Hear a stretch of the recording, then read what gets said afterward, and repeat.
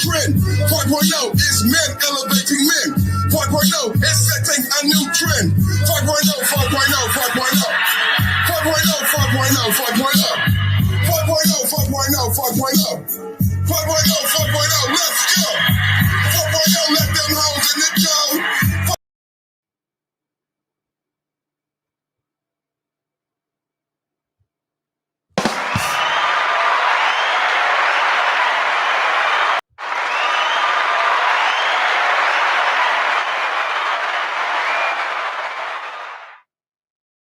We still going in, man. You know, I didn't even play my song yet. I got another one I want to play.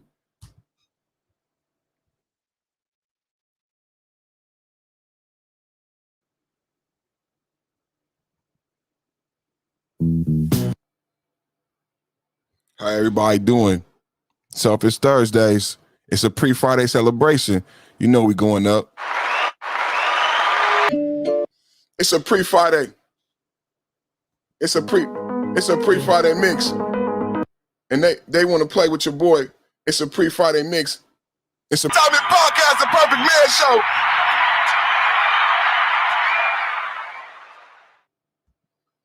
I got more, man. What about my song? Y'all ready to get started, man? Y'all not ready, man. Y'all not ready, man. Ain't nobody in the building.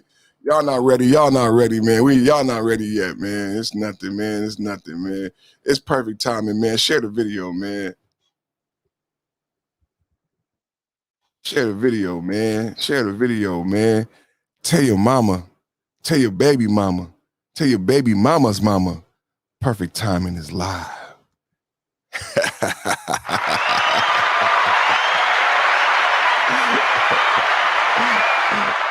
It sounds so beautiful, don't you agree?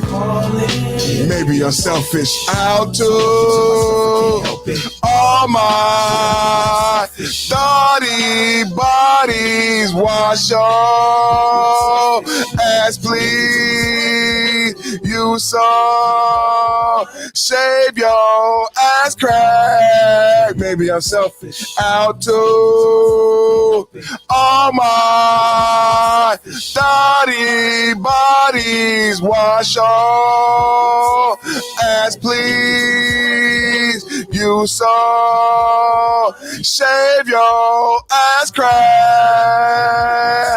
Out to all my dirty bodies, wash your ass, please. You so shave your ass crack. Out to all my dirty bodies, wash your ass, please. You so and shave your ass crack. To myself, I can't help it. All my dirty bodies, wash your ass, please. You so shave your ass crack.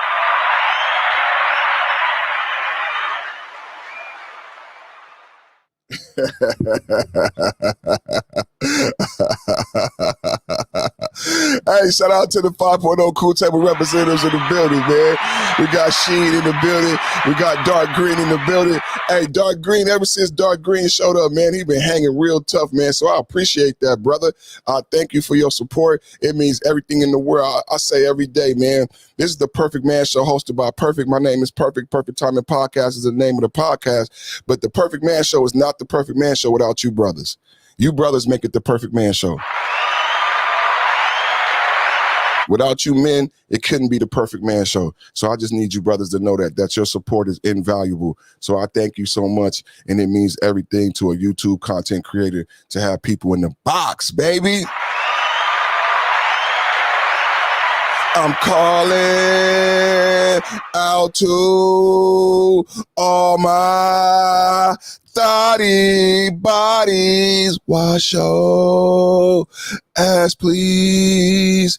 Use soap and shave your ass crack. Be selfish, baby girl. Don't show up like that. You know what I'm saying? Be selfish, baby girl. It's your body. You know what I'm saying? Take care of yourself, man. Pamper yourself. You know what I'm saying? It always be on these dating profiles. I want somebody to take care of me. I want somebody to pamper me. Well, I want somebody that like take care of themselves. I like somebody that like pampering themselves, because if you could take care of yourself, if you could pamper yourself, then that means you could take care of me. That means you could pamper me. You know what I'm saying? It got to be reciprocal, baby girl. We got to have mutual respect. You know what I'm saying? If I'm showing up smelling so fresh and so clean, you got to do the same thing. You know what I'm saying? You got to get that ass crack. You know what I'm saying? And wash your ass crack and use soap. You know what I'm saying? Y'all remember what mama used to say? You ever got that ass whooping? That was a real ass whooping. When you didn't got in the shower, mama told you get in the shower. You know what I'm saying? And then you get in the shower and she come in and smell your musty ass and be like, boy, did you get in the shower? Yeah, mama, I got in the shower. Did you use soap? Wapow, wapow, wapow, wapow. Use soap, boy. That was a bad ass whooping. I did that one time, boy. And then, mama, you ever got an ass whooping? Why, like E40 said, with an ear thump, punkin', checking, thumping, you gonna retrospect something here. With an ear check, thumping, punkin', thumping here, you gonna retrospect something here. Like she whooping my ass as she tell me how ignorant it is for you to waste so much time to get in the shower and not use soap. What is wrong? You can't be my son.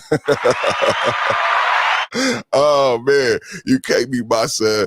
I'm slow on the cash app, but I got love for offering for you, boy. Thank you, brother. Thank you. And hey, that means the world, man. You just keep showing up, keep supporting. Make sure you get in the chat. You know what I'm saying? Do your homework too, man. Like, share, subscribe, hit the like button. I got a poll up right now. Make sure y'all vote in the poll. It's Selfish Thursdays. Shout out Juan G's in the building, man. Make sure y'all subscribe. Juan G's, subscribe to She We Here. Great YouTube content creators, great black man on top of that. You know what I'm saying? So right now, the poll today is me, myself, and I. So we started off with De La Soul, you know what I'm saying? Taking it back to when I was a kid. It's just me, myself, and yeah, man, I put that up last week, though. So, you know what I'm saying? It's really a trick question, but I like the polls. I like the polls because it's online. It's supposed to be interactive. You know what I'm saying? So I like the interactiveness, you know what I'm saying, of the poll. So make sure you vote. Are you voting for yourself? Are you voting for me? Are you voting for I? You know what I'm saying? A vote for me is a vote for perfect. A vote for yourself is a vote for you. A vote for I is a vote for the almighty I. You know what I'm saying? But you can interpret it how you want to interpret it. And if you want to, get in the chat right now and tell me what you think of the poll, because you know what I'm saying, you might vote for all three. And the song was asking you, and the song was saying it's just me, myself, and I. In the song, they didn't make a choice. You know, Perfect always like to create these false positives and these false negatives and create these choices, but the goal is just to make you think. You know what I'm saying? Like you know, remember like Arsenio, the things that make you go you know what I'm saying? So when I ask the question, me, myself, and I, it's just an introspective question about where you are in your life and are you putting yourself first, because it's Selfish Thursdays. Shout out to Gold Professor. She in the building, you know. Gold Professor live every day at 5:30 in the morning. He got the 9 laws of self-governance. Law number 3 is apply selflessness. So you know that comes up every Thursday, because Thursday is about, you know, Selfish Thursdays. Over here, what we talk about with Selfish Thursdays is what I've always said is selfish has a negative connotation, but on a negative definition. Just yesterday, we talked about who moved my cheese and being able to use 100% of your faculties. You guys remember hearing that before? I remember hearing that in school in my advanced classes. You know, individuals telling me to apply myself and use 100% of my faculties. So selfishness, in my definition, and the way I understand it, and the way I want to share with my flock and my brothers and my sons and the men that follow and watch, is that selfishness has everything to do with you using 100%. I even say 1,000%. You know what I'm saying? 1,000% of your faculties. What's up, Panther in the building? Panther got a presentation for us. So Panther, whenever you're ready, bro, you got your presentation. Look at my little brother G in the building. Peace to the guys, man. 5.0 representatives, man. People come and go. The numbers don't be going up. YouTube, what's wrong, YouTube? You don't love me, YouTube?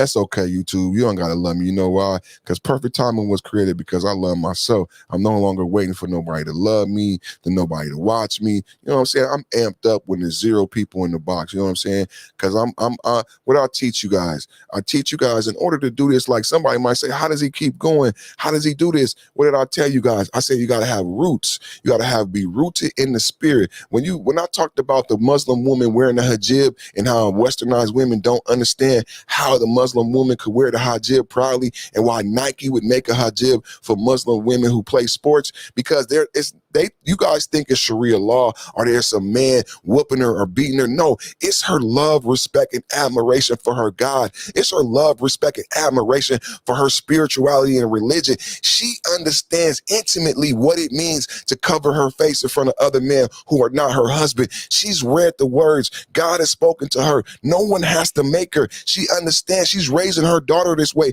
because she's raising her daughter with reverence. It has everything to do with value for self. Never once has westernized women or westernized men put the hijab in the place of value or selfishness. How come the Muslim woman can't be seen as being valuing herself? How come the Muslim woman can't be seen as being selfish by guarding her beauty, guarding her sanctity, guarding her virtue? What's wrong with that? I can't see a Muslim woman. The Muslim woman couldn't be forced. You couldn't force a woman to cover herself in 3/4 of cloth. It wouldn't work. If it was just a daddy saying doing it, it wouldn't work, because what is it rooted in? It has to be rooted in something. So every day when I'm lit up and I'm on fire, I'm rooted in the spirit. That Muslim woman who wears the hijab proudly, who wears 3/4 of cloth, who doesn't need her father, who doesn't need her husband to tell her to wear 3/4 of cloth. That Muslim woman has an intimate relationship with self.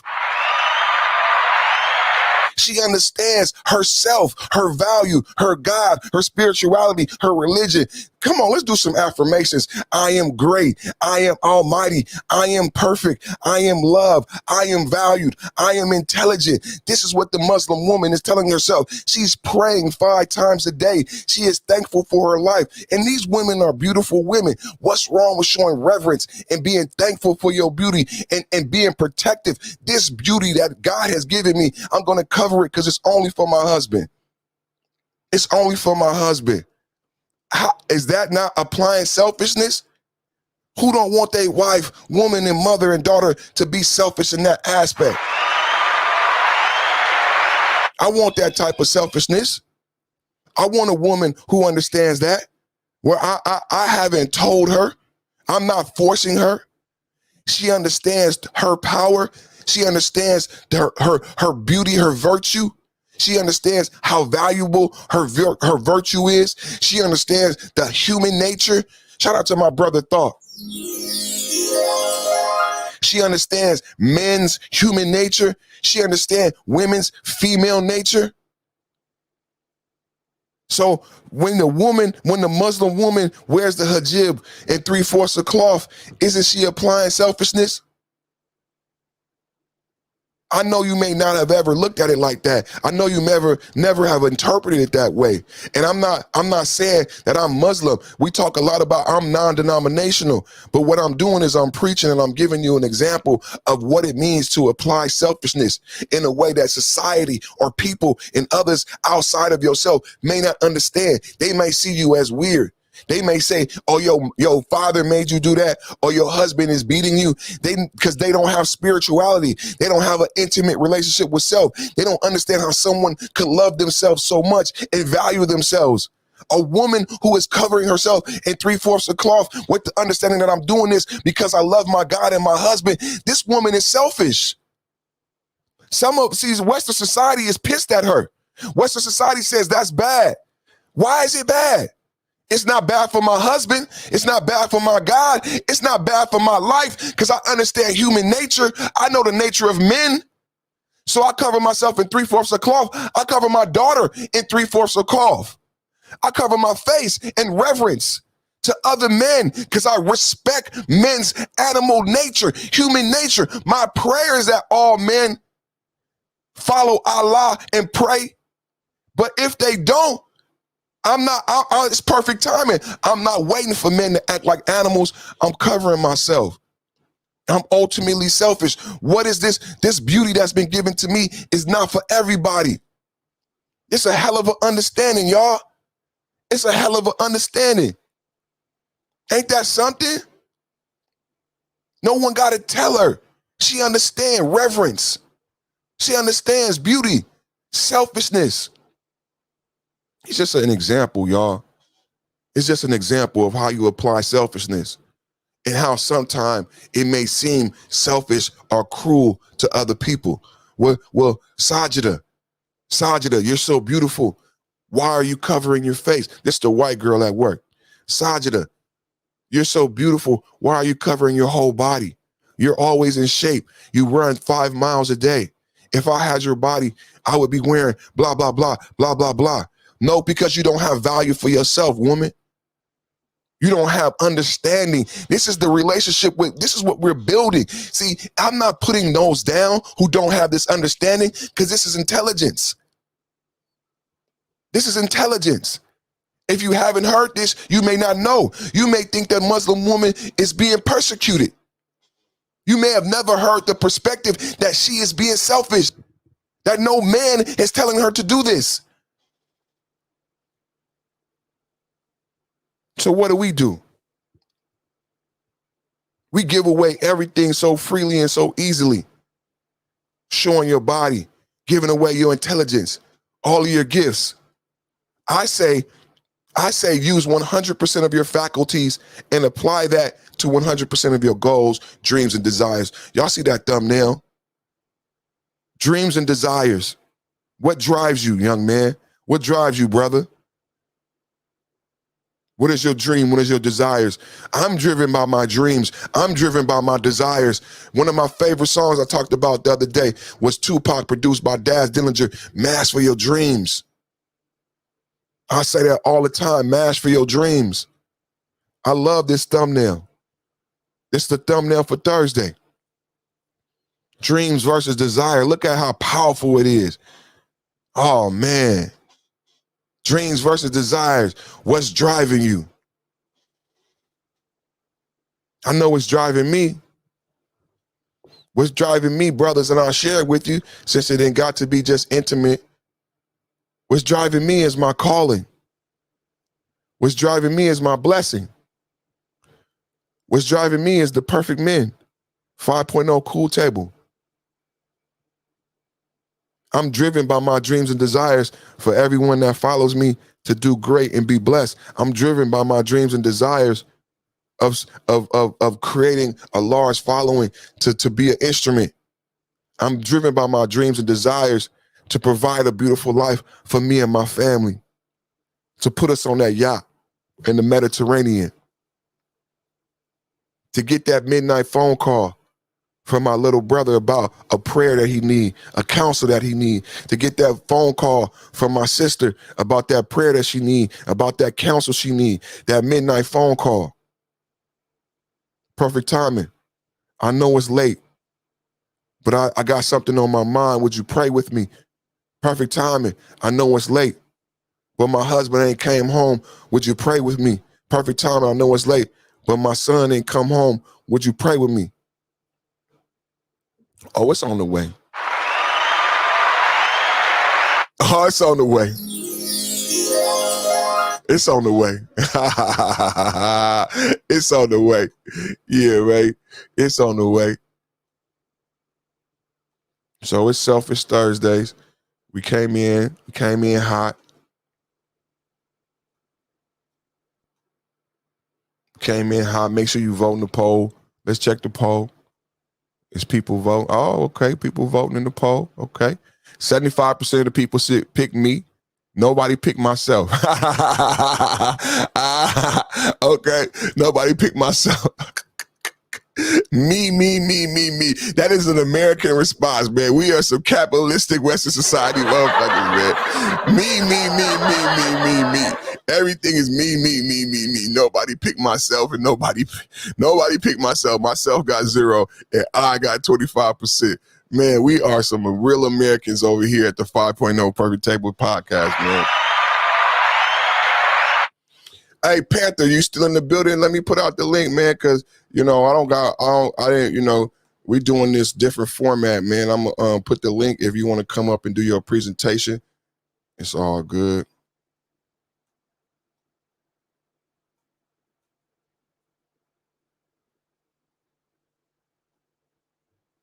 Why is it doing that?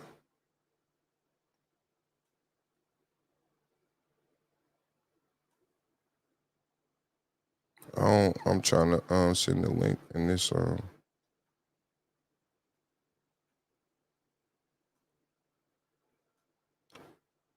I don't want to.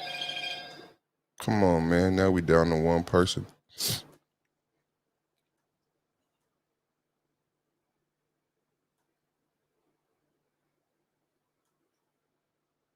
Damn, what's going on, man? Why I ain't gonna be able to chat? I don't want to do that, man. I don't want to do that. It won't let me send a message.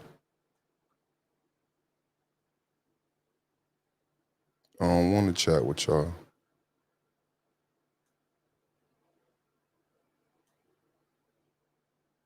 Oh man, I can't get the link out to y'all. What's up with that?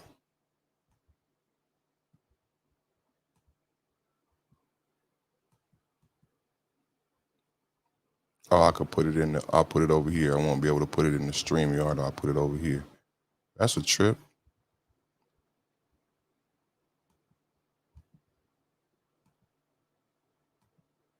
All right, I put it in the other way, but I don't know what's going on with my little thing right here.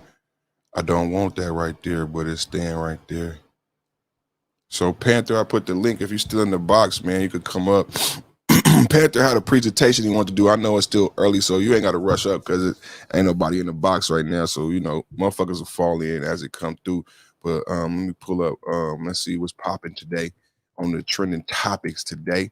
And if anybody got a topic y'all want to discuss, you know what I'm saying? It's an interactive show. You know what I'm saying?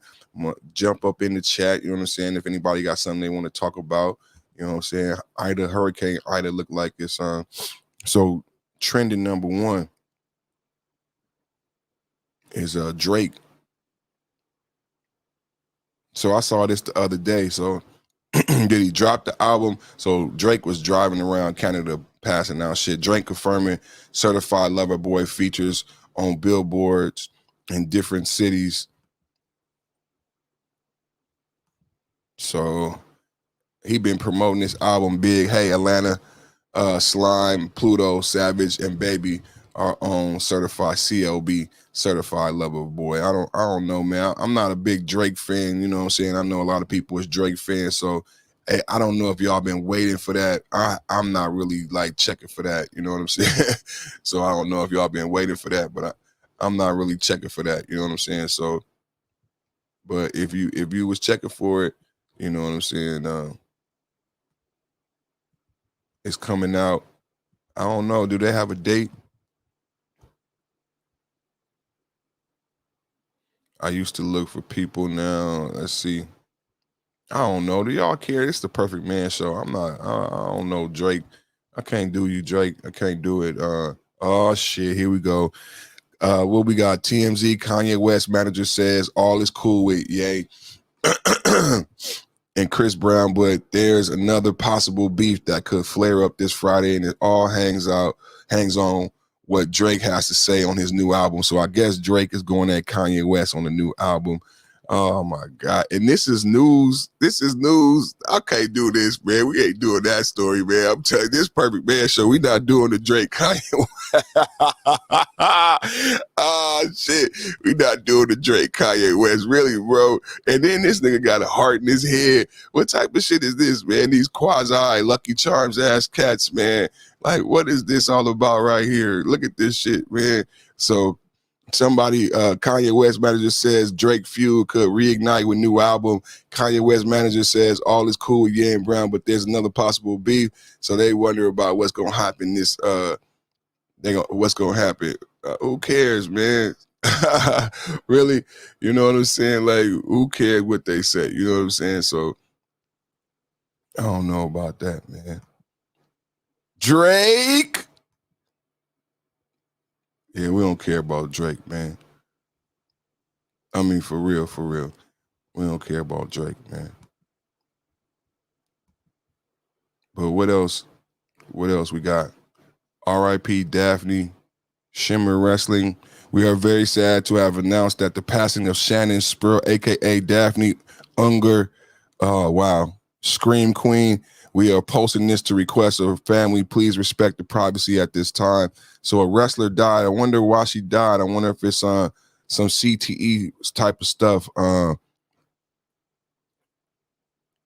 Mike Foley urging anyone with ties to ex-WCW star Daphne to reach out to her ASAP. Ex-WCW star Daphne Unger dead at 46 after wrestling post. Suicidal. Wow. Daphne Unger was found dead Thursday. Wow, you guys. That's so sad, man. That's so sad. Oh, man. You know, it was another suicide. What was it? Pastor $40 did the story on the suicide. That was Mercedes Monroe, right? Oh, man. Mercedes Monroe in Richmond, California. That was a murder suicide. And here it is. This is another suicide, man. I'm telling you, this is a moratorium. I told you, I already got a phone call from somebody who was homeless with 2 kids. You know, like even Pastor $40 that's come around to the whole winter is coming. I'm not trying to be somber. I don't want, this ain't a sad, I'm not happy about this. Matter of fact, let's pray. I'm going to pray before we do this story. I'm going to take this down, man, because this is not cool, man. I'm going to pray on the microphone, and we're going to pray for all the women. We're going to pray for all the children, because these women are mothers and children. Now, I know we got a lot of trauma in the manosphere. I know we got a lot of trauma in the manosphere. And I didn't take that woman in her 2 kids.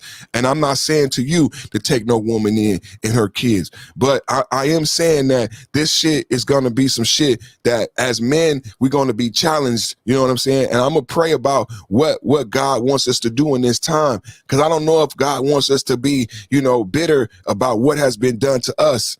You know what I'm saying? And it's very true that we've been treated very poorly. Our kids have been kept away from us. But you know what else is true? A lot of individuals still have not awoken to the fact that this harsh reality is coming. Even with the suicides, even with the homelessness already starting. The homelessness, the evictions are already starting. It's already started. It's not even a talk anymore. The manosphere been talking about it for 3 months. And honestly, you guys, I didn't think it was going to come. I didn't think it was going to happen. I thought Biden was going to be able to postpone it. I thought it wasn't going to happen. And now that it's here, I'm not just stuttering, man. I got to say a prayer, man. I'm not excited, man, about women being homeless and being cold and children. And I know that's not the typical manosphere talking point. That's not the typical manosphere talking point.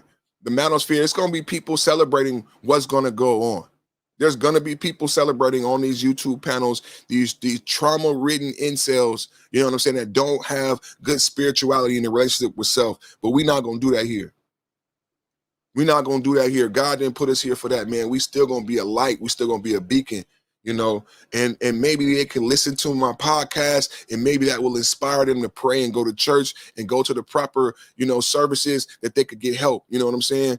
And I think I must tell that to all men, because as these women start requesting help, I'm gonna tell you guys to send them to church.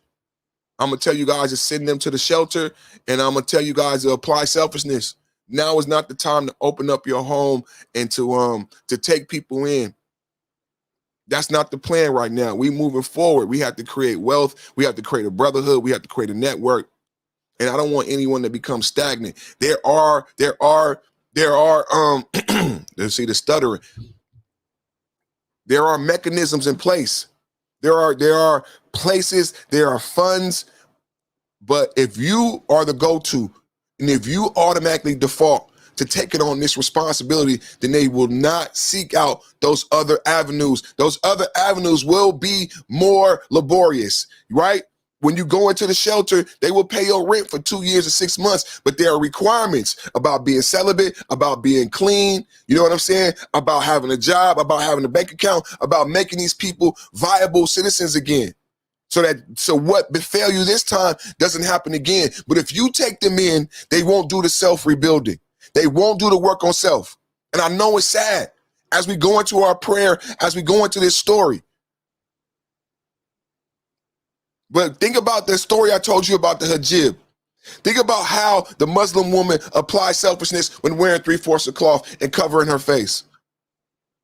It's because she values herself, she values her virtue, she values her beauty, and she understands that this, and reverence, that this is reserved. This beauty, this wife, this face is reserved for my husband and God. We must feel the same way about our home, about our bodies. Don't just pull out your penis. Don't just open up the door. Think about the Muslim woman. Think about the aspect that you've never been shared before. That think about that she's not being forced. Think about that she's proudly wearing the hijab. That's why Nike made one. You proudly are being celibate. You proudly are not letting people come in your home. It has to be a pride. You have to value your body. You have to value your dick at this time. Scam likely. Scam likely. So let's say a prayer, man, before we do this story, man. And I want everybody at home to pray. And I want everybody on the 5.0 Cool Table to understand that we are not going to celebrate what's about to come and befall these individuals. And we know that it's God's doing his work. And what we're going to do is we're going to get out of God's way. We're going to get out of God's way. We're not going to celebrate what's going to happen to these individuals, but we're going to get out of God's way, and we're going to let God work on us and let God work on them. So let's say a prayer. Thank you, God, for bringing us here today. We could have been anywhere else, but you saw fit for us to be together in your name, in your blessing. Thank you for the Perfect Timing podcast and the Perfect Man Show.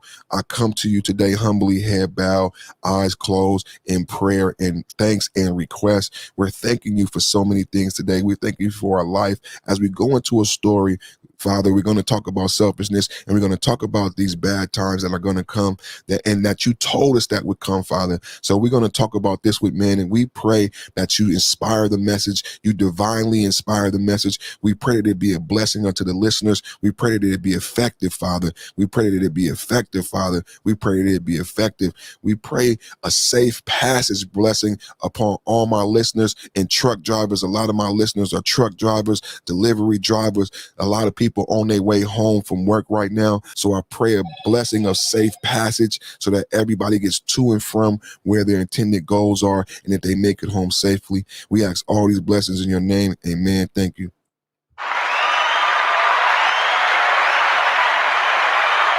Yeah, man, we had to bless the microphone before we do this story, man, because it's not no joke what's going on right now. I don't think it's a coincidence, and I think we're gonna see more stories like this with more women being affected by the pandemic and the moratorium. So the murder-suicide was a woman who was a professional sex worker. So you're gonna have more professional sex workers and more women turning to this type of work. You know what I'm saying? And then you had OnlyFans shut down. So now you had a woman who probably made a good living via OnlyFans now going to the street. And then this goes back to what Kevin Samuels was telling our sons. Mercedes Monroe is in a murder-suicide with a sugar daddy, but Kevin Samuels is telling our sons to have this similar type of relationship.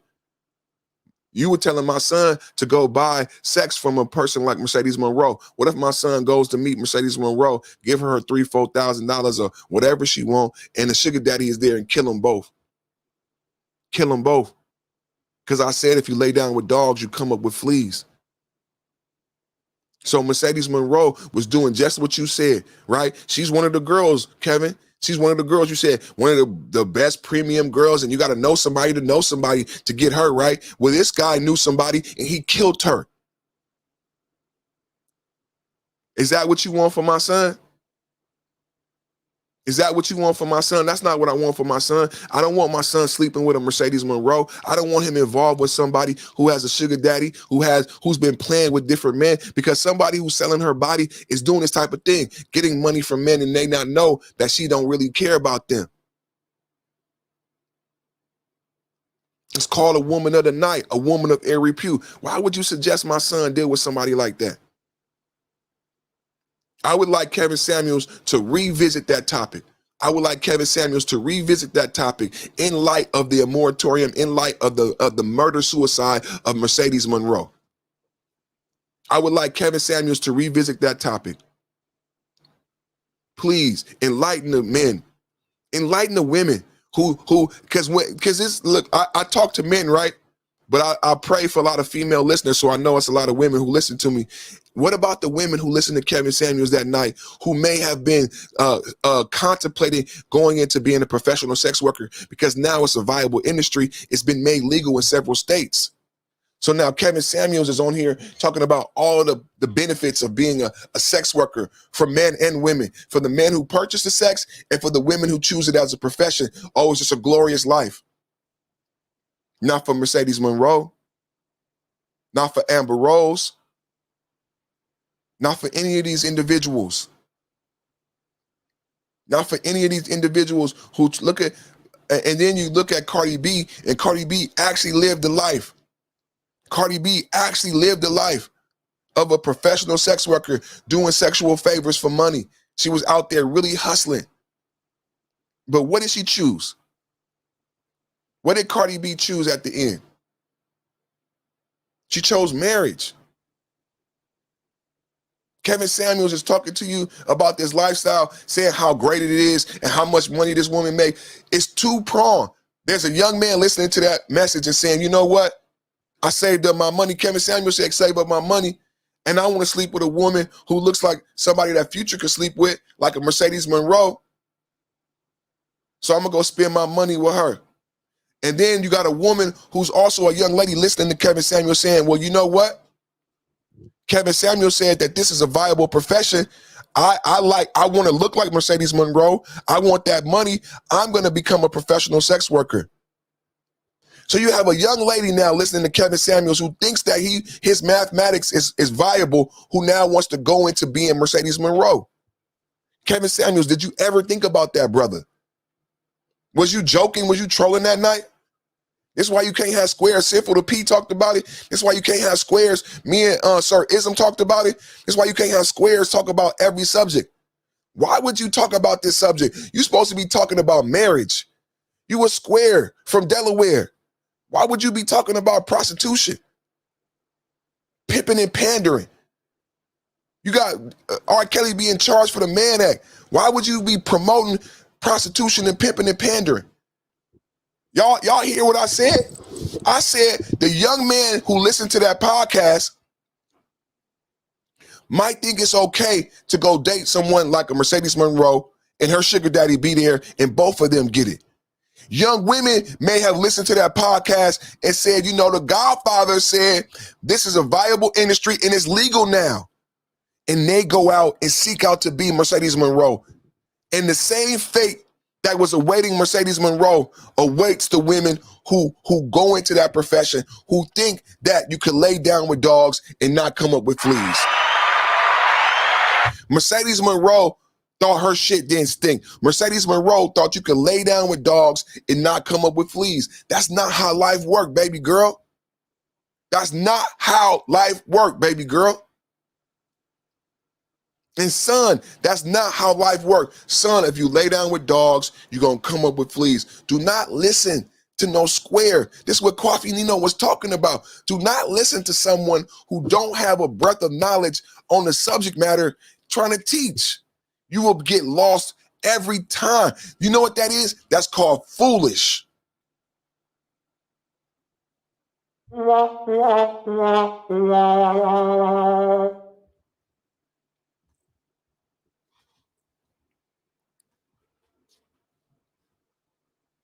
Sad, sad, sad.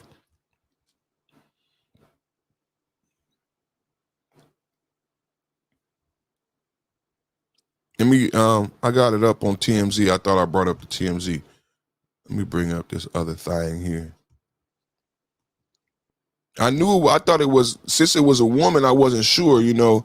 But when they said wrestling, I'm like, man, ex-WCW star Daphne Unger died dead at 46 after wrestler posts suicidal video.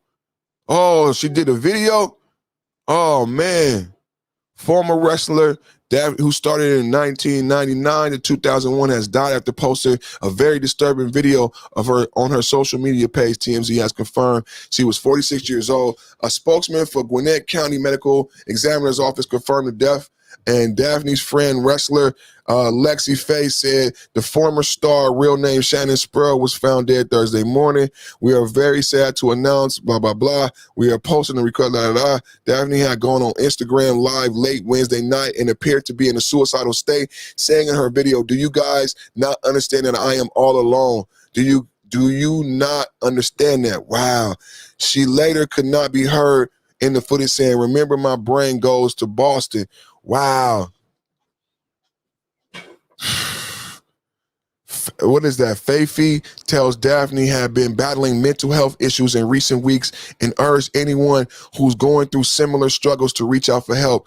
Also tells cops initially had trouble finding Daphne following the post of the video, explaining Daphne had moved into a different apartment just a few days ago. The wrestler was rocked by the news, with legend Mike Foley saying, "I'm so sorry to learn of Daphne's passing. R.I.P. Daphne." After her stint in WCW, Daphne went on to have a big role with Total Nonstop Action Wrestling from 08 to 11. She retired a short time later. Wow. Man, you guys are sad, bro.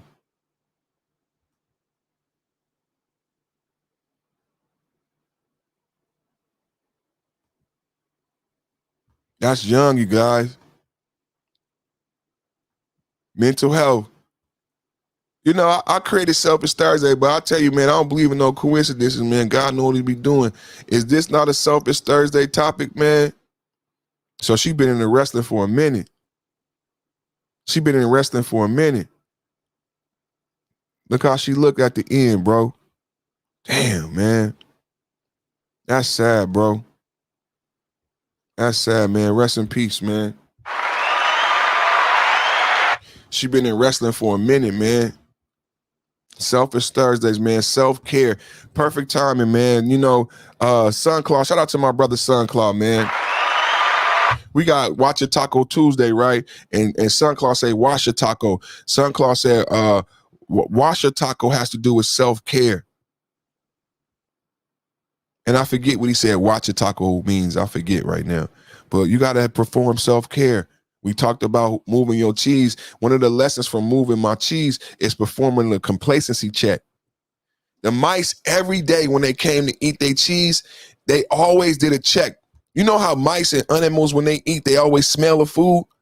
The humans had never smelled the food. So the cheese that got moldy, they were eating bad cheese, but they had a blind spot. Remember Roger was talking about the blind spot? You ever had a blind spot when you in love and you don't know that the bitch done got fat, the pussy done got sour, the milk done got sour, son?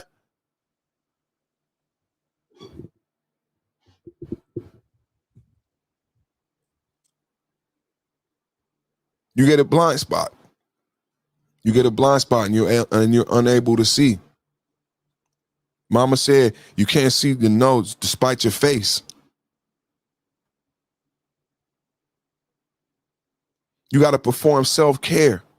Every day the mice smelled the cheese. Every day the mice accounted for how much cheese there were. Just like when you feed your dog. Before the dog eat, the dog see how much food is in the bowl, smell the food. They do a complacency check. Is it good? Is it poison? And then once they confirm the food is good, then they eat. Every day, the mice would do a complacency check on the cheese. Is the cheese still good enough to eat? And how much cheese is left? The humans had a blind spot. They never did a check on if the cheese was still good. So they didn't know when the cheese became moldy. And even though the cheese began to dwindle down, and it was obvious that the amount of cheese would not last because it was becoming less and less every day, they ignored it. You ever did that? You ever been around poor-minded people who ignore the money is going and keep spending and spending and spending? And then when no money is left, then everybody fighting and upset. But you were spending the money down to the last dime, and you know that was the last 20. No investment, no saving, no nothing. That's what the cheese was. I seen that before. People have money, and then keep spending the money, and they see the money dwindling. That's what happens with that tax return. Go out and spend the money on this big purse, buy a car, and then keep spending the money, and then no money, can't pay the rent. This was happening with the moratorium.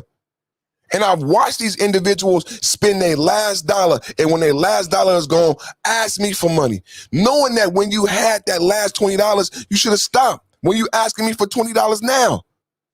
But the humans did not perform a complacency check. They kept spinning and spinning and spinning, knowing one day that the money would run out, knowing one day that the cheese would be gone. But even when they knew that fact, when the cheese was gone, overreacted. You ever been around that type of motherfucker? When all the money gone, you crying and whining like you didn't know you had $50 yesterday when you spent that last $20. What the fuck is you crying for? Who you mad at? I done seen that happen. You just spent your last dollar as if you didn't know it was your last dollar. You done ate that last morsel of cheese as if, and then turned around and reach your hand out for more cheese as if it was more cheese there. Oh, shout out to my brother Bronzeberg. Oh! Flying through one time. That's my good brother, man. Everybody make sure that you subscribe to Bronzeberg one time, man. And tomorrow's Friday, man. So Bronzeberg gonna have the powwow tomorrow, man. We're gonna be over there at the powwow at Bronzeberg spot, man. Make sure y'all slide through Bronzeberg to the powwow. Yeah, man. Thank you for checking in. That's my little brother, man. Very intelligent, man. Great content. Very intelligent commentary, man. Transhumanism, you know, different perspective because of his age and his intelligence on the manosphere. You know, I'd say a lot of times that we have to be careful. Bird call, man. I say a lot of times we have to be careful and be vigilant about what we're speaking about because it's young men like Bronzeberg who have intellect. It's not that there's just young men. We need to understand that these young men are a lot smarter than us, bro. We grew up analog, they grew up digital. So these young men are analyzing us, bro. You know what I'm saying? So I look at Bronzeberg topics and I know he's extremely analytical. No powwow tomorrow. But still, y'all go subscribe, man. Go subscribe to Bronzeberg. He ain't got no powwow tomorrow, but go watch the old previous content. Like some of his topics that he put up about the manosphere and different things, I know he's watching us.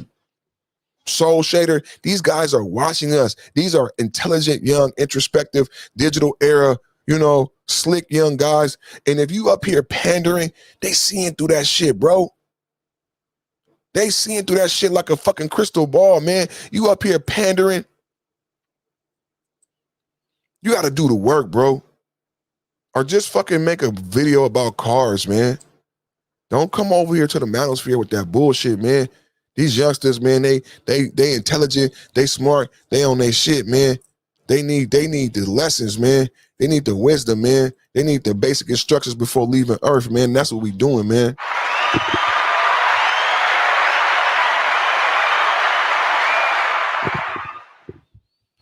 What else we got? Lil Nas X back trending. Oh my God. Lil Nas X is expecting the baby due September 17th. Tap the link for the exclusive scoop over his over-the-top announcement photos. So this guy just a troll. So now Lil Nas X, and I'm not showing it, got some pictures. Like, what does this do? What does this do for the kids, man? And it's on People Magazine. This on People Magazine, bro. This on People Magazine. Lil Nas X on the cover of People Magazine, pregnant. Why it gotta be a black man? I don't understand this shit. I don't understand this shit. Why is that funny? It's just the buffoonery. I don't why is that something that, and even, I don't understand, man. What's up, son, Claw? How you doing, good brother? I don't think I'm gonna show that. I ain't gonna show that. Y'all gotta see that somewhere else, man. You can't get no love over here. Not me, Casa. Logan Paul trending on TikTok has gone viral of a fan appearing to ask Logan Paul for a job and getting turned down. Fat Joe trending. Fat Joe, Ja Rule versus. When is that? I didn't think Fat Joe was going to do the versus.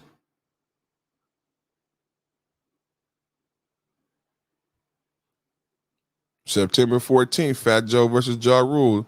Ja Rule's going down. Who y'all? Wow, I didn't think they would do that, really. Well, he got a lot of hits, though. Sunclaw back up again.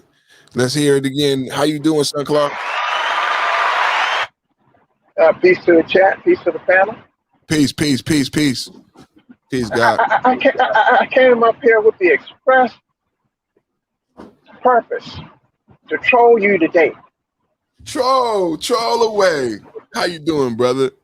Yeah, what's the name, the full name of the show that Bronsberg does on Friday? He not doing one tomorrow. What is it called, Perfect? Come on now. Oh man, it's a powwow. Shit, why you do that to me, man? Look what he said. He said no powwow tomorrow. So I got it right. You know what I'm saying? Is that the complete lame? No, that is not the Brownstone. Yes, it's the Brownstone powwow. Powwow. That's it. Thank you, brother. Brownstone powwow. Make sure y'all subscribe. Yeah. Subscribe. I'm gonna keep on trolling you on that until you get it right.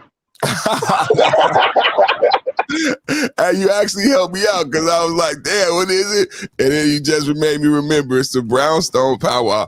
It shouldn't be that hard to remember because he got it in the thumbnail. You know what I'm saying? He got the brownstone in the thumbnail. So, but there you go. That's the ad. September 14th, Fat Joe versus Ja Rule, live from New York City. So I think Fat Joe want to do it. I think Fat Joe saw Dipset and he want to get up there and perform. So they might do it at the same place. Looks like they're going to do it at the same place they did it with Dipset. So I know Fat Joe was saying he wanted to go up against somebody bigger, like a 50 Cent or somebody. But I guess Ja Rule is a good person, but Fat Joe was rapping when I was a kid. Like, he got to be like almost 15 years older than Ja Rule, and he got like maybe 15 more years in the rap game than Ja Rule. Like, I don't know how that's gonna work out. I mean, he had like his second, third life when Ja Rule was popular. He had a whole nother with the flow, Joe. You got a flow, Joe. Like, he had like a lot of shit. Like, and then he had the Big Pun era. And then he had the lean back era. The lean back era was after Big Pun passed away. So that, and then the What's Love and the Shanti and the Ja Rule shit that came after Pun. So like Fat Joe got like 3 lives in this motherfucker, man. So that should be a good one though.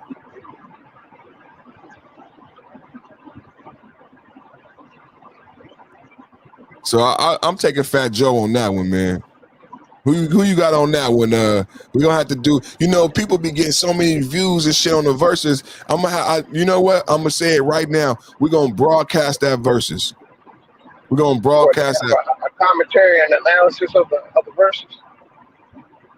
Yep. A lot of people gonna be I seen a lot of YouTubers gain subscribers and had like thousands of people in the box, man, off of that.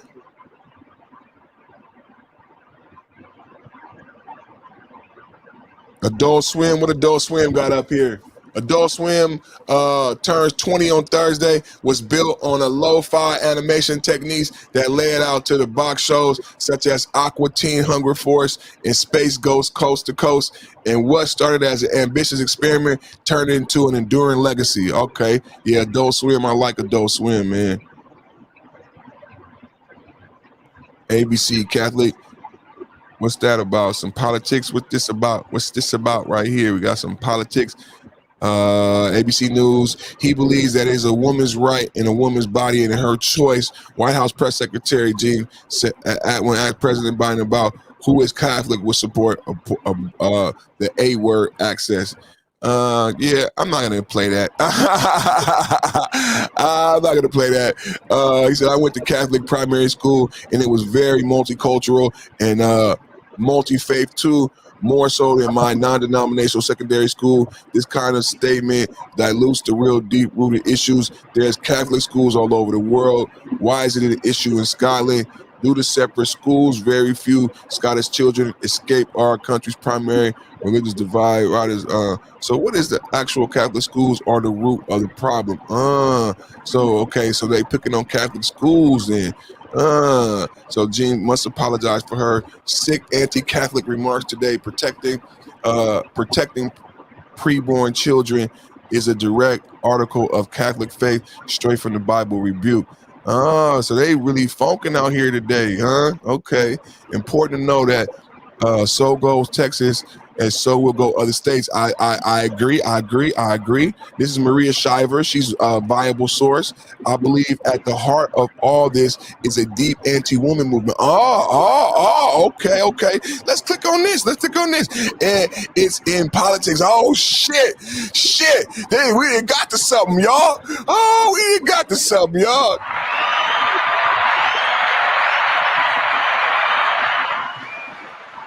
This is our topic right here. This is what we've been talking about. Not when women no longer being a part of the Democratic Party or a part of the Republican Party. Women now represent the Women's Party. And I said it here first on the Perfect Time to Podcast. I can't wait to hear that, Sunclaw in the lexicon, because somebody gonna say it and you're gonna be able to say perfect. I heard somebody say it. It's true. I mean, I'm not gonna get mad if somebody says it because it's an obvious observation that women are no longer moving as Democrats and Republicans. But it's just so stupid that men are not paying attention. You know what I'm saying? It's gonna be like the cheese. That's what women are. It's like, who moved my cheese? When the women come up and have all the governorships, when they get the vice president and everybody looking in the gynocracy is stronger than ever. And men are still arguing, we're going to be the mice. We were not able to pivot when they moved the cheese. I mean, come on, y'all. Come on. Can y'all see? Let me click on this motherfucker, man. Let me make sure y'all can see this shit, man. Y'all see this shit? This is the topic, man, we've been talking about, man. Important to know that so goes Texas, so will go other states. Now, haven't we talked about that? This is why I was so big on the Como story, because I wanted you guys to understand what the geopolitical ramifications are for this woman being the governor of New York. This is what she means by when she says, so goes Texas. Remember I talked about California, how they start legislation in California, Prop 209, gay marriage, all these different things. So again, she's talking about all of the points from the Perfect Man Show. How big states influence, I was gonna say global, but national politics. How big states with big budgets influence national politics, right? Number one. Then she goes into another point we've made here. I believe at the heart of this is a deep anti-woman movement. Remember what I've talked about? Them having you look at a non-existent wave. But I think in this case, it's not necessarily an anti-woman movement. That's the whole point. It's a non-existent. There is no anti-woman movement. It's a non-existent wave. This is the Candace Parker. This is the Candace Parker. This is everything we've been talking about for the last 3 weeks. We got to put a woman on NBA 2K. We got the Shari, the Simone Biles. All these fake stories that took place after Bill Cosby was exonerated, because that means all of those 80 women lied. I want those 80 women tried. If there's an anti-woman movement, where the fuck is my prosecution? God darn it. That means 80 fucking women lied. And those 5, Sunclaw, I'm about to get God. Sunclaw, what about the 5 women who testified? Yeah. We never talked about that. Yeah, well, what about the 5 women that testified under oath? They better be under a fucking rock. So there's another thing on there? 5 women? Ain't that like perjury or on 3-4 counts? Where them bitches at? 5 women. I recall 5 women testifying in trial, right? Don't you have to swear? Isn't that perjury? They lied. They was proven to be a lie, right? So those women need to be prosecuted. How is there an anti-woman movement? All 80 of those women, what about the 50 women that was on the cover of the magazine? What about the 40 women that was on the talk show on CNN? How is there an anti-woman movement? This is all part of the same game, though. Now think about this. And then, The increase in promiscuity. And on top of that, these quote-unquote anti-whatever laws. So you have an increase in the promiscuity. And then you have a decrease in the amount of contraceptive choices that they can use. wow. And to be honest with you, that choice of last resort, because they're so irresponsible with taking care of themselves, isn't really the choice of last resort. Sometimes it's the only choice. Now, and then look at this, Sunclaw. This is the whole thing about Watch a Taco. This is the whole thing that we got from the Cuomo situation. She links this anti-woman to politics. That's very powerful. She doesn't say Democrat. She doesn't say Republican. This is the same thing that the governor said of New York. They're not talking about what's going on in Kabul right now, about Americans being murdered in Afghanistan. That's not important. The new governor of New York is not talking about the finances, the pandemic, the old people in the old folks' homes, how many injections. She said her most important thing is the same topic here: women in politics and the anti-woman movement. She said her number one priority is going to be safety in the workplace.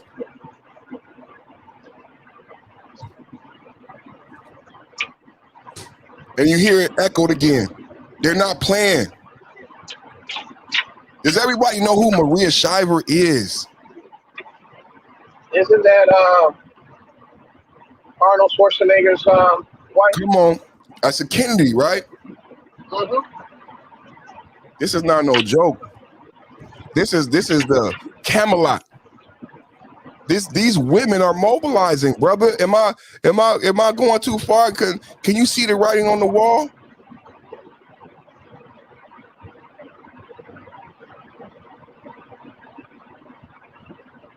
I see something perfect, but I'm not.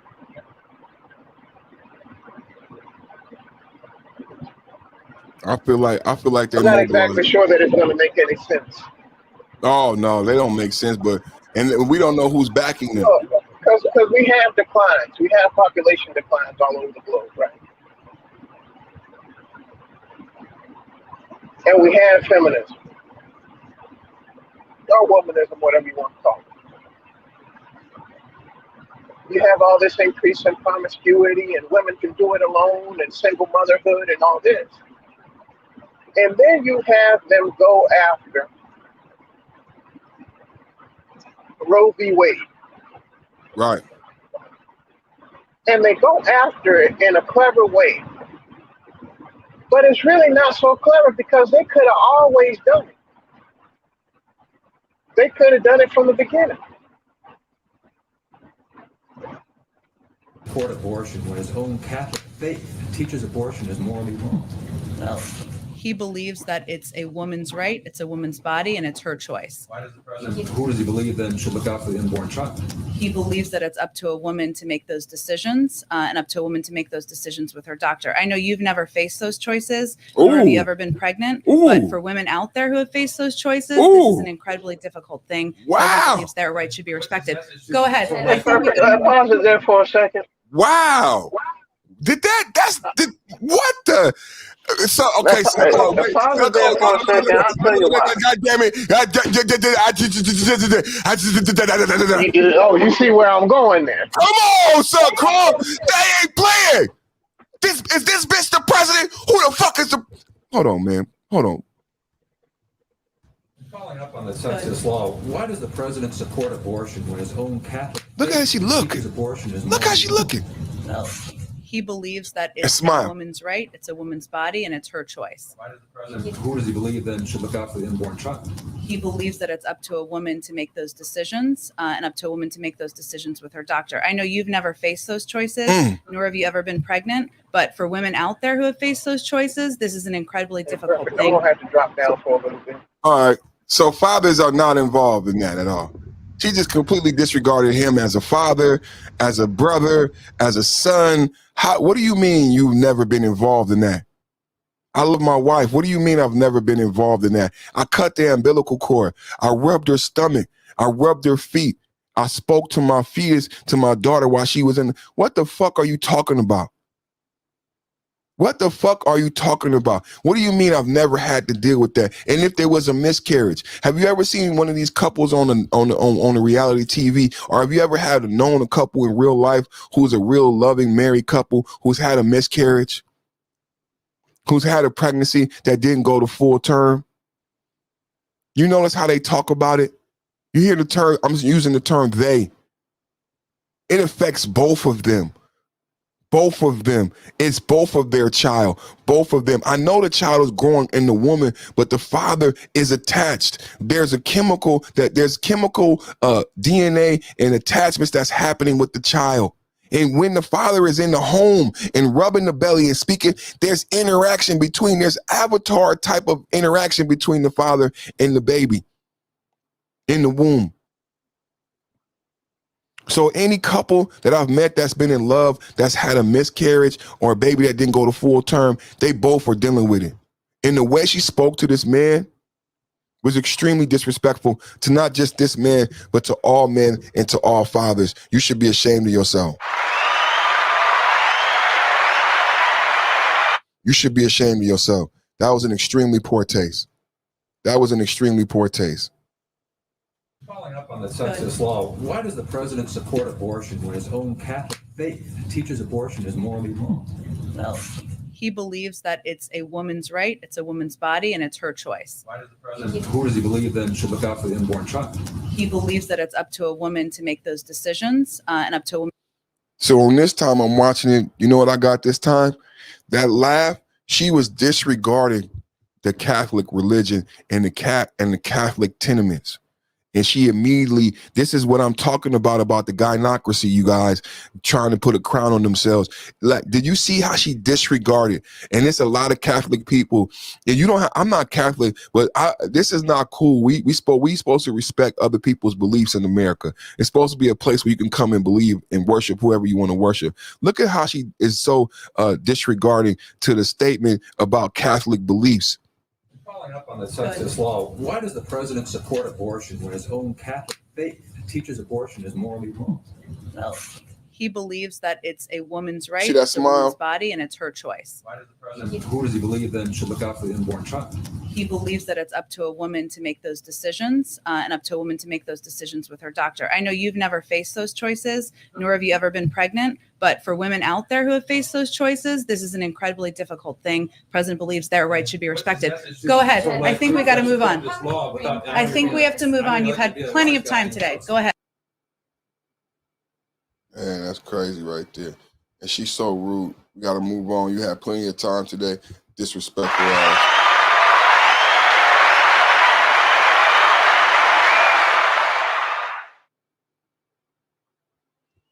So check this out. So I guess what's going on in breaking response to SCOTUS decision allowing the Texas ban to take effect, Joe Biden is launching a full campaign to make sure babies in Texas can still be the A word. Biden can stop pretending to be Catholic because this is not Christian, it's evil. So the president allowing Texas ban to take effect. So this is the controversy. It's a battle for the end of the world, y'all. It's a battle for the end of the world, y'all.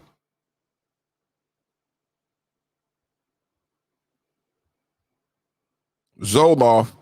People share their experiences with Zoloft, a Christian man used to treat depression and other mental health conditions. Vogelbach What is Vogelbach?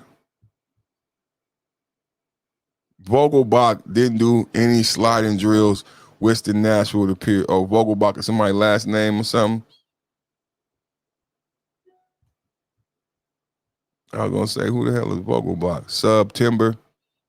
Subtimber. What's Subtimber? Twitch, it's Subtimber.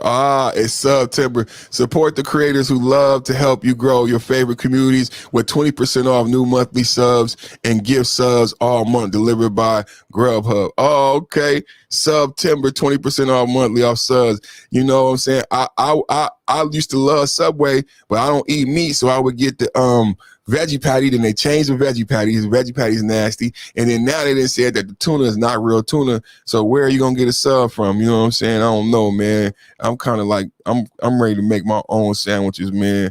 Like, cause being motherfuckers got fake tuna and shit. So hey, who got real tuna? You know what I'm saying? So I'm good on the subs, man. Plus all that bread. And then Subway, they can't even sell a sub like that in New York because they are England because the bread is donut. So not only am I eating fake tuna, but I'm eating fake tuna on a fucking pastry. No, I'm good, man. Space Ghost, coast to coast in the building. Space Ghost. Man, I love this show, man. I come in off the grind 2 or 3 o'clock in the morning and smoke, watching this shit, fall asleep, man. This is the shit right here. Space Ghost, coast to coast. Adult Swim turns 20 on Thursday. Was built on lo-fi animation techniques. I read this shit already. But Space Ghost, coast to coast, that's my boy right there, man. Oh, man. Shout out to Space Ghost, coast to coast again one time, man. Hey, what was the bad guy name, man? It's that oh, look at them. I remember watching them too. I used to watch that hella late night, y'all. Man, I come in off the grind watching them. What's the name of them, man? What's the name of that show? Y'all put it in the chat, man. I forget the name of that show. Technically an adult, but still not old enough to drink.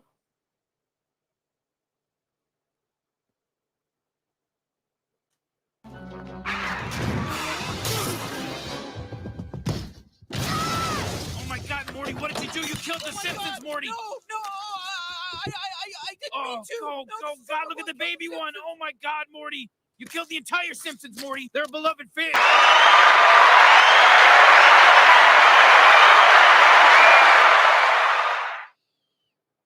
Adult Swim, man. Happy 20th birthday to Adult Swim, man. Boondocks. Choose 3. Choose 3, y'all. Let's choose. I'm going to choose Boondocks. Oh, man. That's the bird, man. I choose Boondocks. Is that Robot Chicken? Now, Boondocks, Black Dynamite.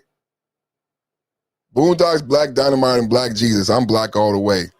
And I'm Aaron McGruger. Everybody got to pick y'all 3. Choose from 3 Adult Swim shows, man. Pick y'all 3, man. But you know, Space Ghost and the Birdman, them 2, man. Like you can't. That's like putting Jay-Z. You can't, or Drake. You can't put these 2 on the list, man. You can't put these 2 on the list because everybody gonna have them on their list. You know what I'm saying? Boondocks is like that too. You know what I'm saying? So you know, Eric and Andre. I don't like that show. I don't like that guy at all. I don't. He's a clown. He's a clown.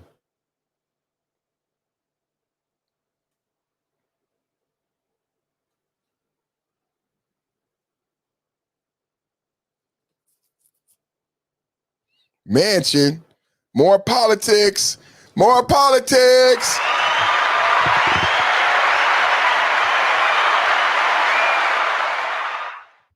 More politics, more politics. The Washington Post, Manchin calls the Democrats to pause and cut the $3.5 trillion spending plan, dealing potential blow to Biden agenda. I thought they passed it, boy. Oh, wow. Let's take a look at this, everybody. So Manchin, y'all know who Manchin is, right? Manchin is the Republican Democrat. You know what I'm saying? He's a Democrat, but he runs as a Democrat, but he's actually a Republican, and he lives for doing this type of shit to the Dems, right? Like, he's an actual Democrat, right? But he votes Republican. He talks Republican. He walks, talks, eats, and shits Republican, but he has a D negative next to his name. And every time he can be a thorn in the side of the Democrats, that's exactly what he does. He's like this old school type of troll. There used to be this old type of politician, right? When to keep white people in power, to keep white power alive, right? They created a certain type of politician who was a Democrat in face, but actually was a Republican, and he's just spooked by the door. His whole reason for existence is to cause strife in the Democratic Party. Whenever they have an agenda or a supermajority, these individuals who appear as Democrats serve as Judas to folly and trip up any type of agenda. And he's been integral, and you would think he like run. Nah, he just wants to be this troll. He exists to be a thorn in the side. He's not a real Democrat. And actually what he ends up doing is stalling the entire process. Nobody gets nothing done. Republicans don't get nothing done. Democrats don't get nothing done. And that's what the oligarchies want. Oh, this is a bad dude. This is a bad dude. I'm not a fan of this dude. This is a bad dude. So let's check out what he did, y'all. Bad dude.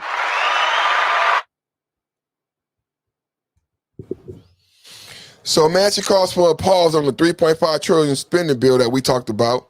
Manchin calls the Democrats to pause the cut in the bill.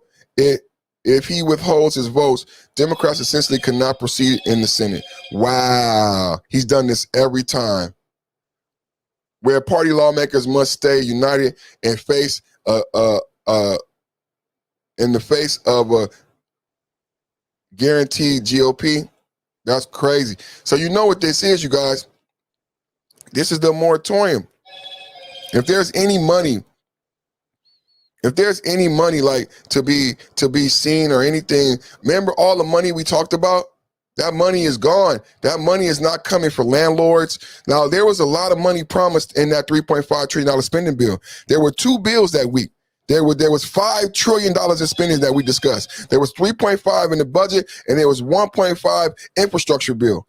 So this 3.5 budget, anybody in the chat, let me know. Does this affect the feds? Does it affect the post office? Does this shut down the government effectively? Will they be able to pay their employees? Are we going to start furloughing people? Because if we don't get the spending bill, what happens to the feds? Is this you know what I'm saying? Last time this happened, people didn't get paid.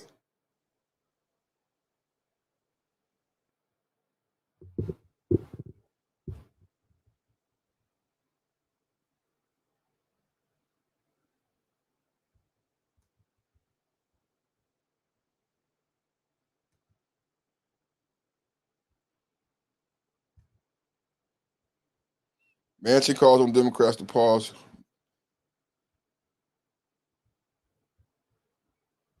Not gonna let me read the story. That's why newspapers is dead, man. That's why newspapers is dead. That's all right. It's more than one way to skin a cat. I got something for your ass. It's more than one way to skin a cat. Let's see what we can find.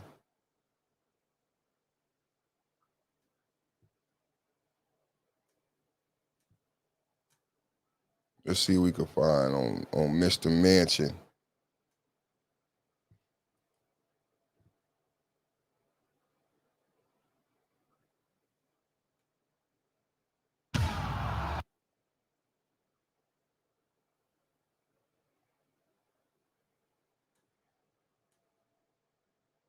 All right, I got something on it. Let's see what he's talking about, y'all. It's a little really quick blurb. Let's see what he's talking about, Mr. Manchin. Directly, I mean, I don't feel like they care about nobody, man. I just don't feel like they care about nobody. We showed the story where people are losing their houses. Yeah, unsurprisingly, given the fact of some of the other rhetoric we've heard from Senator Manchin. Remember earlier this month, he sent that letter to Fed Chair Jay Powell about the worries about rising inflation. So what he said in West Virginia, because he's on recess right now, he said, hit the pause button.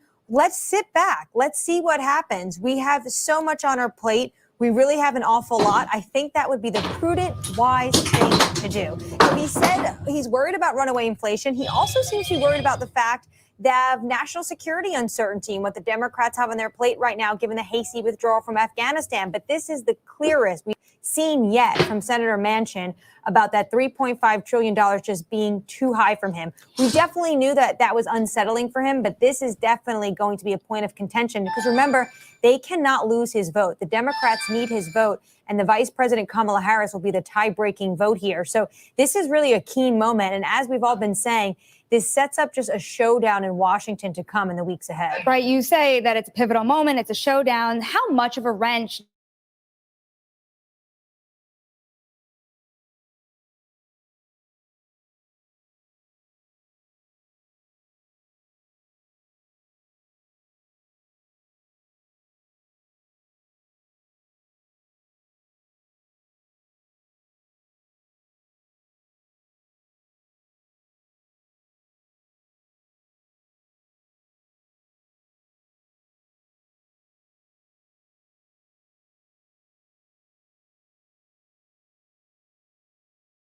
dollars is just too high, which, to be honest, everyone I talk to in Washington says they think at some point they will get this. The Democrats will not squander this moment, but they're just not going to get 3.5. Okay, good luck with that.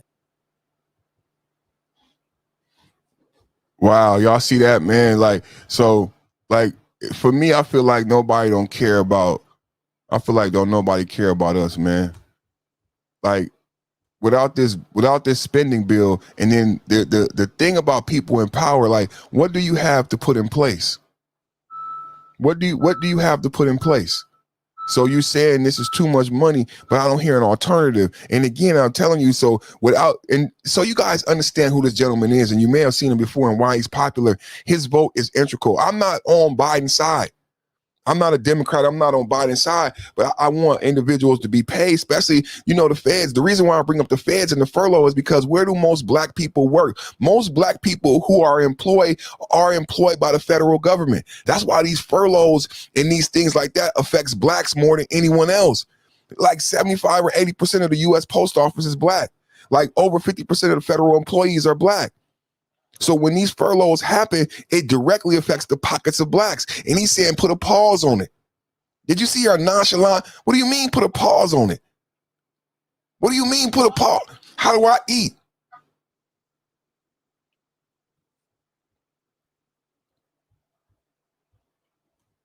It's ridiculous, man. It's a lack of concern. It's a lack of concern. This is the voice. This is the conversation. This is the digital voice we're talking about. This is the digital voice we're talking about. This is where we got to be represented. Because, man, as fathers, we should be discussing this.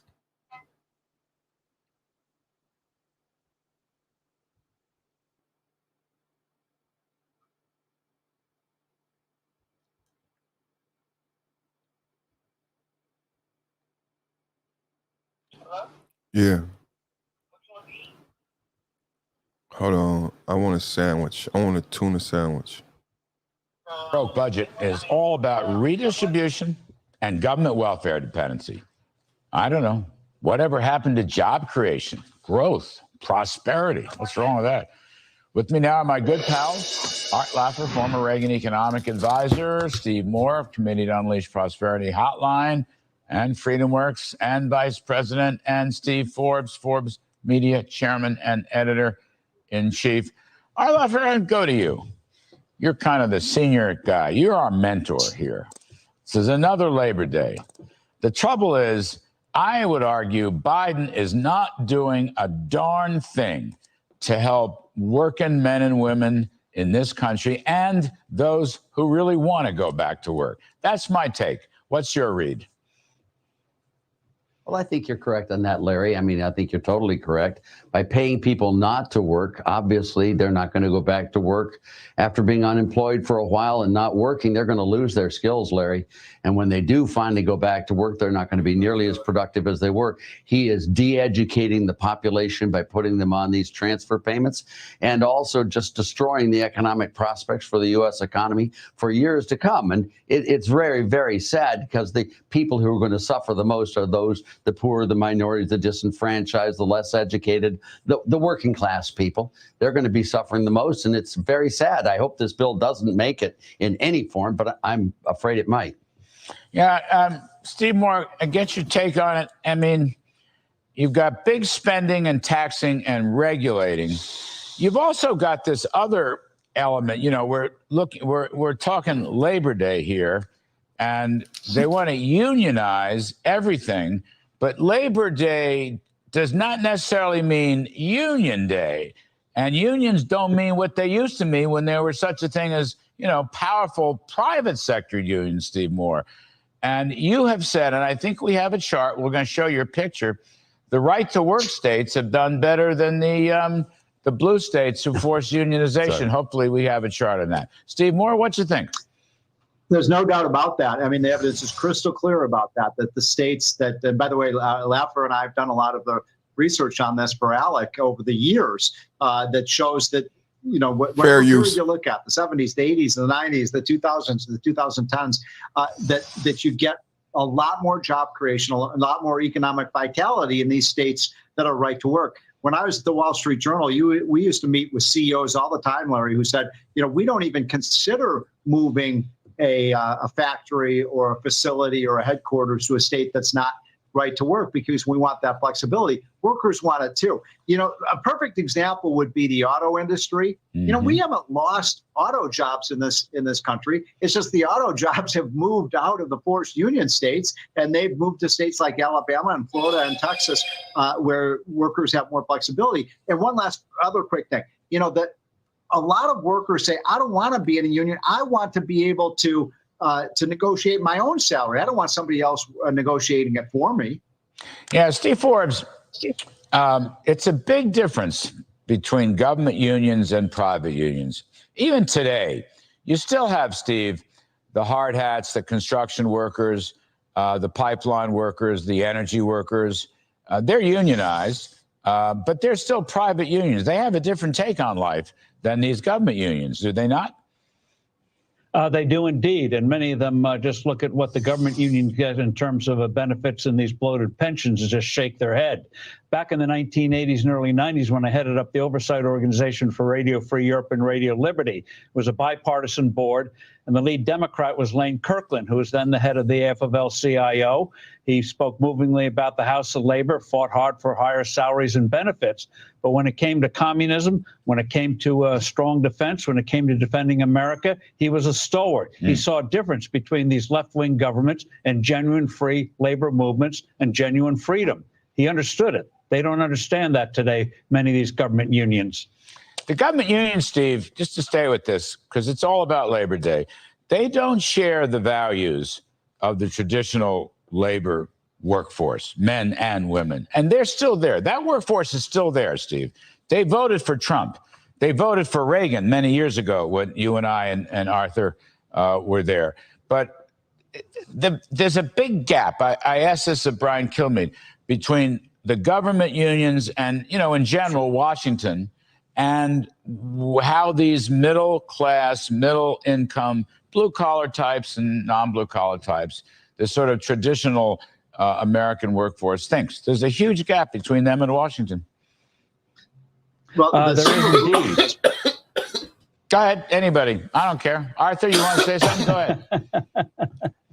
I'll let the Steves fight it out.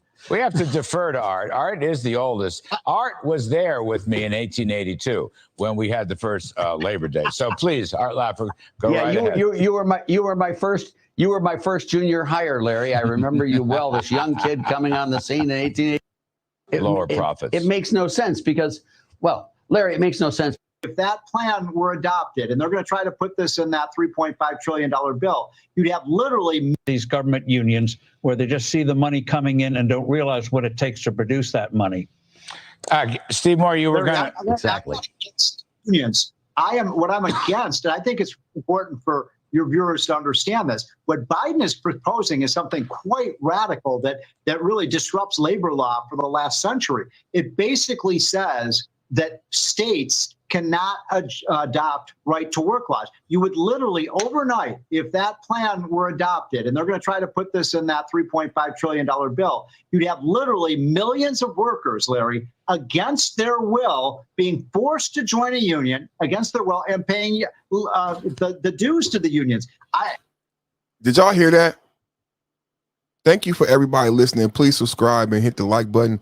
Like, we talk a lot about potential. I don't want to say the word but do you guys understand what a forced union is? It's one thing to be able to create your own union, but a mandatory union where you have to pay dues, that's not America. That's not America. They want to put that in that $3.5 trillion bill. Please understand what he is saying. I like he said, I'm not against unions either and people being able to collectively bargain, but forcing states to not have a right to work and force individuals into a union and force them to pay dues. We have a choice. If people want to collectively bargain and they want to do it voluntarily and they voluntarily join a union, I have no problem with that. He said, oh man, y'all hear that? Y'all hear he said the same thing I just said, collectively bargain. Come on, y'all listening to the right show, man. Y'all know Perfect Time is intelligent. I said the same thing this young man just said. I don't have a problem with people collectively bargaining, right? It's America.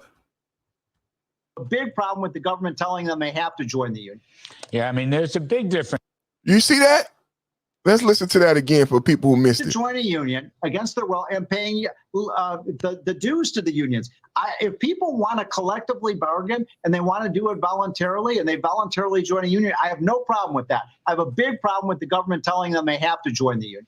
Yeah, I mean, there's a big difference. Again, I'll repeat this from the riff, Arthur. There's a big difference between Labor Day and labor unions. And you've got 154 million Americans working. And, you know, today only 9% are unionized. Only 9% are unionized. Now, of that 9%, a third of that is government unions. But that shows you unions are out of favor and entrepreneurship is in favor. But, Art, the Bidens don't like entrepreneurship, as I understand it. And they don't understand if you tax businesses and investors, you get what? Lower profits. So what do lower profits do? Why are profits hated in the Biden-Washington, Art Laffer? And what are the consequences of lower profits? It makes no sense because, well, Larry, it makes no sense because a taxi cab driver without a taxi cab doesn't earn very much money. And labor needs capital and capital needs labor. It's a partnership between labor and capital, not a competition, not a forced debate. In 1957, there were only 2 states that were right-to-work states, as Steve Moore knows very well. That was Arkansas and Florida. Today, over half the states in the United States are right-to-work states because they understand the importance of the partnership between labor and capital. And that really fits perfectly with the low tax environment we've had ever since Ronald Reagan cut that first round of taxes in 1981. The highest tax rate has not exceeded 40% since that time. And that's because labor and capital are friends, not enemies. You know, Steve Forbes, want to go to one other point.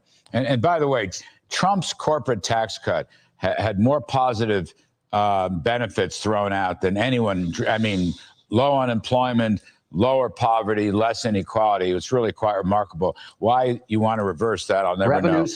Revenues, that's right. Revenues went up. New studies show that revenue. By the way, Arthur, there's a new, listen to this. Alan Reynolds just sent me this. The OECD did a study. The Laffer curve works for the corporate tax, the income tax, and the value-added tax for all the OECD countries. I don't want you to get a swelled head, but the Laffer curve works. And all these OECD professors said that. But Steve Forbes, I got to go to you. I want to close on this. I want our workforce to get wealthier, more income. So higher wages. I always hear this from Wall Street economists. Higher wages cause inflation. Steve Forbes, tell us why that is just not true. Well, you get higher wages through investment, innovation, creativity. And those wages are real because it's from productivity, from people producing things. That's how wages go up. When people have more to spend and those wages are going up for the right reasons, that means more prosperity for everyone. And that's why Henry Ford made a great breakthrough over 110 years ago when he doubled the wages of his workers to keep them on the job, reduced the work hour day from 12 to 8 hours, $5 a day. Did it right. Productivity went up because of the moving assembly line. So it goes together. Productivity, higher wages, higher standard of living. And so this idea that wage increases on their own are bad, no, they're not. Not if it's done in a productive environment and free markets. Steve Moore, your lot this evening is to kill the Phillips curve once and for all. I'll give you 25 seconds to do it. Kill the Phillips curve. You and I had a piece in the Wall Street Journal, remember, about 3 or 4 years ago, saying wages don't cause inflation. We want Americans to be more productive. We all want Americans to get rich, and you get rich through the best path to prosperity, which someone once told me is free market capitalism. Yes, sir. Newt Gingrich says big government socialism is losing badly in the opinion polls to free enterprise or free market capitalism. That's Newt's latest thing. Art Laffer, I love you. Thank you so much. Steve Moore, Steve Forbes. Happy Labor Day to all of you. Let's boost labor, not drive it down. Hey, Sean Hannity.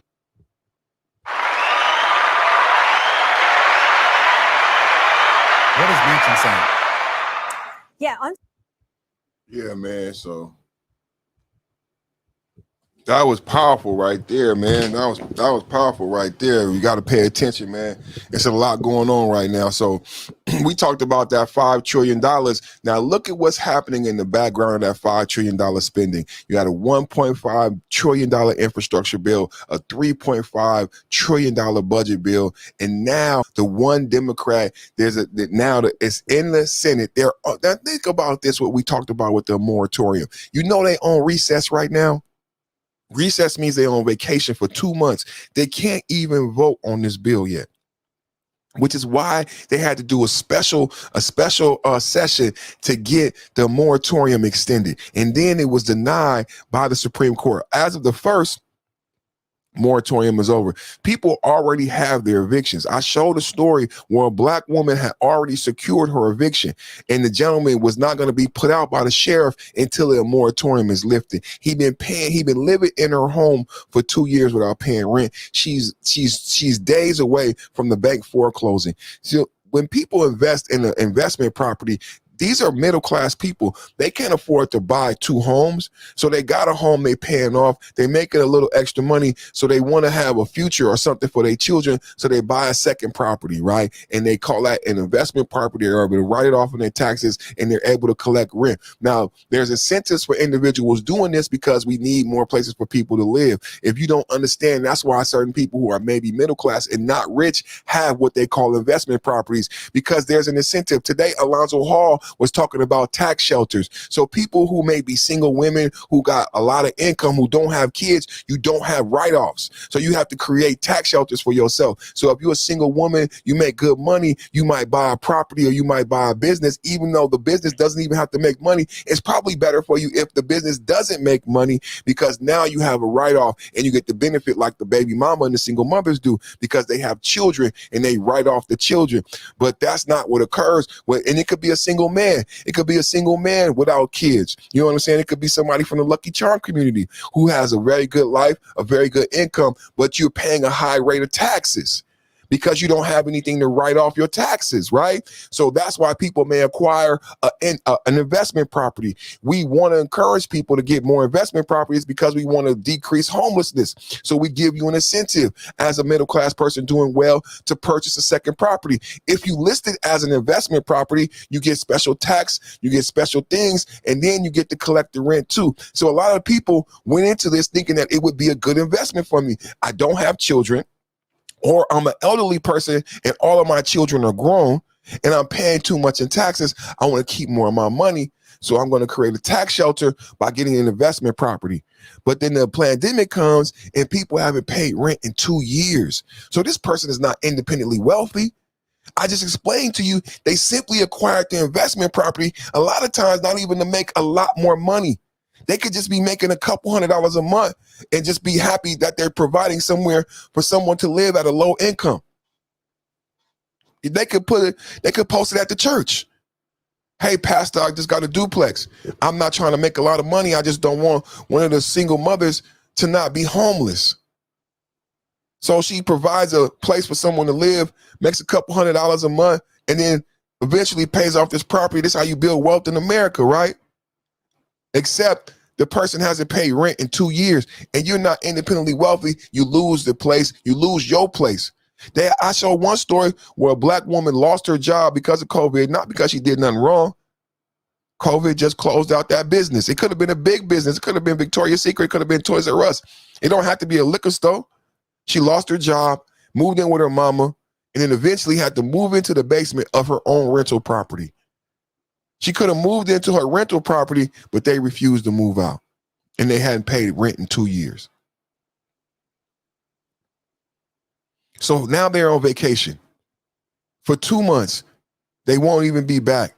So they can't even vote on this $3.5 trillion spending bill to solve these problems from the pandemic that could have been front-loaded. All of this shit should have been front-loaded. Like Canada, like the UK. I was just having a conversation with a friend of mine about how they could have paused the mortgages, because the mortgages, the banks don't need that money. And one of my friends was telling me about this. I was like, that's pretty intelligent. I didn't think about that perspective. She said the banks don't need that money. You don't owe the money directly to the bank. The bank don't need that money to do that business. And I was like, you're right. You could have put the mortgages on hold. And they could still pay that loan off. They still owe the money, but the bank doesn't need that money to operate. Did y'all ever think about that? I gave her a compliment. That was hella intelligent. The bank doesn't need that money to operate. So why do people need to continue to pay their mortgages? If you're going to stop people from working and they can't pay the rent, why did the landlord need to still pay the mortgage? Not that they would not still owe the money, because it's their property, right? There's a loan. They would still owe the money. That the loan person could have held that loan forever how long? And that's what they did everywhere else but America, and created this debacle. An unnecessary debacle. And then what does it do? It creates the perfect storm for this butthead mansion. So I'm not agreeing with the $3.5 trillion spending bill, right? But there's only one person on the Democratic side who disagrees with it being passed, and he's not presenting an alternative for all the federal workers whose salaries will be affected, for all the people who will be evicted, for all the landlords who will lose their property. He doesn't have an alternative. It's the same thing when we talk about Thanos versus the Avengers. Thanos wanted to bring balance. Thanos wanted to bring order. The Avengers wanted to stop him because in doing so, half of the people in the universe would pass away. But the Avengers did not have a solution to all of the murder, the death, the pestilence, the robbery, and what America and the country and the globe have become. They had no solution for the homelessness, for the drug addiction. Everything why Thanos existed. Thanos was created by the Eternals. Thanos was a god. He was sent by God. Sometimes God sends a storm. Sometimes God sends an earthquake. Sometimes God sends a flood. Sometimes God sends Thanos. So here we are with this $3.5 trillion spending bill unpassed, and everybody on vacation, and the whole country is in dire straits. Do y'all understand what's going on, what I'm talking about right now? I said the Congress and the Senate is on vacation. How do you feel about that as you go to the store today and see the homelessness? How do you feel about that as you understand that people getting the vaccine and still getting sick? How do you feel about that when all of these things they're talking about today is about women's lib, is about protecting women, and about women in politics? Not about nobody dying from this sickness. Not about people still getting sick. Not about little kids getting sick and dying. Not about schools and 12-year-olds. Nothing that's affecting your everyday life. They on vacation. And they didn't pass the bill. They went on vacation with this hanging in the air. They had a black woman on the steps of the Congress crying. She was in tears. And they had a special session to extend the moratorium, but only in certain states. Only in certain states with the highest numbers of sickness.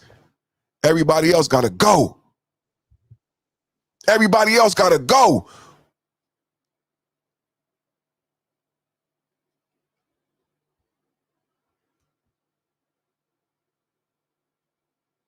Like and subscribe. Shout out to my brother, Son Claw.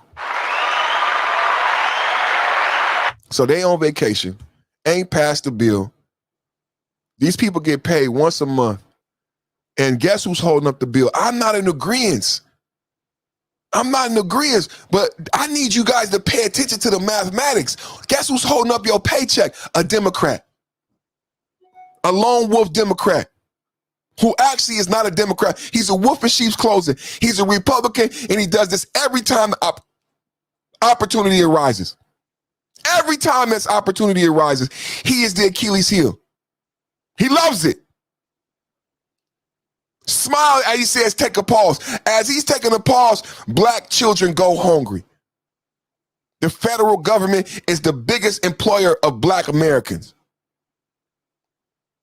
If this bill has salaries in it, and there's furloughs again, that affects black homes in the middle of a moratorium pandemic. This is when you hold up people's paycheck.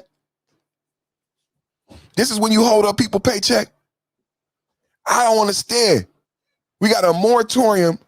This is when you hold up people's paycheck. They only get paid once a month. You could potentially put people on the street. Y'all know the feds only get paid once a month, right? Y'all got any aunties that work in the federal government? If she get paid once a month and y'all furloughing them again and it's a moratorium and these landlords is out here really trying to evict people, what happened to my auntie? Selfish Thursdays. What happened to my auntie?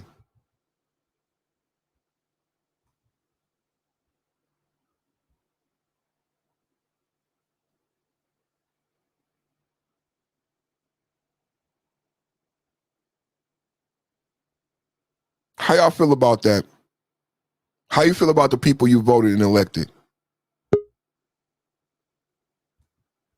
I hope you're paying attention as a father.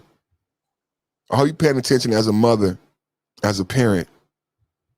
You may be a federal employee. Your husband may be a federal employee. You may work for the post office. You may already know about this. Got my brother back in the building. How you doing, good brother? Selfish Thursdays, man. We free balling it, man. It's a beautiful day. It's a beautiful show. It was freezing yesterday. How does that song go that you sing at the beginning of the show? I'm feeling like Carter. I'm feeling like Carter. Welcome back, Carter. That's how it goes. That's how I remember. But this is some messed up stuff. We were talking about this stuff a month ago. Man. That woman was on the steps of the Capitol sleeping out there. If I remember correctly, she said she wasn't even changing her clothes. Because she wanted people to see how it is to be homeless, because she was homeless before. And they didn't pay no attention to that. Oh, they'll go overseas and complain about the shit that's happening in Afghanistan. We shouldn't even be there anymore. We should have been out there as soon as they capped bin Laden. We should have been out of there. Like moving my cheese. And yet, for something like this, where people might be thrown out into the streets, they do nothing. They could have done something in the beginning. I'm not saying the first month, but once you knew that you were going to be extending this shit and kicking it down the road and kicking it down the road and extending it, there gets to a point where they should have done something about this, and they could have very easily, and it would have been cheaper back then if they had done it. Yes, front loaded it. But no, let's give all these businesses all this money. If they had done it at the beginning, no company nor private citizen would have had to either pay their rent or had to pay any leases during this pandemic. It would have been more cost effective. Let's say your business went down 20%. And guess what? That 20% happens to correspond with the amount of your revenue that you have to pay to lease the building that you're in. Wouldn't that have been so convenient? My mama would say that that'd be too much like right. Makes too much sense. That's why they didn't do it, because it made sense. It'll be too much like right. Anybody got one of them black mamas? Y'all ever heard that before? Y'all a little young in the chat, man. My mama would say it'd be too much like right. That's why I didn't do it. That's why I didn't do it. It'd be too much like right. Because it was, and this is the part that hurts. It was done elsewhere, son Claw. Yeah, but the United States is different. You can't implement those type of plans like Canada. Name most European countries. Because Canadians are so different. Most of the TV shows that you see on TV and on Netflix are actually shot in Canada with Canadian actors. I did not know that. Why? Because of taxes or what? It's cheaper. It's cheaper. Michael J. Fox is Canadian. Colin Farrell. It's a bunch of big A-listers. Pamela Anderson. Yeah, bunch of big A-listers because they got that blonde hair, blue eye, and they short. A lot of actors, you got to be short to be on camera. That people don't know that. Michael Short, or was it the other guy, the one who played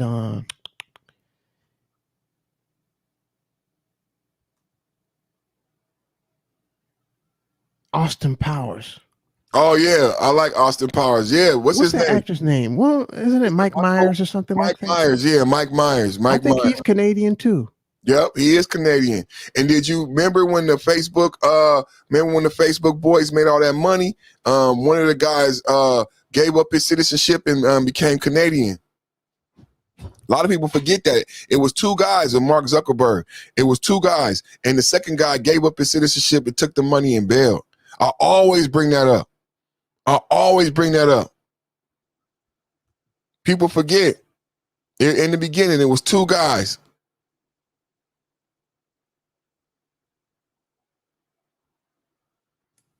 Oh wow, this is another story. I don't know, Sunclaw, y'all. Let's go in, man. Let's go in. I'm gonna be brave, man. Let's go in, man. This a brave topic. We approach brave topics here. So here's a brave topic for us. Who else gonna talk about it? Remington subpoenas the school records of 9 children and educators who passed in Sandy Hook shootings as the company faces wrongful death lawsuits brought by the families. Lawyers for 9 families suing Remington over the 2012 Sandy Hook shooting move to seal confidential records of 5 first graders, which were subpoenaed by the bankrupted gunmaker. I did not know Remington was bankrupt, bro. Holy schmoly. Holy schmolians.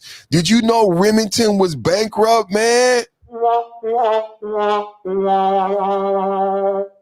What does that say about America? Why are we proud of it? I might or might not own a couple of Roscoe's. So, what does that say? I mean, these are American. I mean, the liberal people who are pushing this, like, do they understand what it means when we lose, like companies like these? Like, this company is like how they say in the fabric of America. It's the Second Amendment. Remington, bankrupt. This is a company that we should bail out. If they seal those records, how the hell are they going to know the attendance on that particular day? It could have been a kid who used to go to that school and drown in a pool. Right. How are they supposed to know whether that kid was in attendance that particular day if the records are sealed? You won't know. The whole thing about a case is about evidence. I know it's sensitive, but you brought the case because you wanted the money. How can you then, without evidence, then basically you're just asking for a gift. Just ask them for a gift. Right, Sunclaw? Just ask them for a gift. My baby passed, just give me money. Because other than that, you have to litigate it. Am I correct? And if you litigate it, then each party has an equal right to discovery. Correct? They do, but they want to seal the records.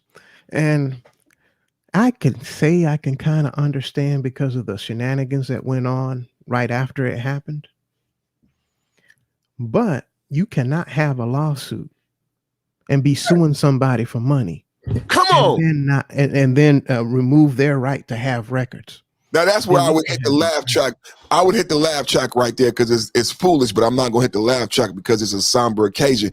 But what Sunclaw just said is fucking hilarious. Because let's say these companies wanted to pay. Shouldn't they make sure that they're paying the right people? At the very least, Sunclaw. Oh, confidential records. Attendance? Their age? Whether they had been kicked out? That's confidential, isn't it? Because they're underage. You want to see if they weren't suspended.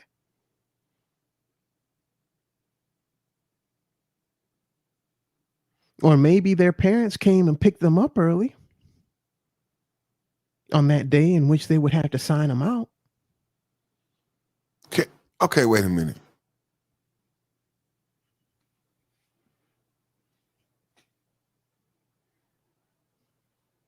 Oh, Sunclaw, I pray over our podcast, so that's a prayer for you too. Do you see what this is saying?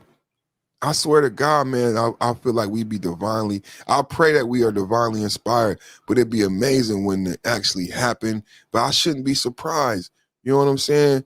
But you see what that says?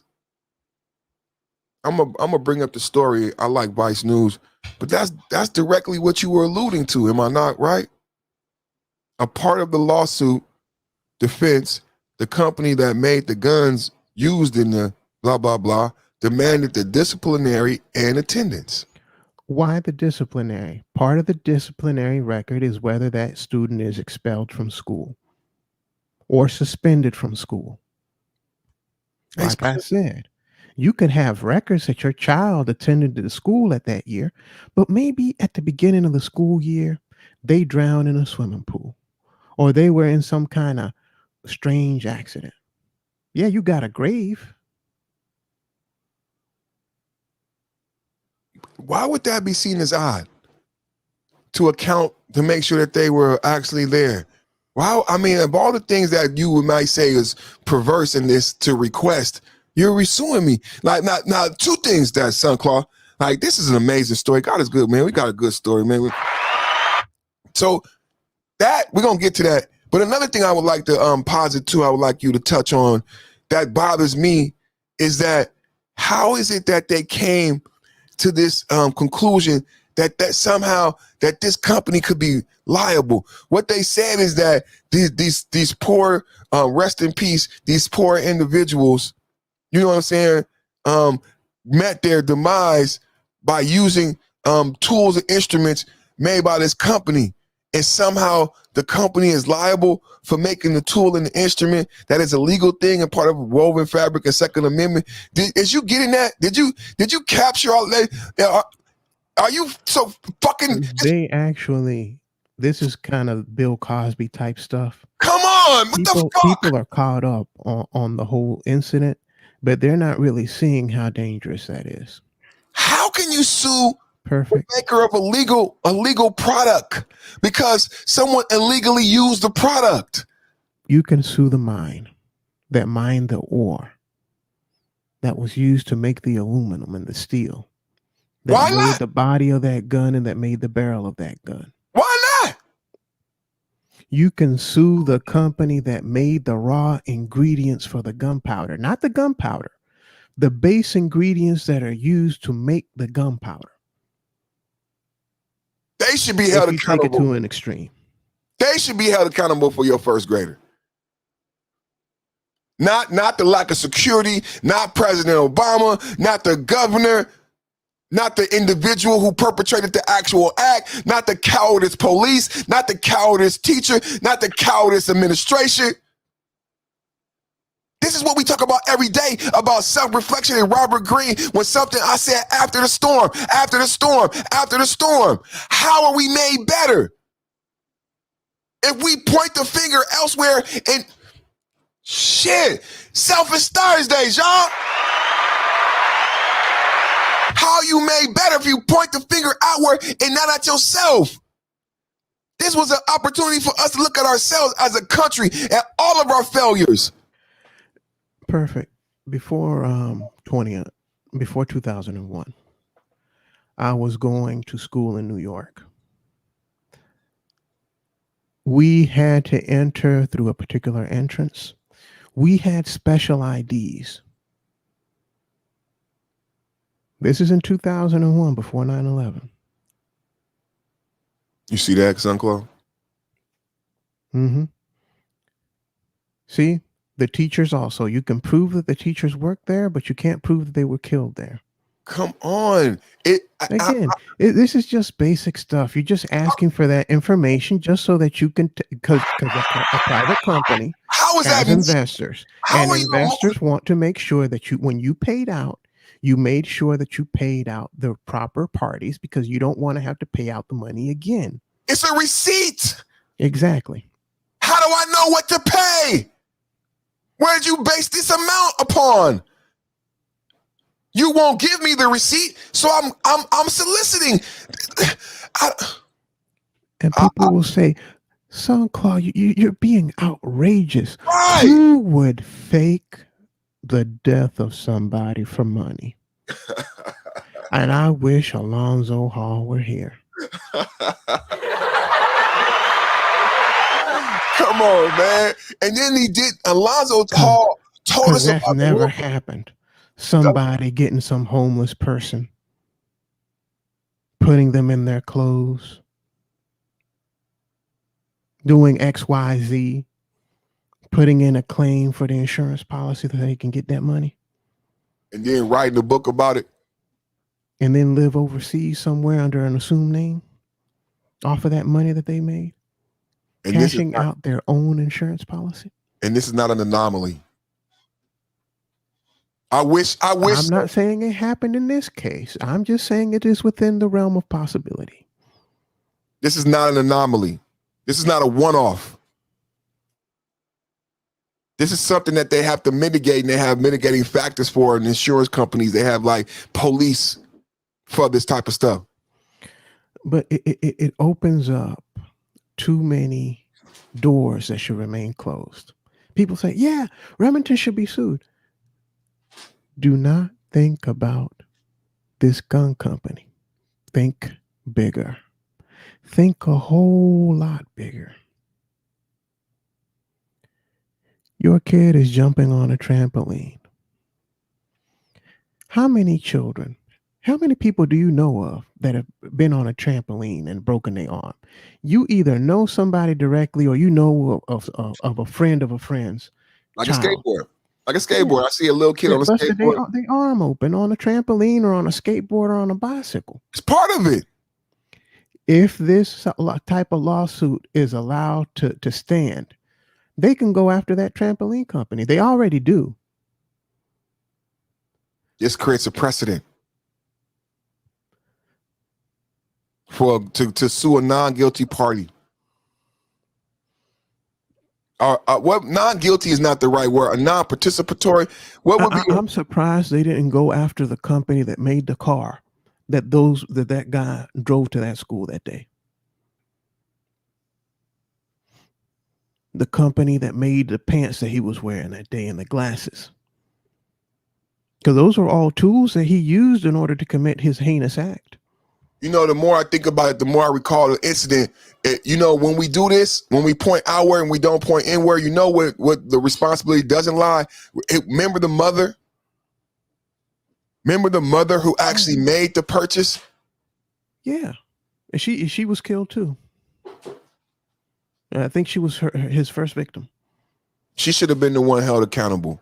And actually, she broke a whole bunch of laws because she basically straw man purchased those weapons. Correct. That should be where the attention lies. That should be the headline. Because how can you hold Remington responsible? How? For somebody who got the weapons in an illegal fashion. They did not legally go to Remington and legally buy from Remington. They used their mother as a secondary party. They've been suing since 2014. They basically bankrupted the company. They should not have been allowed to do that.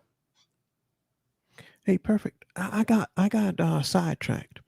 I was telling you about 2001 in New York. Oh, you was going to school? Before 9/11. Tell me this. Go ahead, please. We had special badges that we had to put in this device when we were entering the school building. Do you know what the badges told the security guards? Nuh-uh. What did it say? You're not expelled. Oh, wow. So you could not access that building if you were expelled or if you were suspended. Guess what other things we had to do? Our backpacks had to go in an airport style X-ray machine.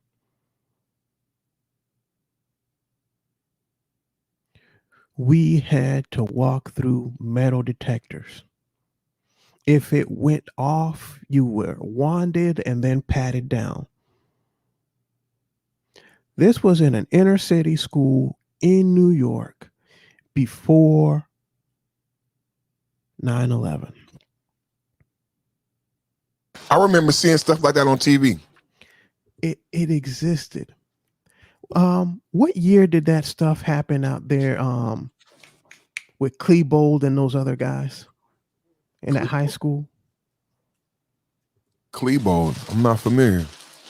The guys in the trench Colorado? coats? Yeah. Columbine. Bowling for Columbine. That was a long time ago because Michael Moore made that movie. That was like that early 2000s? 01 or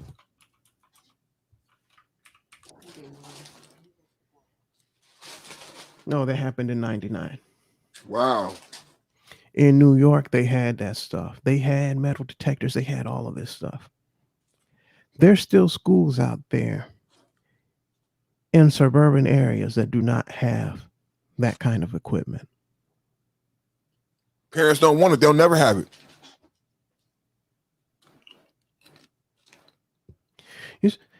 So I always thought about this because at a bank, what do you have at a bank? Some banks, you have a security guard there. You have a vault. You have alarms and mechanisms. You have a two-door entrance. So you enter the first set of doors and then you enter the second set of doors. Before you enter the second set of doors that allow you entrance into the bank proper, if they see something funny, they can lock you inside in between those two doors. Yeah. Either on your way in or on your way out. And they have a metal detector. Once you go through that second set of doors, they have metal detectors there.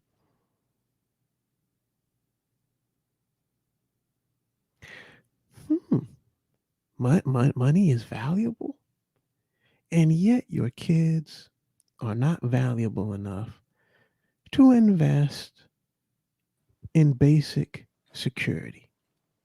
Here you are arguing that teachers should not be armed. Man. Shit. Let me be a teacher. I don't want my children feeling like they're going into a prison. That's why you don't have metal detectors. Ignoring the society. I think that guy, in this particular case, his mother was a teacher at that school. No, I never heard that part. Let me look into it. I recall that was the case. That's how he got admission into the building. Yeah, let's look it up because I'm getting old and my memory might be rusty. See, they never gave us the why. You know, I never learned that part. It was such a sad story. You know what I mean? It was always like a lone wolf, like how they always say he was a lone wolf and we don't know what happened. Mm-hmm. They never gave us the why. So there was a why. So his name is Adam Lanza. Let's see, paste. His mother. Oh, they got the motion. Vice News don't be playing. I am Adam Lanza's mother, a mother's perspective on mental illness. Nope, that's not it.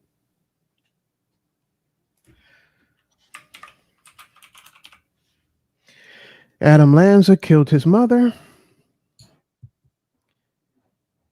Let's see. Let's keep going.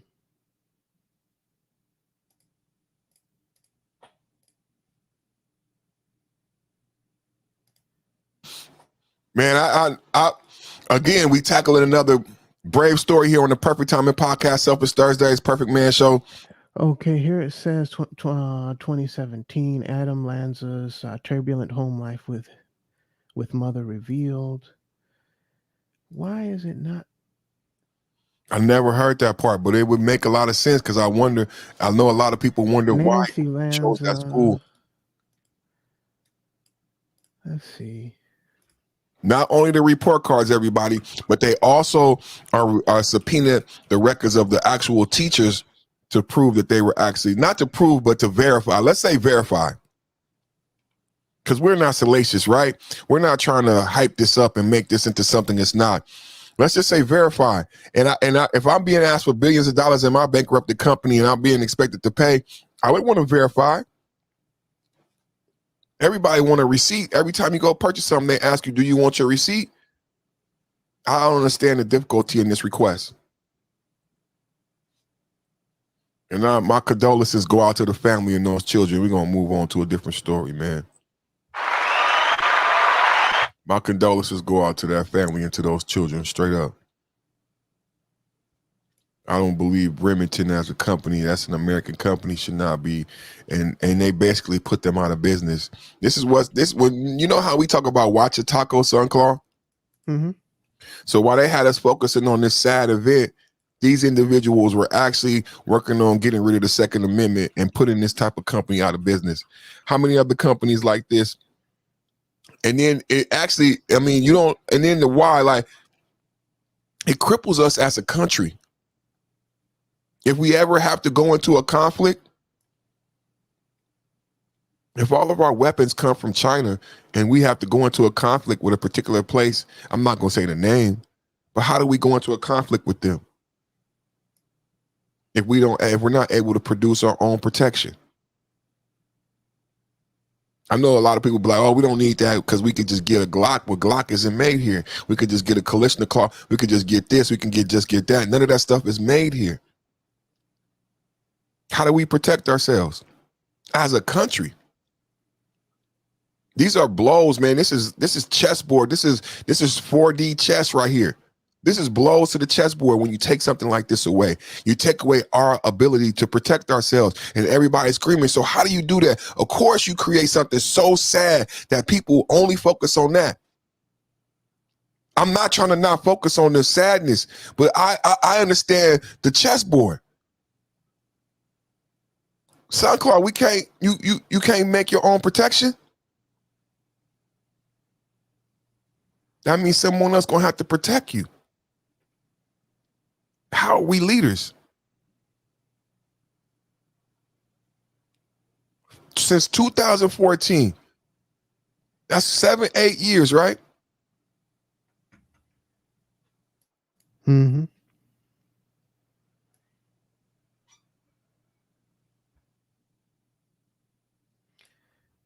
So right now, this is all kind of weird because I'm looking into it.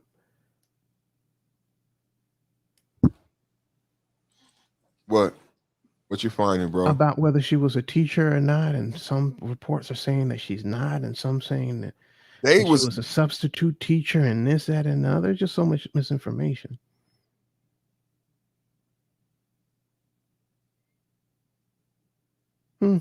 Misdirection. Yeah. I'm trying to kill this guacamole over here. I'm starving. I'm going to go back to what I was saying before. How do these things keep on happening over and over again? We talked yesterday about problem solving. And there is a cycle to problem solving.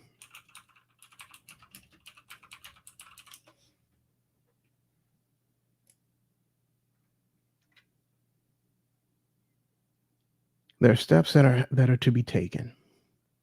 What was it? Identifying,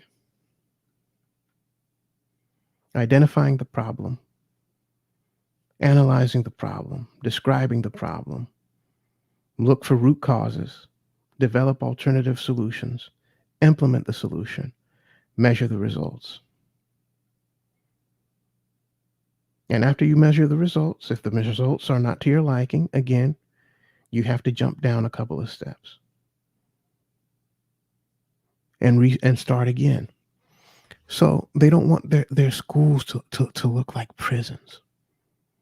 They don't want their kids to when they're entering school to see an armed security guard. This is real. This is real. They don't want their kids to feel like they're in prison, so they don't want metal detectors for their children's backpacks and for whoever enters the school building.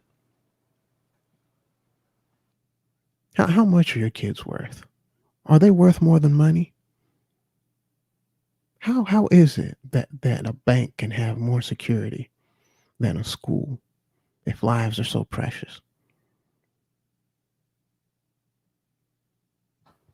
Facts, son, Claw.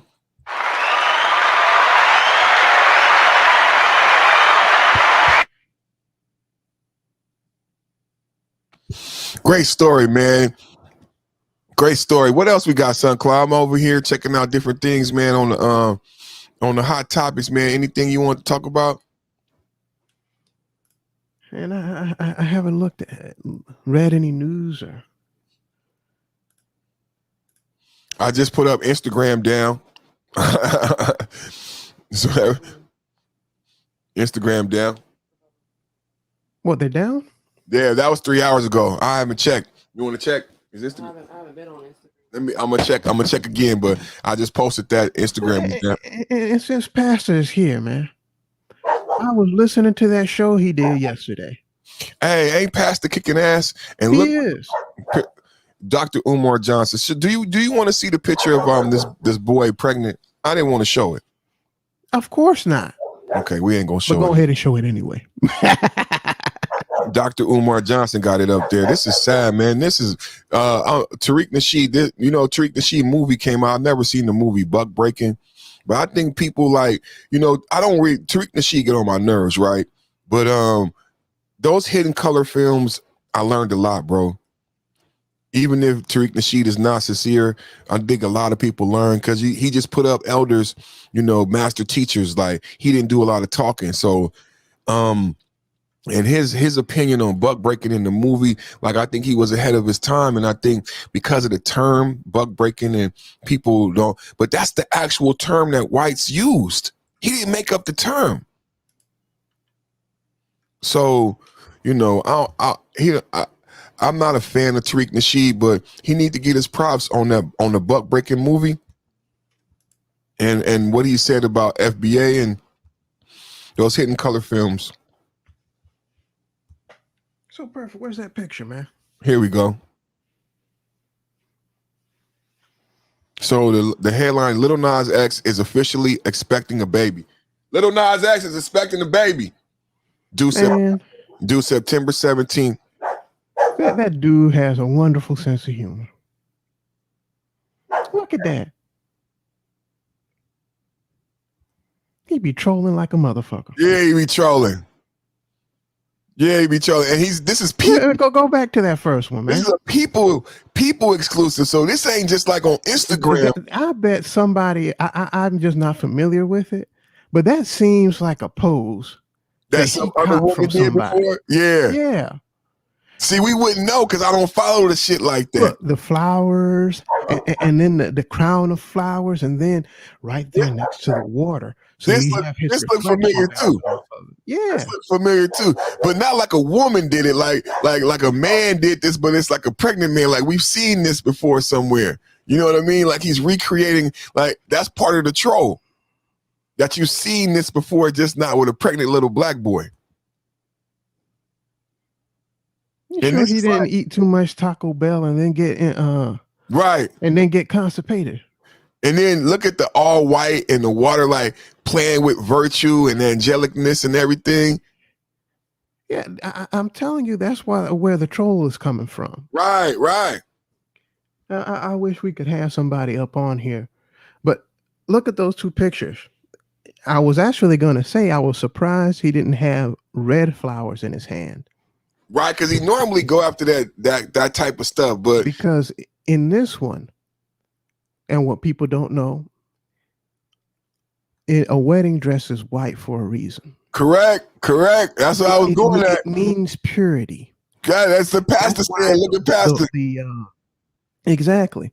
So all of these things are symbols of purity, and that's why he's there. Part of the troll. Look at his grin, and the flowers, and the crown of flowers, right. And the white that he's wearing. Come on. I'm upsetting y'all, ain't I? I know I. A crown of white. Earlier I talked about the hijab. When I gave my sermon for Selfish Thursdays, I focused on the Muslim woman. I wanted to comment on that, but let's get to the next picture, and then I'll get back to the hijab. We can get back to that. And then there he is in the red, but the smirk is gone. And then here's the other thing. He's got himself covered in some kind of fur. So animal bestiality type stuff. At the bottom. Yeah. Covering his parts, right? Right. With animal skin. And then he has the red, and the red is a symbol of impurity. That's why when people used to talk about the bride, they used to say, I can't believe she's wearing white. Because she ain't pure. Right. So these colors that he chose, they ain't no coincidence. Mm-hmm. You see, in the first one, he looking at you and grinning. Yeah, I'm a symbol of virtue and purity because I'm wearing all this white and I got this belly. Look at this belly. I know I'm upsetting you. And in the next one,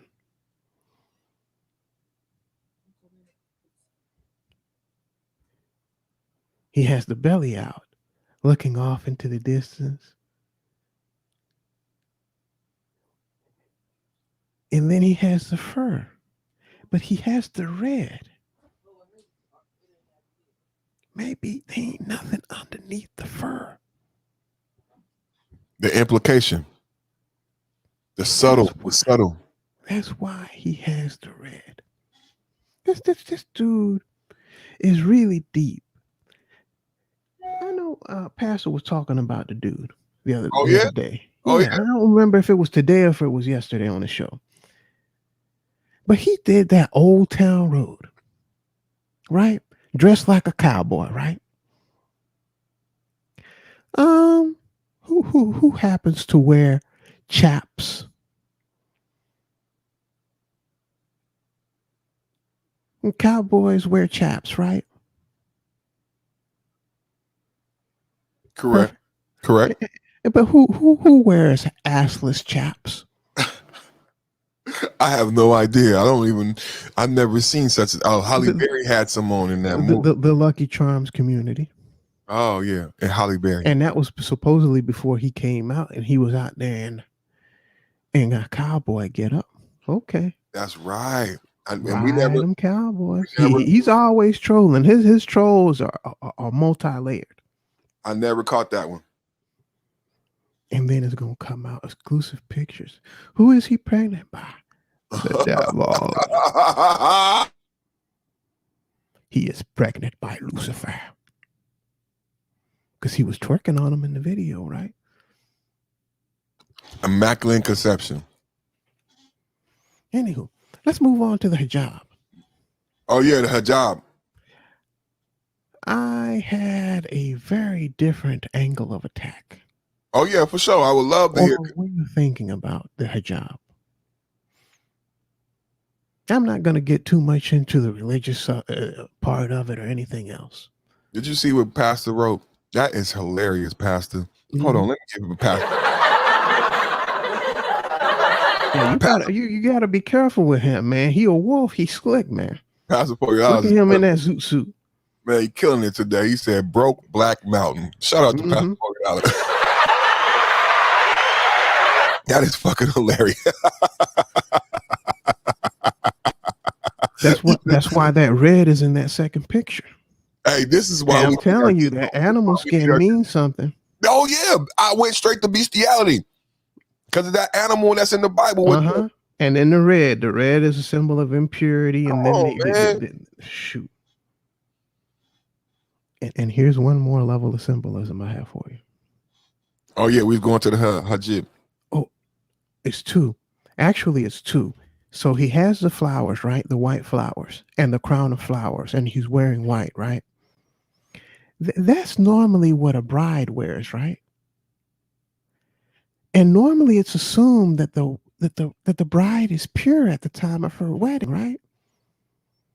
And yet he got his belly sticking out. Again, it might seem similar to what I said earlier, but not really if he's kind of dressed as a bride in that first one. Anywho, let's move on to the hijab. I was thinking about the hijab, perfect. And I was thinking about something else. They're suppressing her womanhood and this, that, and the other. Or are they making her womanhood more powerful? They're making her femininity more powerful. When her husband goes into the streets, when he goes to work, he can't see an uncovered woman. He doesn't get to ogle and look at women. The only woman he gets to see are people in his family, including his wife. So whenever he sees his wife, he gets more excited because he's not desensitized to it. Sunclaw, you want a whole different. I like him. I like him.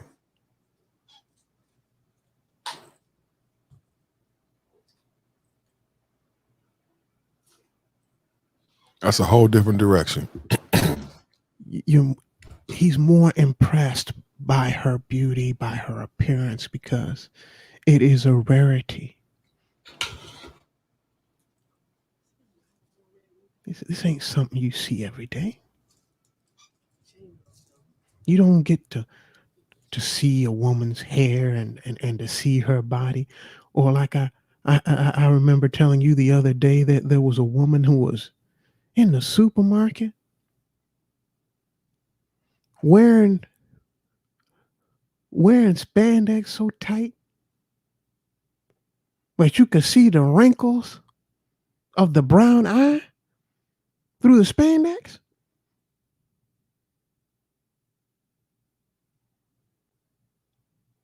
You see, with the hijab, a man wouldn't be able to see that.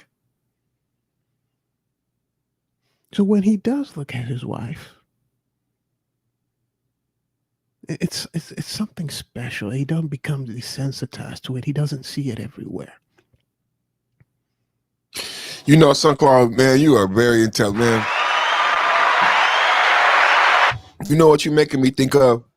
This whole in group, out group, this whole 5.0 cool table mathematics, the whole thing behind the perfect man. Think about this, man. She can get the same reaction out of a man showing just her ankle, just her bare ankle. She didn't say the thing. As some women get showing their titties. And this is the thing that's so powerful.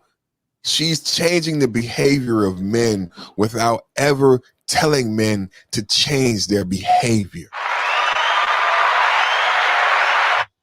That's dope that you went there. That's so dope that you went there, because I love giving examples of what Nameless has said we as Black American males need to do to change the Black women and young Black men. Nameless gave us the mathematics of the in group and the out group. I gave an example of Little Bow Wow, of when I lived through a time of when the in group influenced the out group, how they dress, how they talk, how they dance.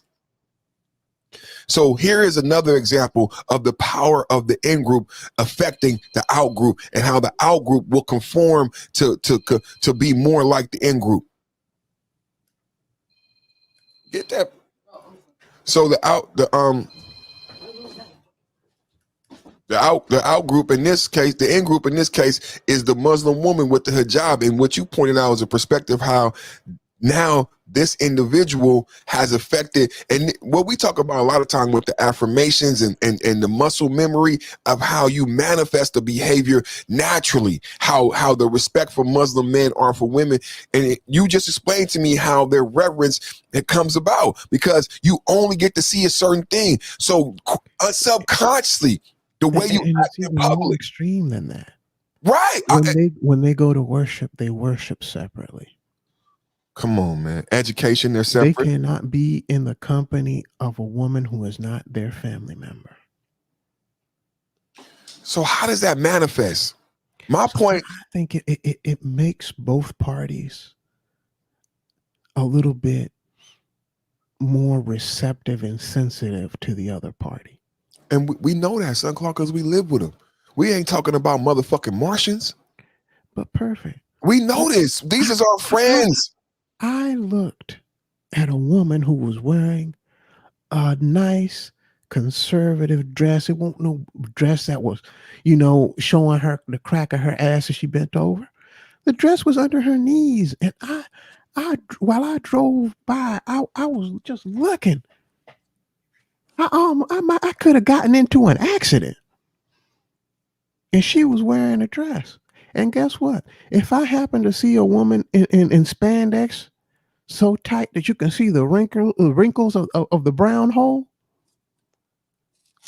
I wouldn't look past. I wouldn't look twice. That's mundane. You see that shit every day. It's nothing special about that. Nothing. There's something special about a woman wearing a nice dress and doing it well. Mm-hmm. With the right shoes. Mm-hmm. You imagine that a woman walk up to you and just flash her ankles and you just go wild about that shit? A lady. What? I like the words you saying, woman. You know what I'm saying? We be using all type of words here. You know, it's the barbershop, so we cuss. But you notice how you describe this individual in the dress? How respectful you were in her description? A woman. I would want my daughter, any lady listening right now, that's how you want to be described. That's how you want to be regarded. She could stop traffic. And you know what was even more beautiful than that? It was a black woman.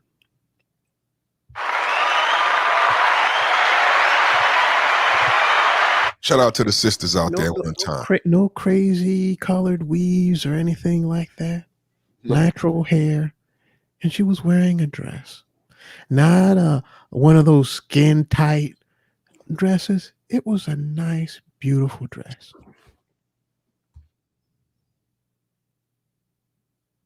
It's sad that it's a rarity nowadays. Shout out to the sisters, man. Shout out to the sisters, man. They deserve their props. We do enough of trolling and beating them up.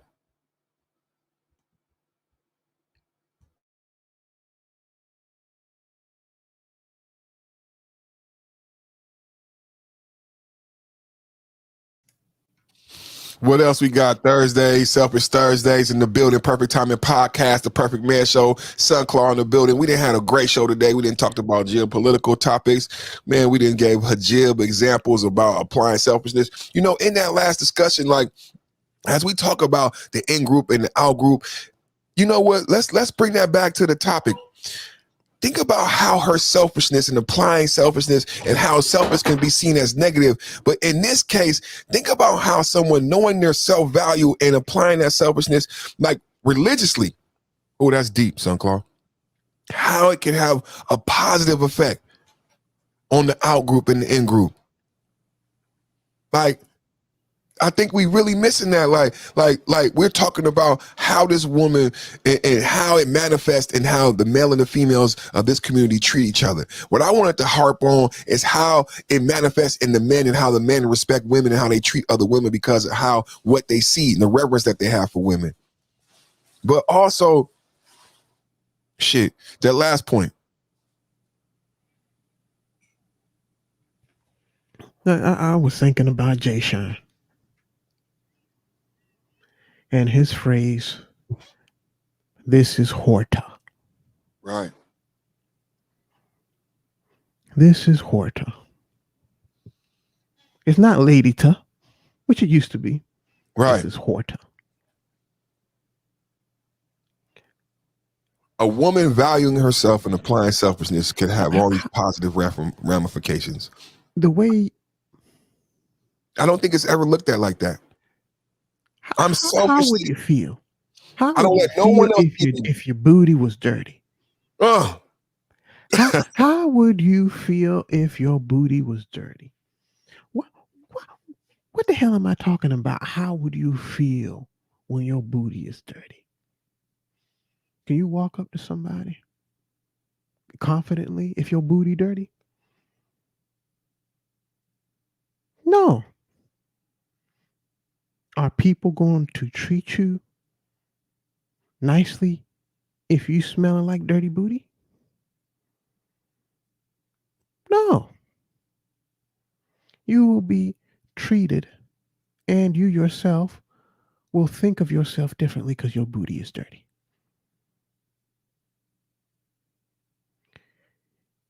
If you dress, I almost forgot. Perfect. I used to work in a city that had a street called Charlotte. I wanted to get some green stickers made up so that I could go and cover up the C on all the street signs. And then waiting to see how long it would take people to figure out.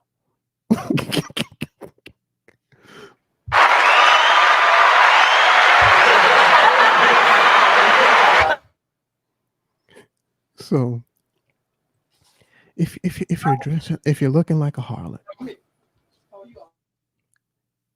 how do you think people are going to treat you? If you walk around looking like a harlot, how will you even think of yourself if you're walking around looking like a harlot?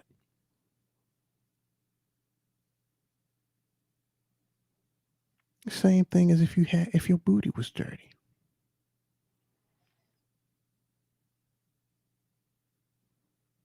It's different, is it? Dressing. I can dress however I want. It don't affect me. It affects the way that people look at you, right? And doesn't that affect you?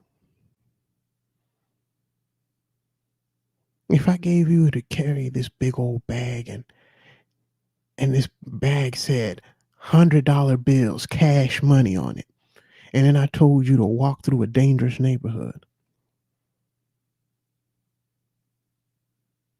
you're going to do that confidently?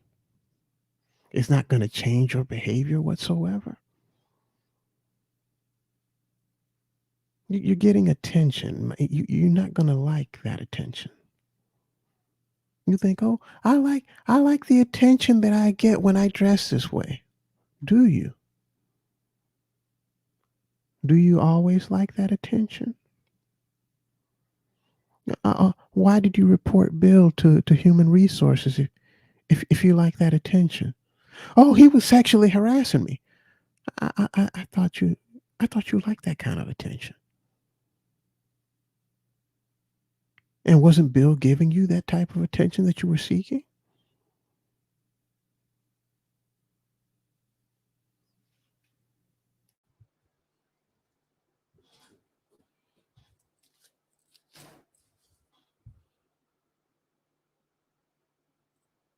What Son Claude just said.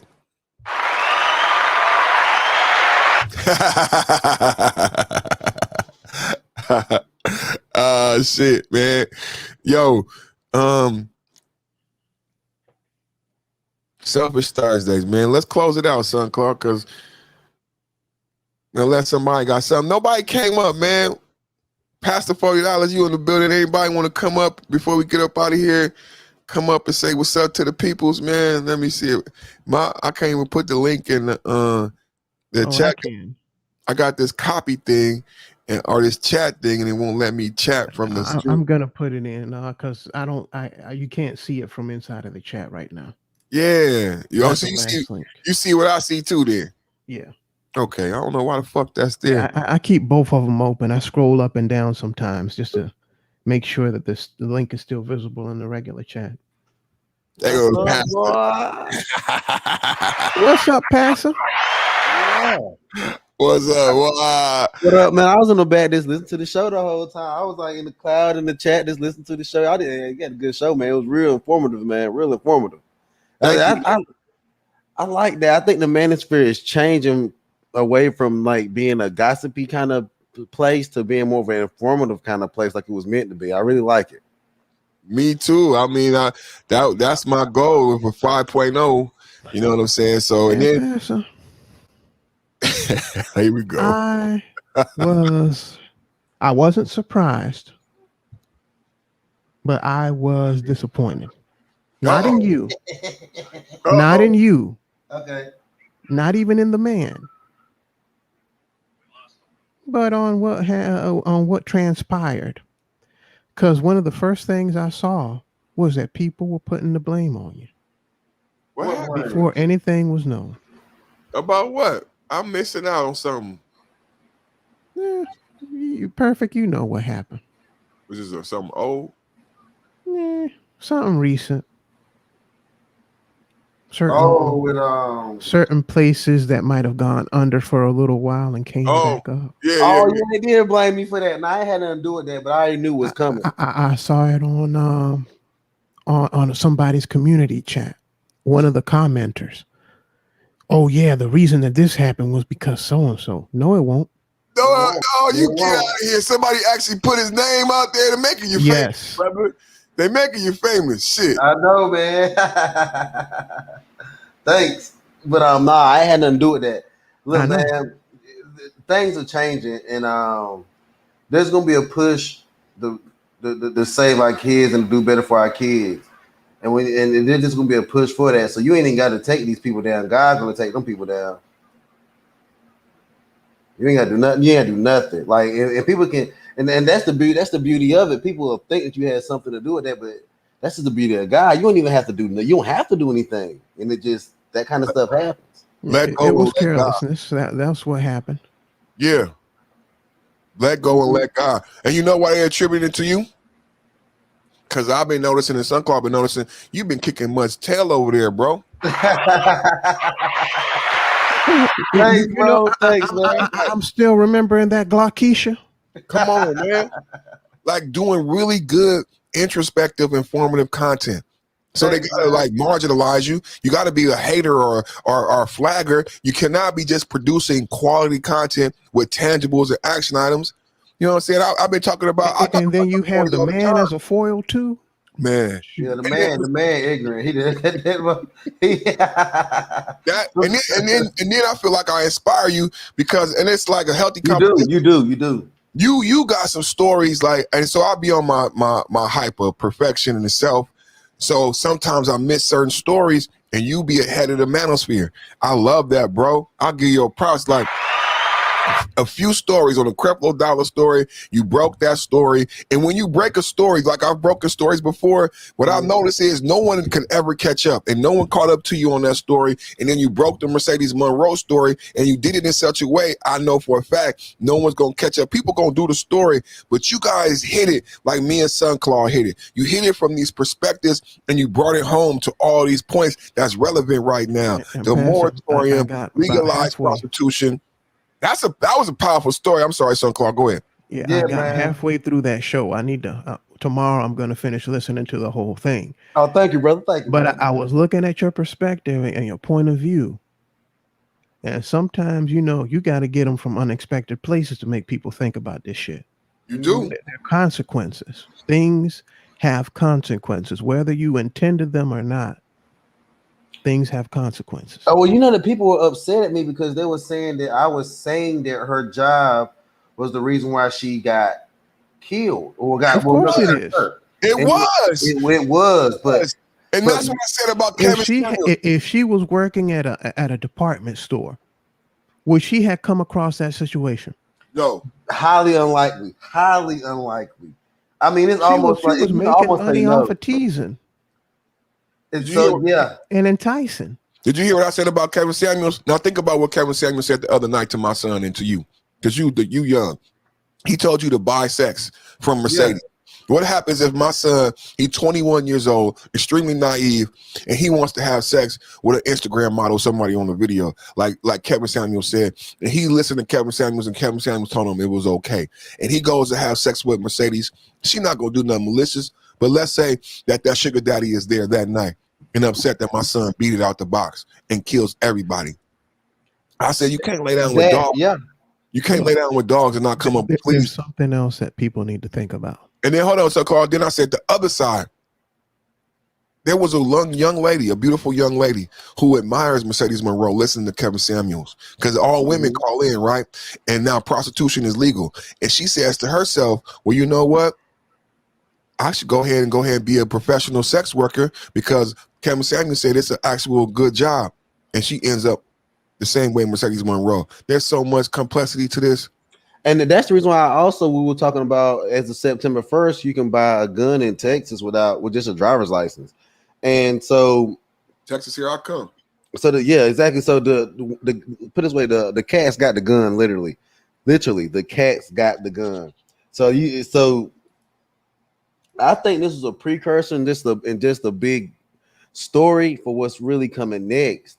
A lot of these Johns, a lot of these tricks, they're going to end up getting their ass blasted. We going back to the days when she was hiding the Ruger up under the pillow and blowing you away. We're going back to those days, man. You want to hit people with garbage cans. Put the gun down. That's what niggas gonna be saying. Put the gun down. I interrupted you, son. Clark, what you got, bro? Yeah, shoot, I might have lost my train of thought. I'll get it back. Pastor, you a Drake fan? Yeah, because I'm a Drake. Hell yeah, I rock with Drake. He made some soft shit, but I like his music though. He been promoting everywhere. They got billboards up everywhere. Who he collabing with? So Drake, the new album is coming out. I remember now. Okay, go ahead, Pastor. I mean, go ahead, Sunclaw. Pastor Sunclaw. I'm gonna ask you to think about something, and stop and really think about it. Pastor's from the South, so he knows some of this stuff. Do you know that there's probably only 3 species on this planet that have or copulate year-round?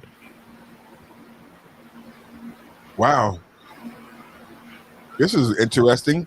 Please enlighten me on the 3 species that copulate year-round. I'll detour a little bit. Oh shit! Pastor, what is the rut? The rut. Mm-hmm. Oh, that's a very low place. It's the gutter. No, I'm not talking about that one. I'm talking about the rut when it relates to deer. Oh, it's the small one, the one you don't want. Not runt. Rut. I don't know, man. Hold on, you got to put me on the game on this one. That's when they get into heat, into the mating season. Okay, I'm with you. A lot of animals out there have a mating season, a time of the year that they come into heat. Yeah. Guess what? We humans don't have that. We don't. Copulate year-round. We copulate year-round. Why? So we nasty. You see, it's because you get a flood of chemicals. When you're in a relationship with somebody and you keep copulating with that same person over and over again, you know what happens? Get pregnant. Those chemicals reinforce this bond with this other person. That's what that flood of endorphins and all of those chemicals in your brain when you ejaculate do. it reinforces that your bond to that person. It does. So it keeps reinforcing your bond with that person. And if you're just purchasing it, that mechanism doesn't stop just because you paid for it. Are you getting what I'm? Are you Yeah, catching what I'm throwing? yeah, niggas be getting prostitutes pregnant. That's a big thing in Texas. Big thing They're down here. bonding with Get out of them. here. Yeah, it's a big thing down here. Yeah, it's a huge thing. Huge thing down here. So this man was bonded to that woman. There's no difference. There's some men who are able to isolate things, categorize things, say no, this ain't what it feels like. But what about others? What if if he falls in love? Well, you got a lot of pimps and a lot of Johns that have kids with prostitutes in Texas. It's straight. That's a real thing down here. A big thing. Kids born out of prostitution. And you know, people do crazy shit over love. Man. These niggas be loving these She's over prostitutes. there playing with that kind of shit, with this primal shit, like Pastor was getting to.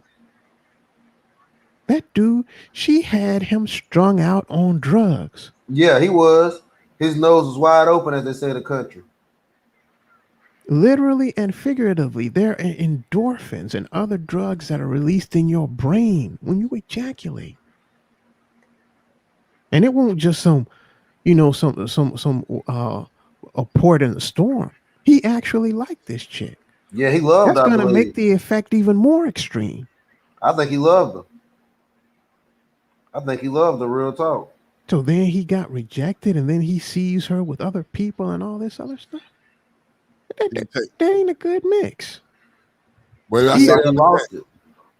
Even regular prostitutes had to worry about that back in the day. Mm-hmm. That's why they had pimps. Yeah, that shit happened in the Players Club. Like, dude tried to get Diamond for real, for real. There were even serial killers going out there and killing prostitutes.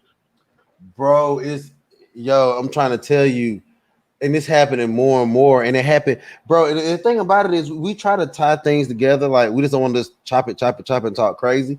So we try to talk about the prostitution that happens in North Texas. Do you know where that girl was murdered at? No. North Texas. I thought she was from Richmond, California. That happened in North Texas. So she was living in Texas, but she was from out here?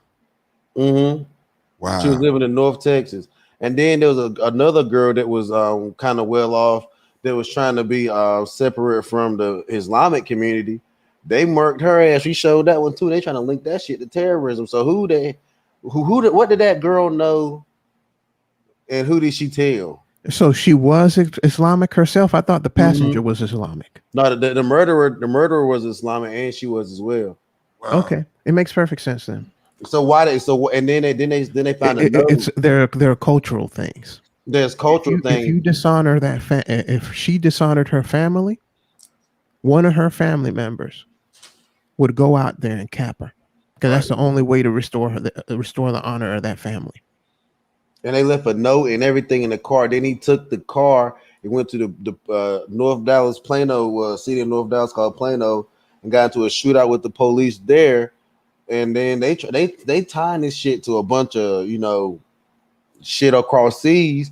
Then we bringing a bunch of them people over here to integrate into the society. Man, the shit in Texas is getting out of line right now, bro. So there's a good chance that dude was her cousin.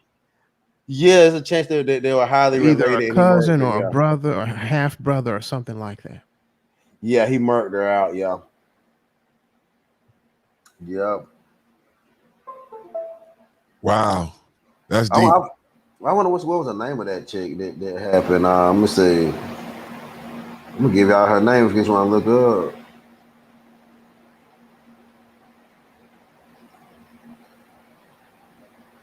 Cause I like sharing information over here with you and Perfect, because I feel like we actually like really sharing and building and sharing the information, right? We ain't trying to it's like niggas is like really sharing and like trying to like help each other and boost each other. Like that's just why I like doing that. That's why I like come over here kicking it like I do. Thank you, bro. Appreciate it. And by the way, Pastor, how you been doing, man? I've been chilling like a mofo, man. Yeah, you gotten over that bug? Yeah, I'm getting there. So the dude's name was Imran Ali Rashid, 32 of Garland. What's the girl's name? They're not showing her name. They keep calling her the Lyft driver. Yeah, they might have not gotten in touch with her family yet. Well, they said before officers shot him, they had been inspired by. Hold on. They said at Plano headquarters before officers shot him, may have been inspired by foreign terrorists. Authorities say. Damn. Hold on. The woman who was slain Sunday was identified as 26-year-old Isabella Lewis. She was 26.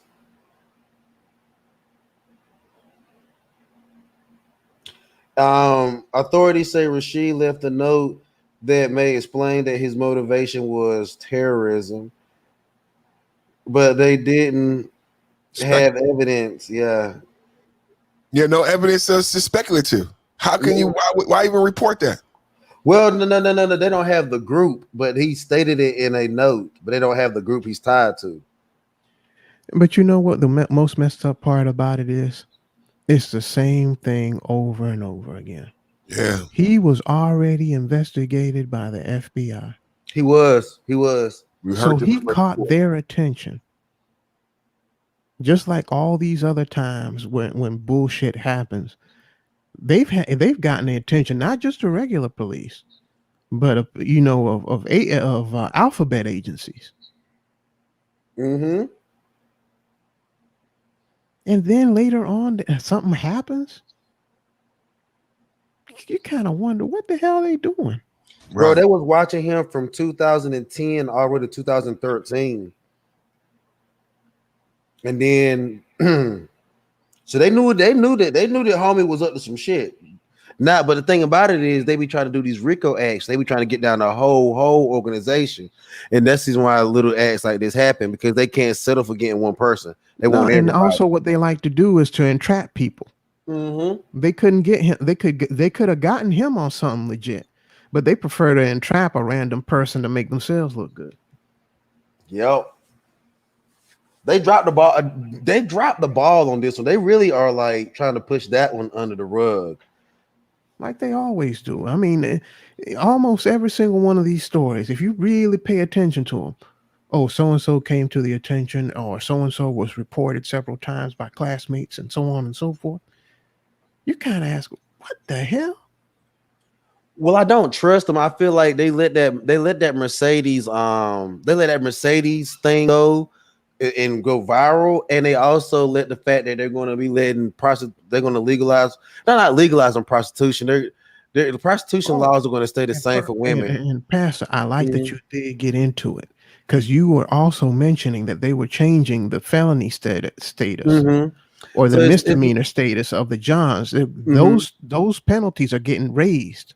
Yeah, while prostitution is getting lowered. Yeah, so actually they're staying the same. Is this they're going to like pay a fine, get out like within 24 hours, something like that, like they always do. But with the Johns, it's going to be it's going to go to a misdemeanor A, which is the next infraction is you're a felon.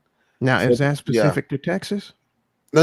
I think that I think they're going to do a beta test in Texas, but I think that's what's really going to happen as far as federally how they're going to legalize it. Still, because you still need a criminal aspect. Ain't that a witch? Yeah, it ain't is. That a witch? So you legalizing the shit, but you're penalizing the people who going to go over there and spend their money. Yeah. Check this out, Pastor. Look what Cardi B said. Did y'all show this?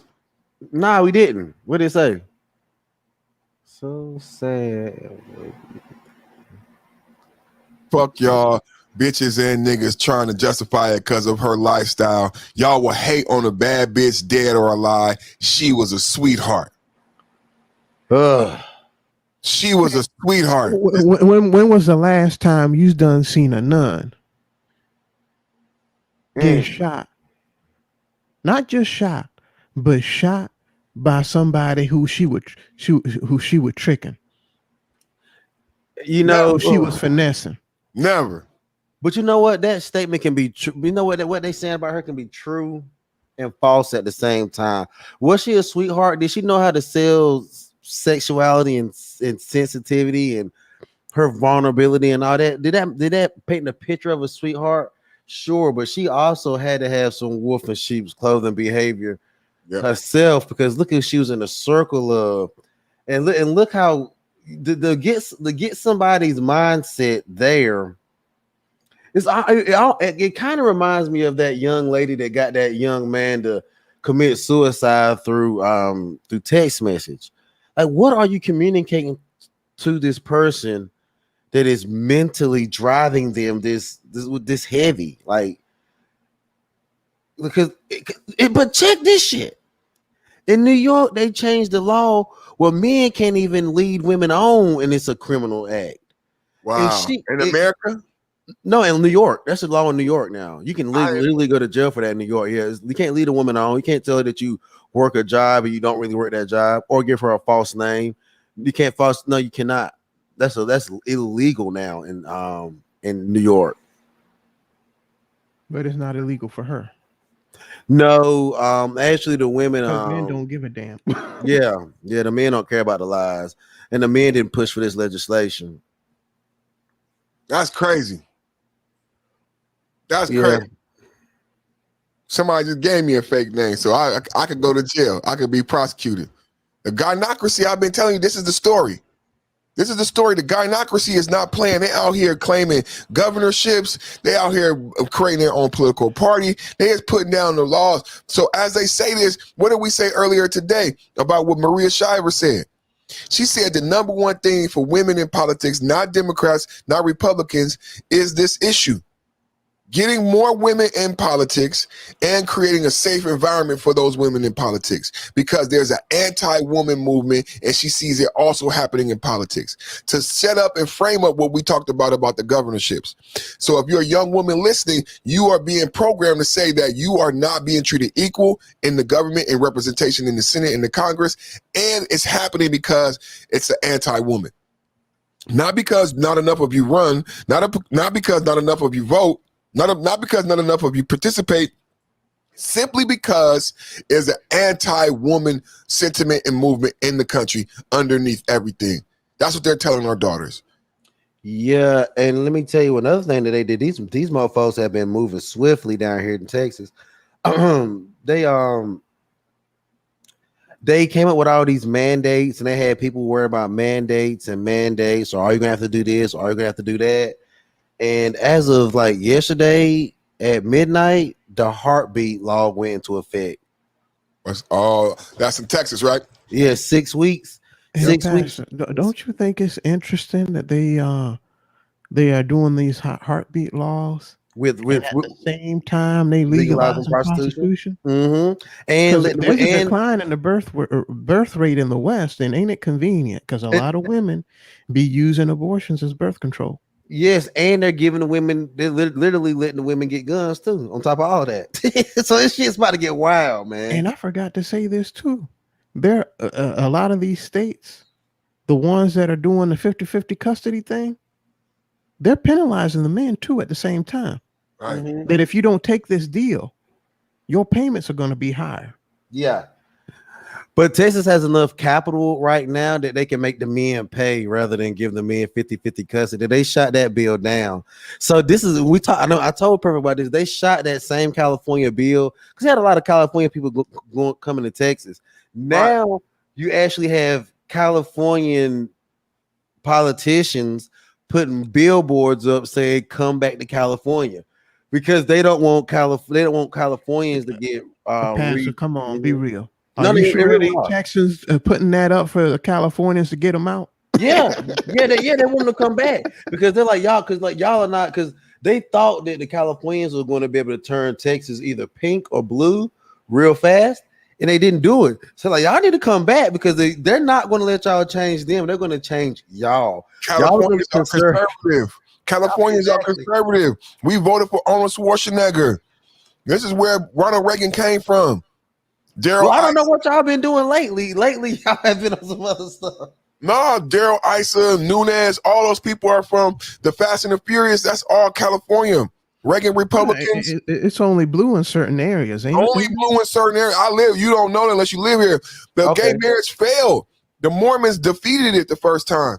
Yeah, they're real conservative. Once you get out of LA proper, you start getting into Orange County and the outlying areas, they're real conservative. Okay. Oh, yeah, SoCal.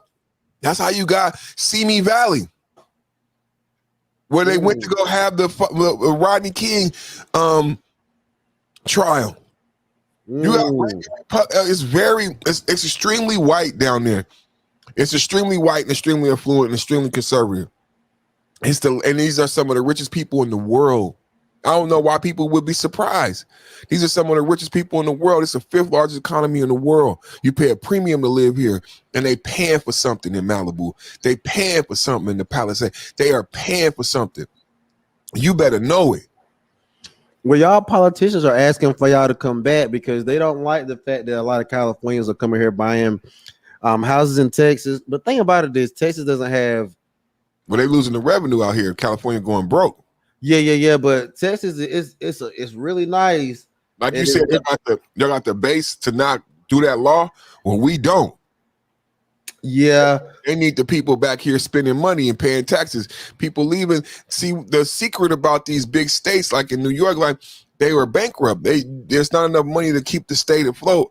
Like cities like LA have been bankrupt for 10, 20 years. Like you just heard about Vallejo and Stockton, but then you hear about Flint, but you have a lot of cities in the country that is not as popular. People don't know their name that are bankrupt. A lot of these states can't keep these big cities afloat. And it's the police and the fire making them go under. And the police and the fire the police, fire, and the teachers refuse to change the pension. But cities like LA, Chicago, there's no major city in America that's not operating at a deficit. That's why Gavin Newsom was so popular in San Francisco and in California, because he was able to run San Francisco and have a surplus, and California too. But and the reason it was popular is because LA, Chicago, any other major city in the country runs at a deficit. So what's going on up there? Because you're close to San Fran. So what's the climate? What's going on in there that makes it thrive better than any other major city? Because I know it's violent there considering the Bay Area and Oakland, but it's not. I don't hear about it that bad. Well, it used to be different in the 90s. It was more blacks before the gentrification. Like the state of California has been gentrified. So most blacks in the Bay Area have been pushed out. Similar to Chicago. Y'all notice y'all don't hear about all that shooting no more? Oh, Chicago? Hell yeah, I hear about it. Still hear about them jokes. It's periodic though. You know, you don't hear. It's periodic. Yeah, it's periodic. Yeah. They left. They coming down here to Dallas and Atlanta in droves. And the thing that was so surprising, but that shouldn't have been surprising, is like it's not the men, it's the women, because the men are living with the women. So what happened when all the girls who had the Section 8 and the money left? That's when the whole environment changed, because they were staying on couches. The Pookie is real, right? So all these Chicago girls left to meet they rappers and live a different lifestyle in Texas and Chicago. Y'all is the popular guys on TV with the gold teeth and the cars and everything. That's why they moved. People thinking, what happened was the women moved, because a couple women moved, and even that song that Jasmine Sullivan got. So I'm going to move to Atlanta. I'm going to buy me a booty. I'm going to meet me a rapper. She got a whole song about the shit. They are really good. That's literally what bro. Let me tell you something, bro. God knows, I'm glad you said that. About the shit. They made a song about what they doing down here. Jasmine Sullivan got a song about the shit.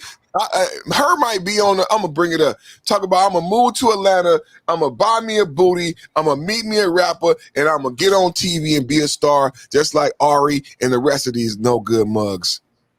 Bro, that is literally what's going on down here in Dallas with these Chicago girls. Chicago girl, they come down here, they light skin with the little green eyes, they cute and shit. I'm not gonna lie, they look good. Chicago. They got beautiful women in Chicago. Mm-hmm. They married in 6 months of hitting Dallas. I don't know if it's like our Indian. I think, what Dan Calloway is saying is true, and us being Indian, and that Indian, those tribes, like our real Black Americans that ain't been really like washed down is in Chicago. There's some real sisters in Chicago. They got hair, right? They got hair, right? Weaves and shit, right? Man, Chicago got some fine ass girls. Come on, bro. man. They got hair on their head like 1990s, right? That's Indian, man. They all got hair. You notice all the guys got long dreads. Why they are? It's like New Orleans. Why all the black girls there? And they ain't even trying. The black girls, they ain't like they cleaner than girls otherwhere. They just got hair. They could be nappy-headed. They could not take showers and take care of their head. They still got a long head of hair. It's a different type of American black in Chicago. I noticed them women, they bad. They fine, yo. And I'm like, they probably the finest women in the Midwest. I'm like, God damn, boy, they come down here, bro. And if they didn't have, they break that Chicago shit within like 6 months. They really do. They start breaking out of that shit. You said that before. They start being submissive. They start being going to that's church. a lot of environmental shit. Going to church and all that. Yeah. Chicago, they don't want to be like that. It's like a dog. You ever had a dog with a bad temperament like Cesar Millan? The dog wants to behave. Now, and here's another thing too. Passer, they still fix plates, don't they, at the cookout? Oh, down here, yeah, because that's another thing you see these Chicago girls down here. They learn how to fix proportion plates. They learn how to put they learn because look, brothers down south, keep it real, we kind of finicky. We don't like our the juice from our beans to run into our into our macaroni and cheese list. We make if anything run together, we want to be the ones that mix it together. So they learn how to like put the food on the plate so that the stuff don't mix together and it ain't your taste, it ain't your flow. Tell the people out there what is getting your plate fixed. What are you doing while she fixing your plate? Nah, shit, probably talking shit with your uncles and cousins, y'all, you know. And she just gonna bring you your plate to you. It's sitting in your hands, you just gonna start eating, and she was sitting right in your hands. Then she gonna get you, then gonna ask you what you want to drink. You didn't have to get up or do nothing. Nah, they just ask you what you want to drink. She bringing it to you. Mm-hmm. That happens in the South still. That happens in the South still. That's just why when I was on other panels. And I would try to explain that, like, no, that don't happen no more. I'm like, oh, yes, it does. They are trauma. That's they shoot down because they trauma. I'm from New York, and I know that shit still happen in the South because that's where I'm at right now. They still fix plates. They actually want easy on the ice with your drink. It's just, I thought that was. I've never lived anywhere but the South, so I don't really know how things go. I don't know how things go in certain areas. People tell me, but I really don't. I know in the South you can still get your plate fixed. You know, you still get the fried fish with coleslaw. Apple cider vinegar on you. I mean, I just know the South. That's it. It could even be a damn pizza party, and she's still gonna fix your plate. It could be a kid's birthday party. She still fix your damn plate. And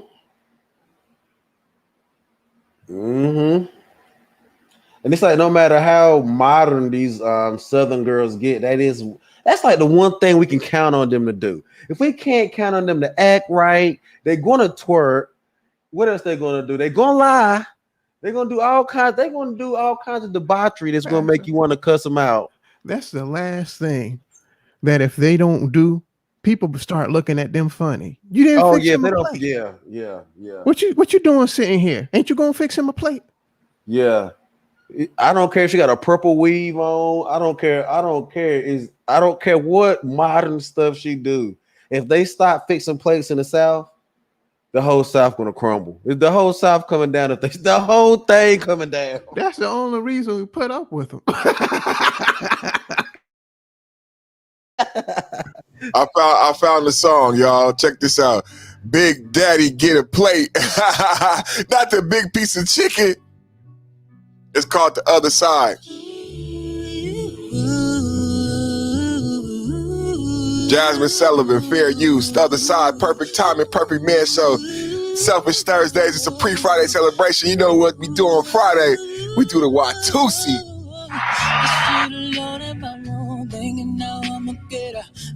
go to work, get a job, but don't get nothing about my rent is due later. Only got out to pay up. I never can save up. Think I ran out of flavors. I'ma move to it. I'ma buy me a rapper. I'ma buy me a boy. Maybe start moving. I'ma keep on my business. I'ma start me a business. And I'll never be broke again, struggling just go to Cause I can't wait to be rich, find a better life. Diamonds, cars, and trips, all money can buy. I just wanna live on the other side. See, I just wanna live. Man, we need that with the lyrics. You hear that shit? Hey, bro, that is real. That's what these girls are doing because these girls in Chicago, they come from the South Side. They move to a place like DeSoto, one of the very wealthy, one of the wealthiest black neighborhoods in America. It's all over, and they move all over the South Dallas and stuff. And they buy these 2-story homes. They get ranches. They stuff that they only would dream of. Not to shoot Chicago down, man. I like the shot. I like them niggas, but they move out here and they live a life that they never thought they'd ever live before. So they start acting different. They go from acting hood to acting bougie real quick. And the thing is that people in certain parts of the country, they say, man, I can't afford to buy a house. It's impossible to afford to buy a house. Look, there's this town about 20 miles south from me. You can buy a damn house for $15,000. Wow. You're going to have to fix it up. But you can get a house for cheap. There are places that are emptying out. Buy expensive things.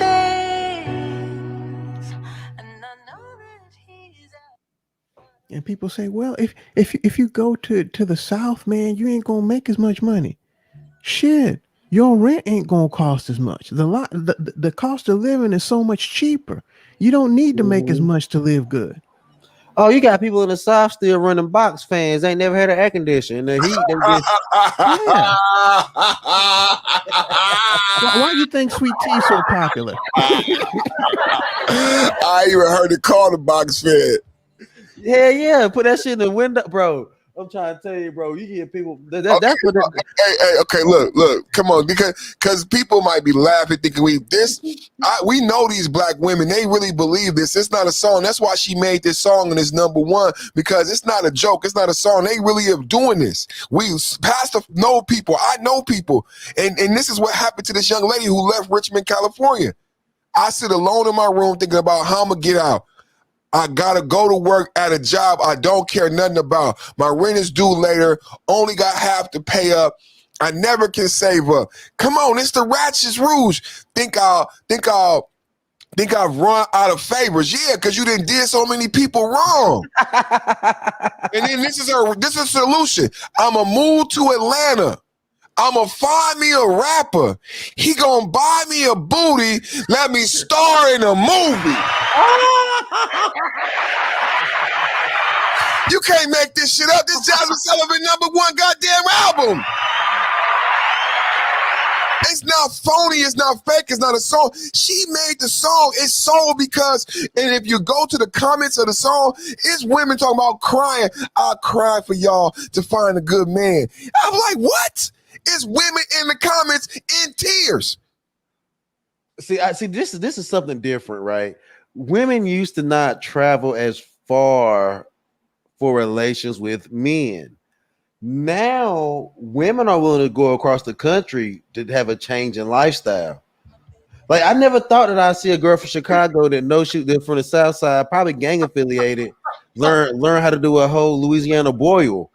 Now look at this. Now once the beginning of the song, we talk about red flags.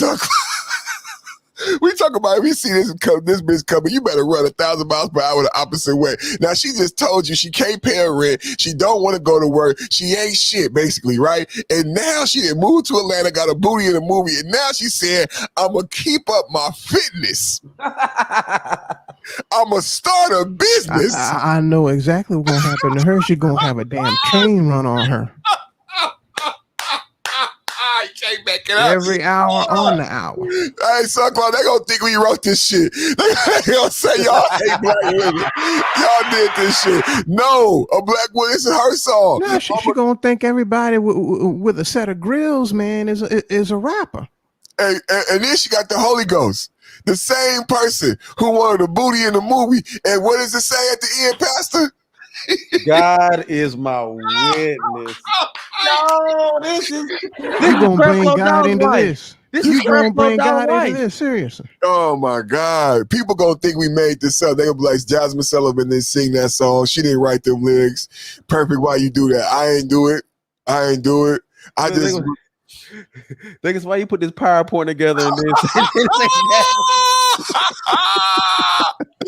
Oh shit! God is my witness. It's like they don't have no boundaries. And then here it is. This is the part where I wanted to bring. I can't wait to be rich.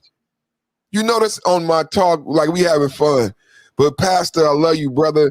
And when we talk here, you notice I never talk about this word. That word never come out.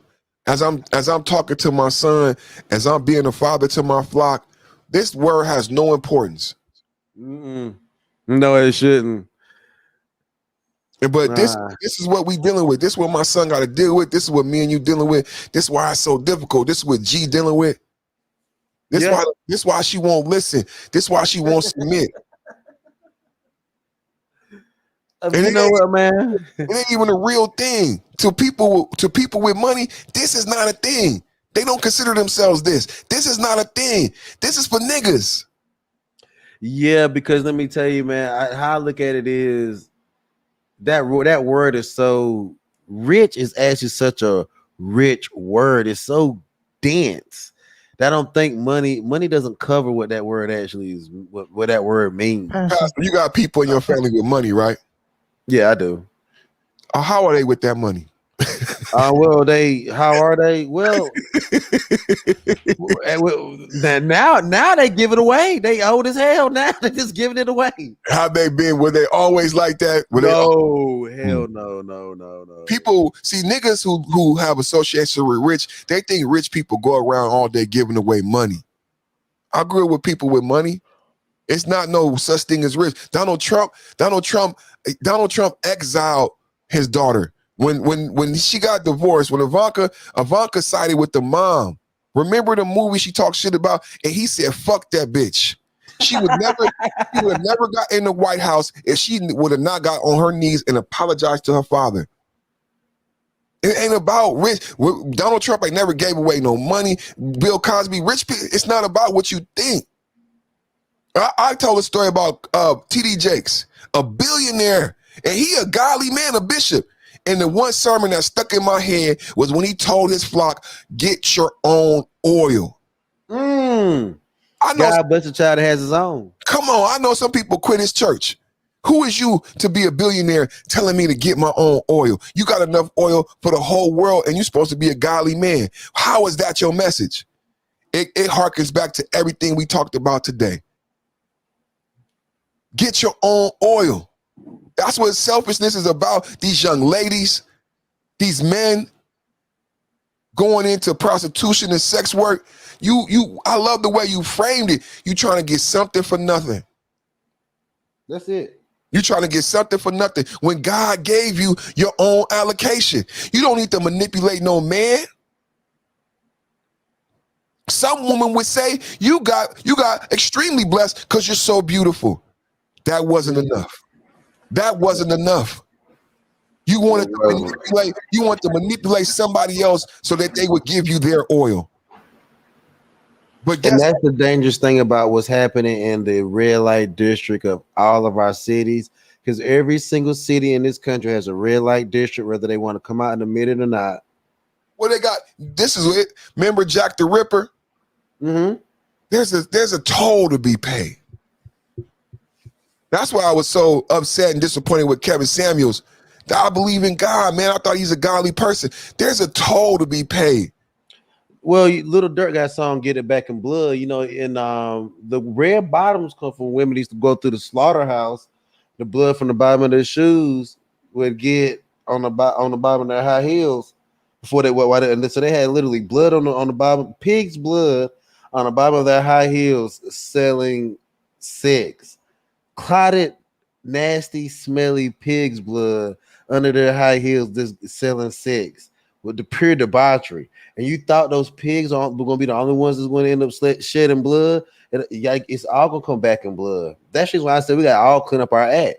The manosphere got to clean up his act. Niggas out here touching these little kids in around here, I'm not in these spaces that me and you in, but in these other spaces, fucking around with these kids and stuff like that, they got to clean up their act because it's going to be back in blood for them.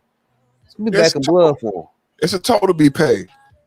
It's an exchange in life. I mean, that's something you learn real early in life and death and in birth. Everything is transactional. When you being birthed, your mama going through pain, she almost dying as you being born. In your first existence, you understand that this is a transactional life. You got to cry and scream for her to put the titty in your mouth. Everything is a transaction. There's a toll to be paid. Women want to get pregnant and have a baby, but you know what be happening with a lot of us, like with me and you, Pastor, your breakup, my breakup. Women not prepared for the price. No, they're not. No, they're not. Hey, Pastor, you still got the link to that Black Superman video. Oh yeah, you know, I got Black Superman. That's because I grew up with. Perfect. Did you watch that? Nah. I saw yo, Perfect. I'm gonna share it. I want to share because he told me I could share it. I grew up with this dude. Please. I grew up with this brother that he's an aspiring actor and I just like to share the brother work. You know what I mean? Let me pull him up. I gotta find this shit. Oh, Black Superman. That's some crazy stuff, Black Superman. All right, hold on. I got Black Superman. I got him. Let me check this out. I just want to be taken care of. Don't this sound like a Tinder profile? I just want to be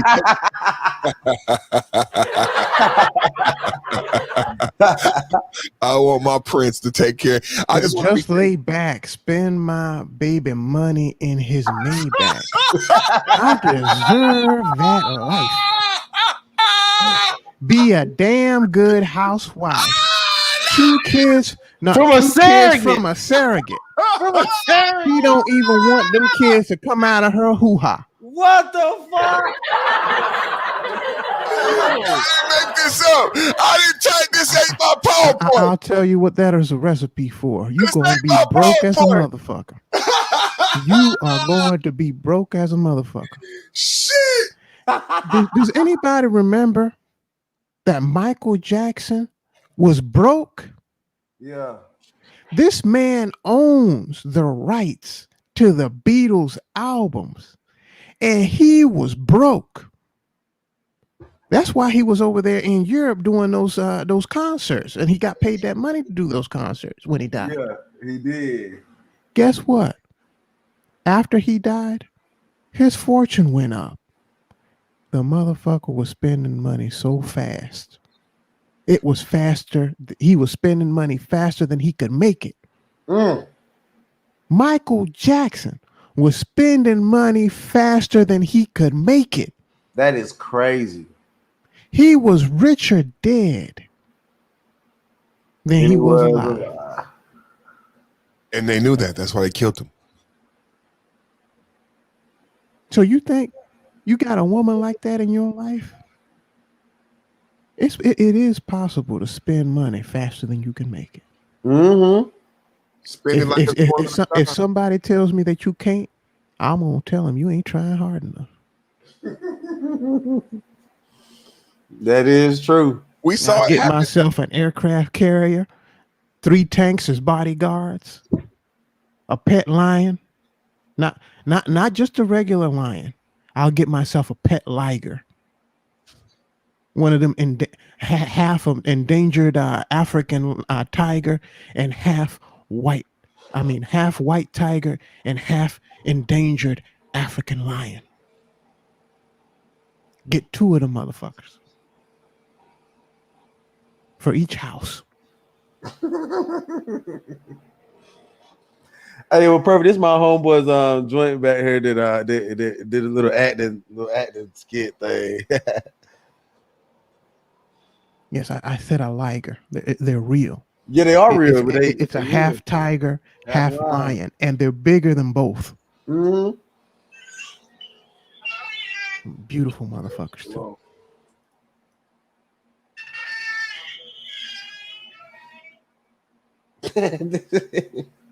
Oh, I wanted to say this. In Texas, you can actually own tigers and lions. I think you can get one for like $500. You can. Let me tell you, man. Texas be selling all kinds of shit, bro. You can actually get an alligator. You can get an alligator too, but they illegal to have, but you can get them real quick. An alligator. Yeah, you can buy an alligator down here real fast. So I just said something about you being able to own a tiger or a lion in Texas, and you only spoke up when he talked about alligators. What's wrong with you? You can get one for $500, man. Hey, hey, bro, I gotta share this with y'all too, yo. There was a neighborhood in Texas where somebody's tiger got out. Oh, that shit was bad, bro. They were fighting that nigga and everything. Yo, I gotta show. Hey, let me show this to you though, real quick. Yeah, this is my homeboy joint. Look, I'm the number one reporter in town. You better make this happen. Can I use your phone? Can I use your phone? Are you really serious right now? Superman! Superman? Yes. I knew I recognized you. You lost land. Yes, the number one reporter in town. Okay. Superman! Black Superman, where are you? Black Superman! It's kind of long. It's taking a long.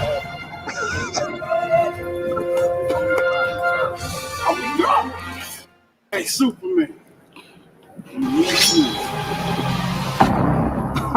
Bo did. You know him or something? Is that your arch nemesis? Like, No. what is this? We just got the same baby mom.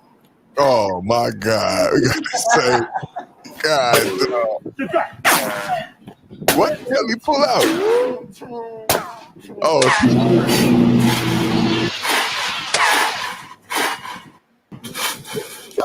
Was that your bro? It's all in a good day's work, man. Yes. That'll be $20. Cash, call, credit, debit, EBT. You gonna pay me? I ain't giving you nothing. Nada. Read my lips. Zero. Nada. Okay? What? Brother, get up, brother. Brother, I'm sorry, brother. I did you wrong, brother. Take care of your kids. I'm gonna do you a favor today. I like Black Superman doing you a favor. Carry on. What are we doing? Superman! You ain't shit! You ain't shit, Superman!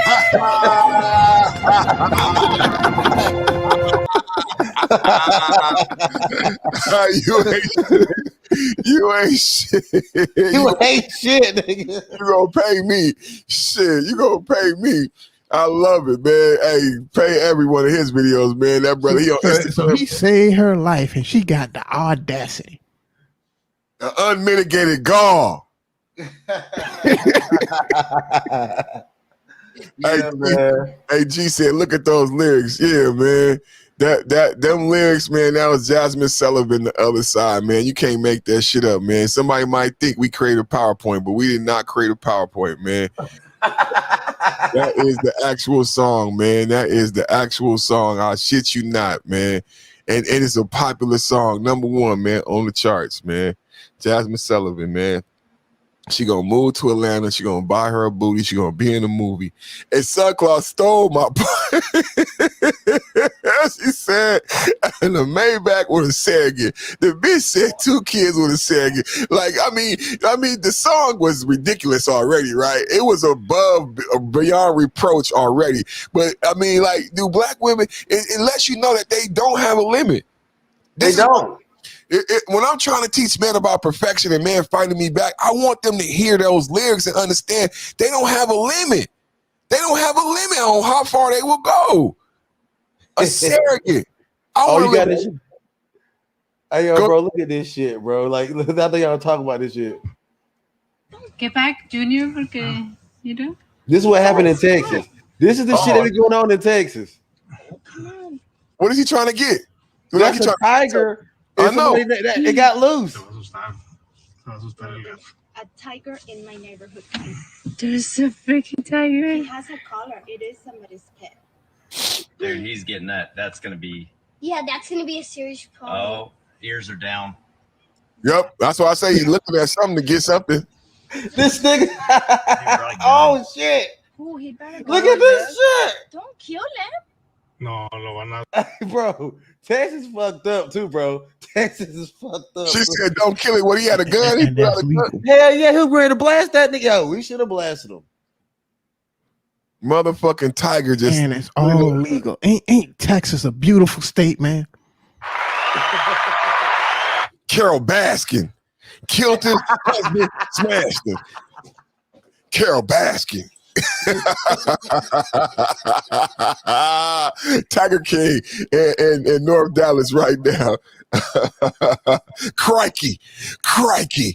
Here we are in North Dallas suburb, Crikey, and we see the elusive North Indian liger attacking a nice North American feline. What Cam say? Cam said that's why her album is called Hoax Tales. Hotel. Oh wow. I didn't know her album was called Hotels. Yo, but it's like we laughing, but past the $40 can have a personal. I got personal anecdote. It's not really they really doing this. I know. Oh, yeah, they are. But this girl got more than one friend of hers on Instagram that been in like viral videos that live in Atlanta, that came from California, and it's more of a trend. That's what was so dangerous with what Kevin Samuels said, because there will be a young, beautiful young lady who listens to Kevin Samuels' mathematics and says to herself, well, if he's telling young men that it's okay to purchase, it must be okay for me to be a professional sex worker. Mm-hmm. And they're doing it all over the South. They're moving to Atlanta. They're moving to Charlotte. Is huge because it's a big financial hub. So it's Charlotte, Atlanta, Greensboro, Raleigh, Dallas. And what's waiting for him? You know what's waiting for you, baby girl? Mercedes Monroe. That's what's waiting for you. Mm-hmm. Don't listen to Kevin Samuels. Don't listen to these squares from Delaware. They have no idea. My grandmother ran a brothel. They have no idea. You lay down with dogs, you come up with fleas. You will have demons and scars that you will never leave your life. To this day, that shit fuck with Cardi B. Thank God that she's a Catholic and she repented, but she still talks about those stories because she tries to make them seem like fun stories to you. But no, those are scars. She ain't gonna never get rid of that time that she spent in that strip club. And it wasn't that long, y'all. It wasn't that long. It was only a couple years, and it stained her life. And you know what? The most messed up part about her is she ain't gonna tell the real stories. She not gonna tell. She ain't gonna tell them real stories of when they took her back there into that private room and somebody pulled a piece out on her. Yep. Gave us and made her service them. That ain't glamorous. That's why she ain't gonna be talking about the real shit that these girls need to be knowing about. Kevin Samuels That's some foul shit that happens. Kevin Samuels didn't say about Cardi B getting people drunk like my son and then robbing them. Remember when she said that, y'all? Mm-hmm. She proudly said it. And you can tell she used to play with her nose because she always flicking up under her, pushing her nose up under that. At one point, she had a coke habit. Well, man, we already been in that world. That's what the trick wanted that. Mm-hmm. And the trick ain't from New York. I got it. We gonna get a hotel room. I got everything you need. She is the hustler. I got all of that, and I'm getting the trick off of all of that. And she said we would get them lit and we would rob them, Peter roll them. That's what she meant by getting them lit. He would get super coked up, super drunk off that liquor, and he smoke soon. He'll smoke a little bit, snort a little bit, drink a little bit, and like she said, he was so messed up that she bring in other people to perform, right? She said she did exactly what Jasmine was talking about. Rather than perform and have that baby, she would get a surrogate. Cardi B said rather than have sex with this guy, she'll bring in lady boys for him to mess with. I believe it. But and she did it herself too. She said she did it too. She did it too. She said her and her best friend used to suck dick together. She said, I miss her. That was my best friend. And she talked about it like they used to enjoy these things. This was her pleasure. The girl she was living with said she kept a monostat in her bag. Like she just stick some monostat cream up in that thing because she don't know how to smell. She said Cardi B had one of the roughest smell of a pussy she's ever smelled for any roommate she's ever had. She said this smell rough. And these women can still get pregnant, and somebody still got her pregnant. And Kevin Samuels is telling my son that this is the thing to do. And somehow you can have sex with this woman and just pay money and just get sex. Why would he say that? Everybody know that's not true. You gonna tell my son, oh yeah, it's cool, just get your money up. You could just go buy the sex and get the sex and leave. Come on. Well, is there any man in the goddamn chick? Can you just buy sex and leave, son Claude? Can you buy sex and leave? Oh, thank you, ma'am. I'll be back. It's been proven on multiple levels. You got pimps and Johns down here. They got babies with these hoes. And another thing is, our next, I'm going to tell you, we're going to go at the lead attorney next. And Kevin, we've been talking shit about Kevin Samuels. We're gonna go at lead attorney too, because he's in here and hasn't said a word. He hasn't said a lick of legality.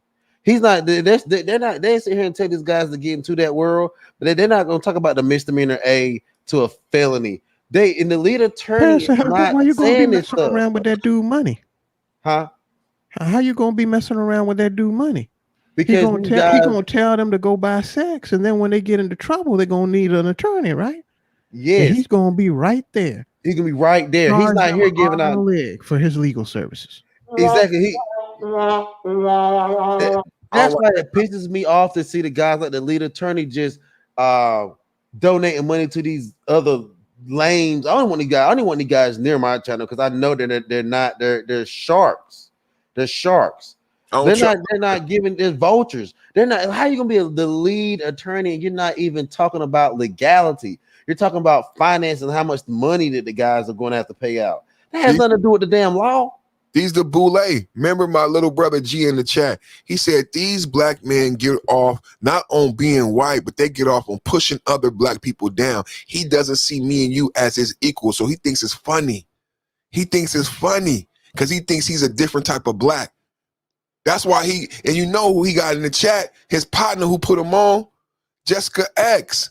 That's that 4.0 shit. I don't fuck with none of that 4.0 shit. He got Jessica X in the chat. Jessica X got a wrench, and he always be giving her props. That's a whole circle over there. And it's a circle of money. Cause they over there, they some Baptist preachers, and they got a lot of black men over there donating consistently. Who are fools to the slaughter. They want to be. It's this thing about a group of black men. It's a group of black men that's gainfully employed that just want to give their money away. And it's always been this group of people, and it's been certain sectors of America's job to siphon that money out of those black men and kill and move everybody out the way. Bro, I've seen it every Sunday at church. These niggas seed of 100. You sow a seed of $100 if you want the Lord to bless you. Right. But they don't ask that how many times? 6 times he didn't ask you to do that shit on Sunday. He didn't put that Paxton play the line 3, 4, 5 times. And they splitting up that money after the sermon. My grandma be right there in the back counting up that money. After she didn't put the money in, yeah, it's the same thing as the 3-card money. You see, oh, Sister Johnson put in $600. Who gonna match her $600? Well, Sister Johnson is splitting up the money at the end of the night too. Y'all didn't know that, huh? Mm-hmm. Man, this is that's just why I'm glad to see so many cats separating from that bull jive. Because the directors, man, the church got a board of directors, man. Y'all don't even know that. The church got a CEO. Y'all don't even know that, man. Church. I'm gonna be quiet, man. The church is hustling.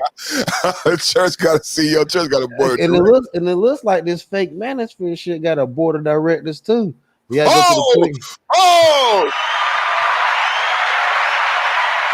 on now, Sucker G. This boy talking too much now. You gotta go to the Queen Bee. Say that shit on my channel. Don't come over here and say that shit on my channel. Man, where's Gerald when you need him? You gotta go through the Queen Bee. You gotta go through the Queen Bee to get on.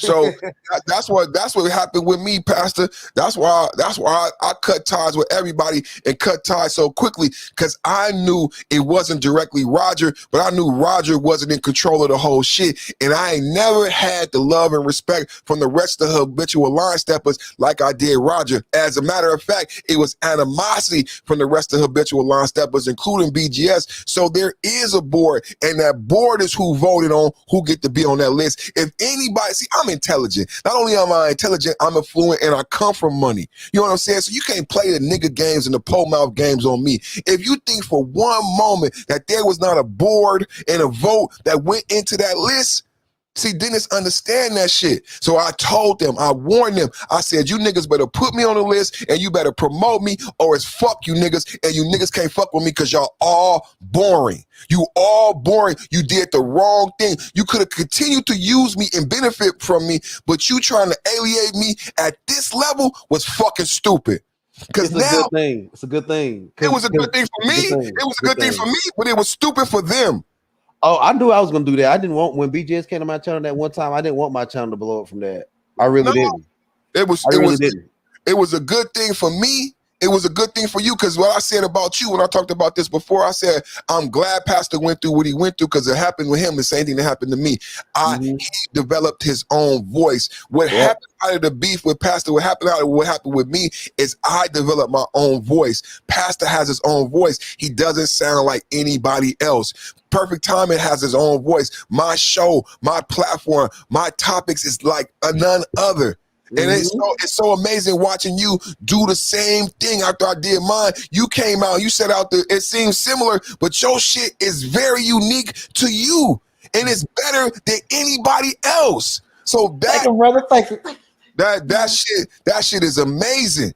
That shit is amazing that after all the controversy and everything and all your growth, the end result is this high quality content YouTube channel. Now, Black Man Cat got to be able to swallow that. Regardless of whatever my little brother went through in his personal life, the end result is this high quality content YouTube channel from a Black professional. What's wrong with us? Well, I did what I told him I was going to do from the beginning. I said I was going to bring reality to virtual reality. And that's what a lot of my grievances was that I tried to voice with them. They had talking points, but they didn't have a lot of reality. It's not really warm. You can go from channel to channel to channel to channel hearing these talking points. It's not really warm though. It's boring. It's boring, and they're talking and they're not intelligent on the subject matter. No wisdom, no intellect. There's just a conversation. It's a bunch of niggas trying to sound smart. And what I love about the young man coming into the space is because I was bitter. I sound bitter as an older gentleman, but I love the younger men coming in like Bronzeberg yourself and exposing these niggas for being just that. Like, bro, you sound stupid. I'm 30 years old. I just graduated college. Do you know what the fuck? Like Soul Shredder, these guys who are really intelligent and young, like y'all can't, like you can say to me, oh, you old, but now you getting the skirt lifted up. These 30-year-olds are smarter than the Mr. Fantastics and all. I don't like these guys, man. The little big names. Now the 30-year-olds is looking at y'all and y'all been sounding smart to the dumb 40-year-old. To the 40-year-old who ain't never had a woman or something, he been listening to you. But the 30-year-old can't see why people listen to you. They really can't. Bronzeberg can't see why people listen to you. You sound like an idiot to him. You don't know what you're talking about because he actually has intelligence on the topic. You can only do this to a certain segment of Black men, and that segment is getting smaller and smaller. Yeah, because it's hard to do that because you got Black men talking about being world citizens. Right. Then you're trying to tell them about how some hood shit go in their neighborhood that you don't even really know. Like what really, and I really had to call this out because we put pressure on cats too. We make cats answer questions on their own shows, and we ain't even said nothing about them. Because you had a cat that talking about something. Well, I'm around these kids because I want to show them how to be husbands and wives. And I'm like, but you ain't that. So how can you show these? We have a lot of people with talking points. That's what Coffee Nino taught me. That's one of the things that led me off of that, man. Because Coffee Nino said that to me so politely, like, how can you do that when you not that? And then the lack of respect for Thought and for She. Like, she been married 14 years and he married a single mother. He needs to have more respect. He needs to have more opportunity to speak about that. When she comes up and speak, he gives us perspective on a particular topic. But what I like for she to do here is really give his testimony on that, because that's what's gonna help my son. That's what's gonna help the man. How many people know he married 14 years successfully, married a single mother, how he went about getting that wife? Every time he talks about it, I learn more. Thought having an 18-year marriage. It's a reason why Thought wanted to bring about and talk about female nature. I still recall the day he brought that up on Roger's panel and nobody being able to accept it. And now, after I learned that he was married for 18 years and I thought about my uncle raising girls, he has an intimate knowledge of women. When you are married that long, and if he has daughters, then he has intimate knowledge that other men like Black Uru got about women that you do not have unless you've lived with them and raised them for 20 fucking years. So, and that's the thing about it is, and that's one thing I've learned that I've tried to do on my panel. I meet people exactly where they're at, and I don't try to. I get them to speak to the subject as to the best they can, but I really would like them to talk about just how they like. If you come up and you pull up and you completely disagree with the subject, because you want to tell your life testimony. Like, prime example, she pulled up today and we was talking about some stuff.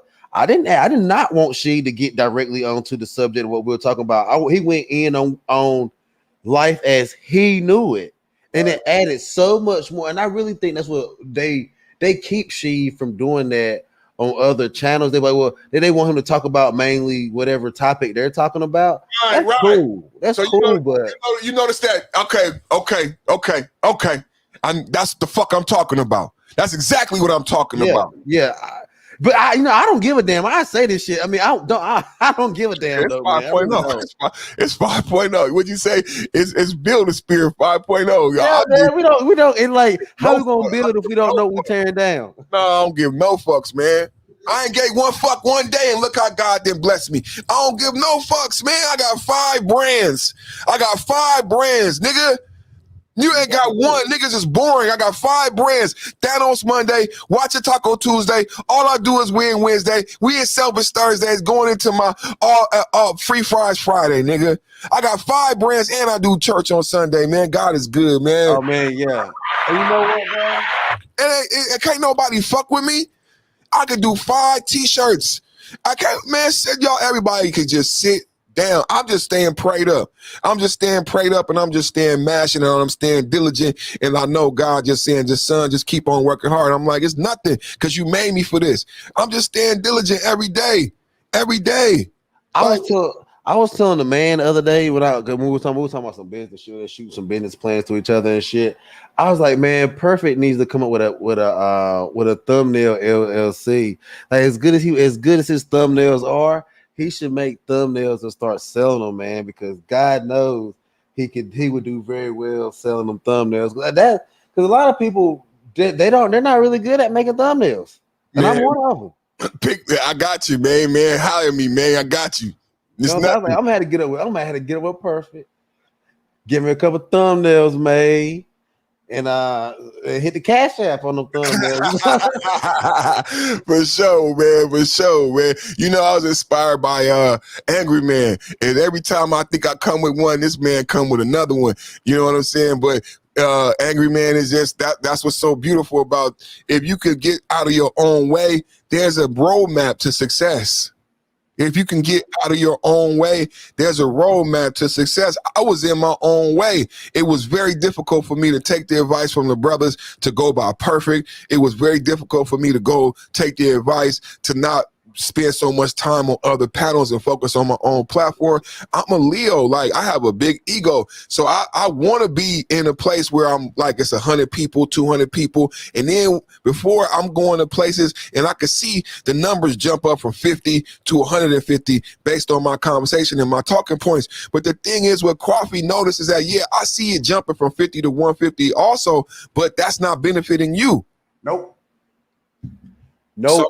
So even though it might be 2 in the box, 3 in the box, it's just God, just be diligent, son. You know what I'm saying? Like, let my pride go, let my arrogance go. Be okay with the building that I need to do. And then the building that he needed to do with me, that couldn't happen. Like I tell men all the time, you got to be alone.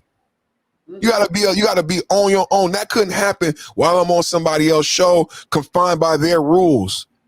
And that's the crazy thing about my show is I encourage, like, eventually Cam Robb is, if he hasn't already started making content, eventually Cam Robb's going to get a channel. And believe it or not, I think G may make a little bit of time for him a channel. And then so once we get guys, and then and then the man, he already got his own little channel that he grown, but he really can't YouTube like that. Which I make time to do it, but this is something that I actually just really want to do. But like eventually Cam Robb is going to get his own channel. SunCloud, you might, it's just going to get bigger and bigger and bigger and bigger, man. And it's just going to get bigger and bigger. And rather than break off of each other's panels and have all these breakouts and I ain't cool with this nigga no more, we're not going to have breakouts. We're going to have bridge outs. We're going to bridge out rather than break out. It's 5.0. It's just the beginning of 5.0. It's only going to get bigger. It's only going to get bigger and better, man. That's what that's why we created it, man. This said people ain't gonna remember this. A lot of people, when they see us with our 1 million subscribers, they're gonna think we just started yesterday. They ain't gonna know that we've been doing this and what God made in the beginning time. They're gonna be like, y'all always been YouTubers, or nah, they ain't gonna understand what was made and how it was made. These early battles, you know what I'm saying? I think it's a blessing, all of this stuff, because it reminded me that this is a competitive sport, that small businesses are competition. And that's why I took the perspective that I took throughout this whole thing. I didn't take the perspective. Some people might think I was upset or angry. No, I understood, like, who moved my cheese. Soon as my cheese was moved, I moved. Oh, I like it because now you got a not necessarily a rivalry, because I'm gonna move way past them cats. I'm not thinking about nobody. It's just like the book. Who moved my cheese? When my cheese was moved, I changed. I didn't stay bitter. I didn't do nothing to nobody. I hyper focused on my own content. Out of that came the 5 different brands. When I first made the decision, I didn't have a Perfect Man show, and I didn't have 5 different brands. That came out of my decision to focus on me. Who moved my cheese? I could have been upset and wallowing in me being left out and still go over there and be like, still giving my best on this panel to be like, well, maybe next time, some cheese will be here. What I realized and what I told Sheed is the cheese is never gonna come back. I said, Sheed, don't go over there no more, because the cheese has been moved. And what I found out from Sheed is they left Sheed off the list 2 years in a row. No. So what, Sheed, you gonna wait till the 3rd year for cheese to be there?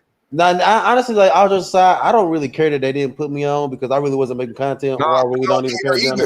I don't care either. But they should have put honestly, they should have put him on the list, because he not only does he donate, but he actually does make content too. So like he makes content, he donates, he's always there. I mean, he's all over. He shows everybody love around the manosphere. Man, who moved Here's my another cheese? thing he does. He always hypes up the panels that he goes on to. He does. He posts them. Who moved my cheese? That's all I want Sheed to realize, that ain't no cheese coming there. There's no fulfillment there.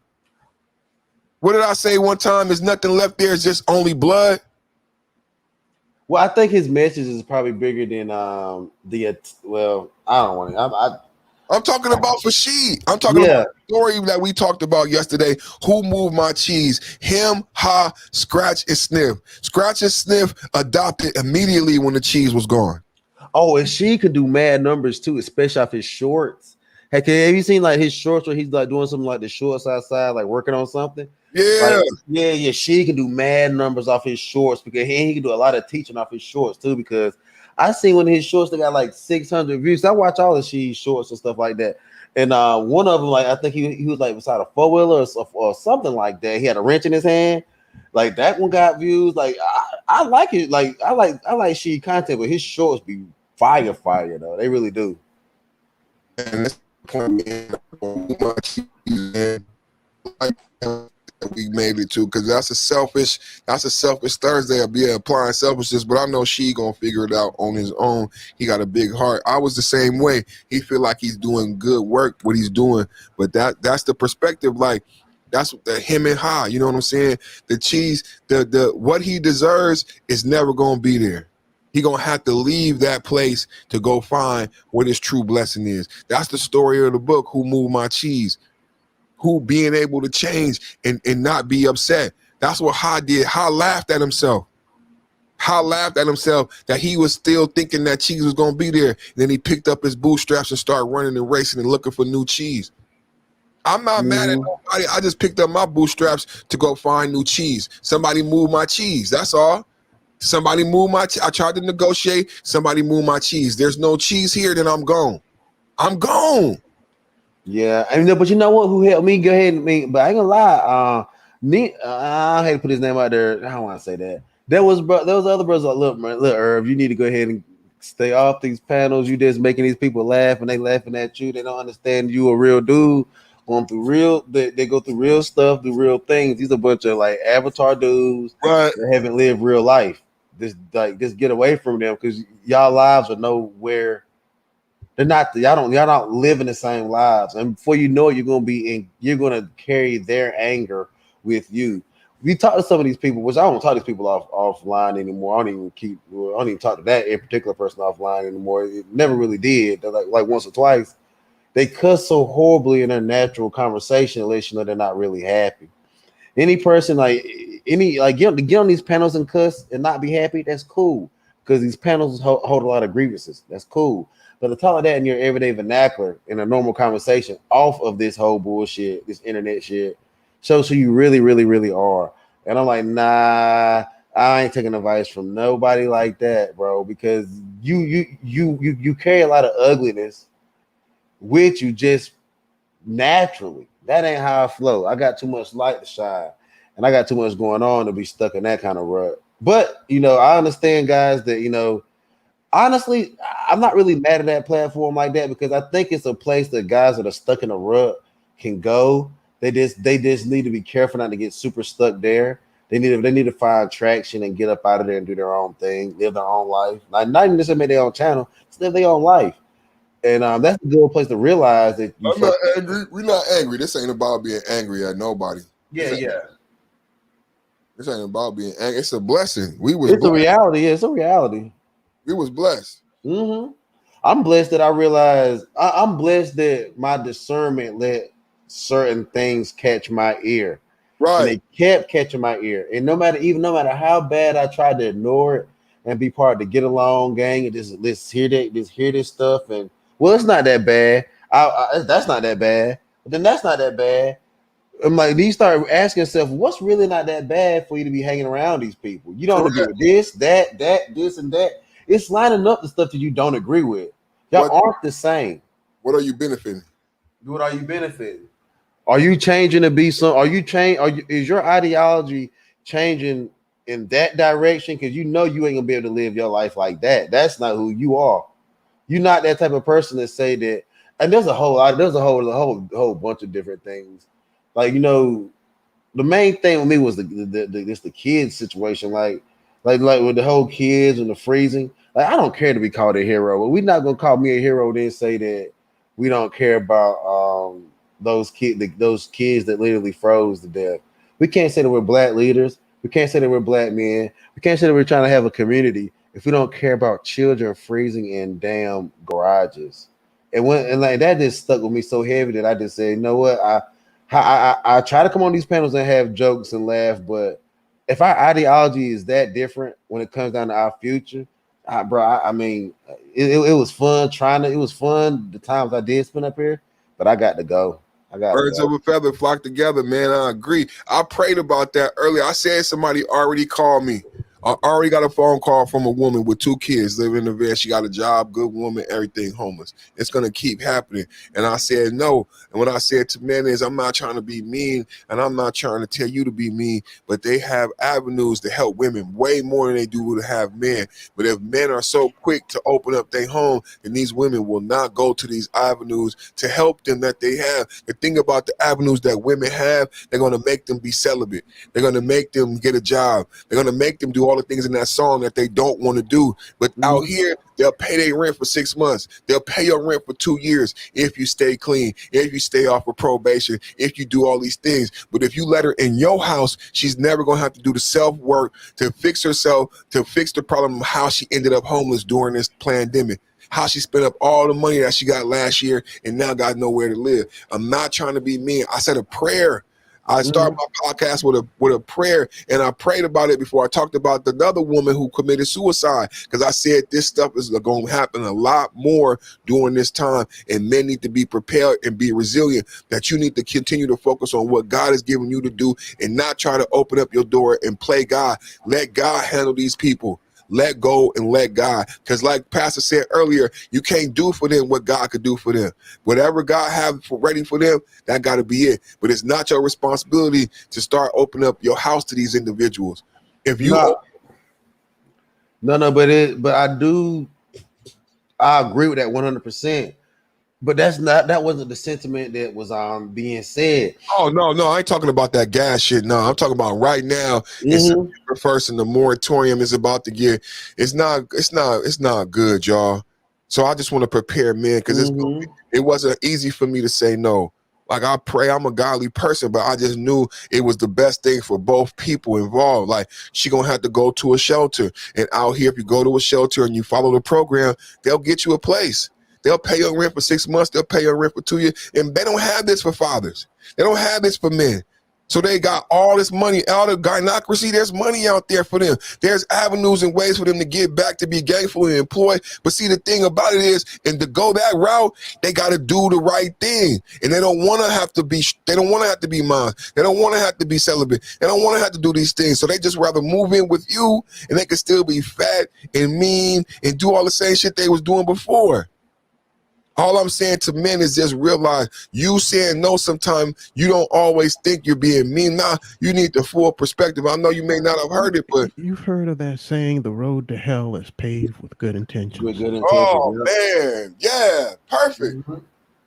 You see, you go ahead and you open up your door to her, and you're opening yourself up to consequences that you didn't need to even open yourself up to, because like you mentioned, she had other options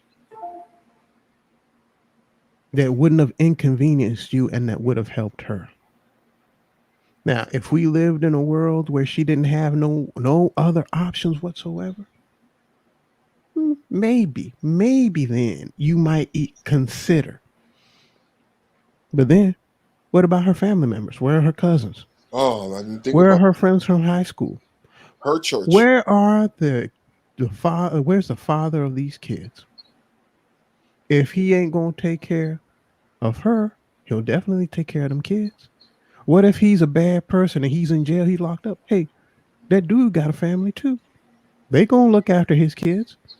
They gonna look out for their own. So again, it goes down and down the lines. Sometimes this goes back to that solution to problems. When you see a problem, there are solutions that you can implement, but each of the solutions that that you're thinking about implementing, they have pros and cons, and you have to look at what the pros and the cons of these solutions are. Excellent point. And I'm glad that you told her you have these options that men don't have.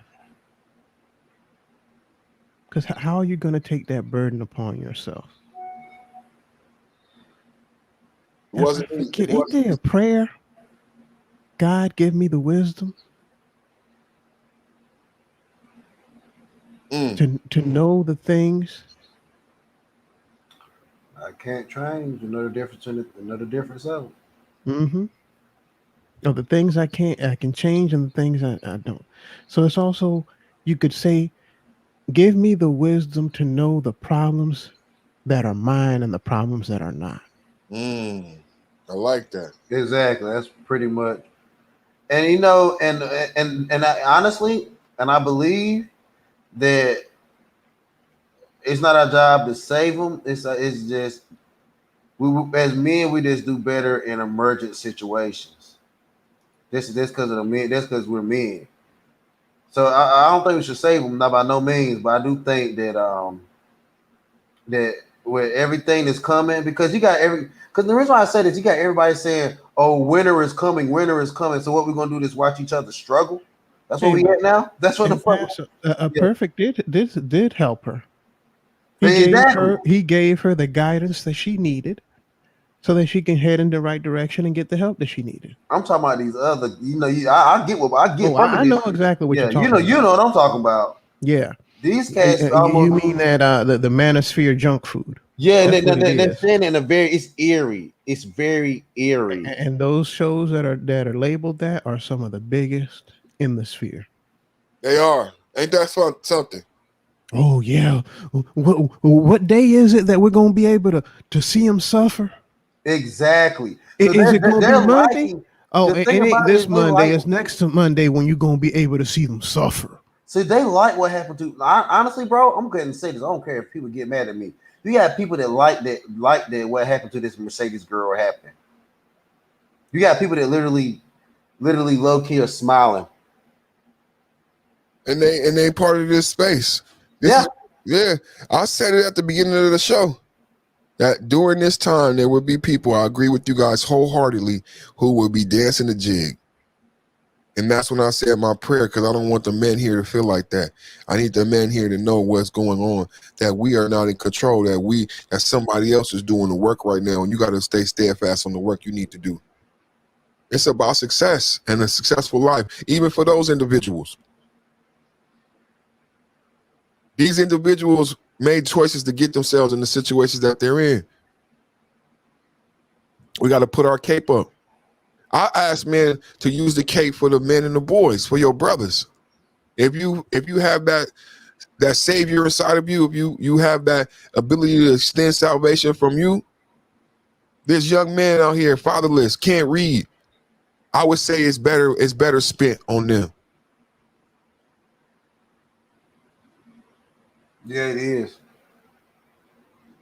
I don't want to discourage nobody from their calling. That's what I was saying to Thought. That's what I was saying to you. I feel it because I got the same thing inside of me. I would just say, when you have that savior inside of you and you've been called to save souls and to be that person, well, who needs it right now is these black boys and black men. And I don't want people to spend their time on futile efforts, you know what I'm saying? Because these women don't want to be saved. That's why we got to leave it to a higher power. Yeah. You'll waste your whole life and your time and your existence going insane. But these boys out here, these young men out here, these in their 20s, they lost. They looking for direction, man. That's why they come in here. That's why the space is growing. True, and but man, you know what breaks my heart, bro? Is when I ride around South Dallas and I look at all the homeless black men that are. Me too. They're not old, bro. Nobody's speaking about it, man. They're not old. Speaking about it, man. The same thing in Sacramento. I'm like, when did this happen, man? Because I've been working at Kaiser. I've been dealing with these no good women, and I wake up one day and everybody homeless is black and younger than me. That's disturbing to me, man. How? Because I'm 34, so that means there are people that are out there that are homeless that are 28, 26, 22, 20, 18. And when did it become an overwhelming, like such a large and abundance way? Where was they at before for the first 20 years? Bro, they ain't even got shoes on. They got, bro. It's like, is there really an underground city where these people are coming from? Because it's like, where were you your first 18 years of your life? You know what I mean? You know what I'm talking about? How do you get here? Where were you your first 20-something years of your life? Was you really living in an underground city? Did you go to school? Like, how does it? And then how are all of y'all black and male? That's what I'm saying. No, Like no. And this young is crazy.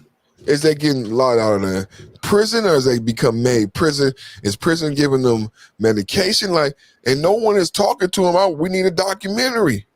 How and when and why did the homeless population turn into young black males?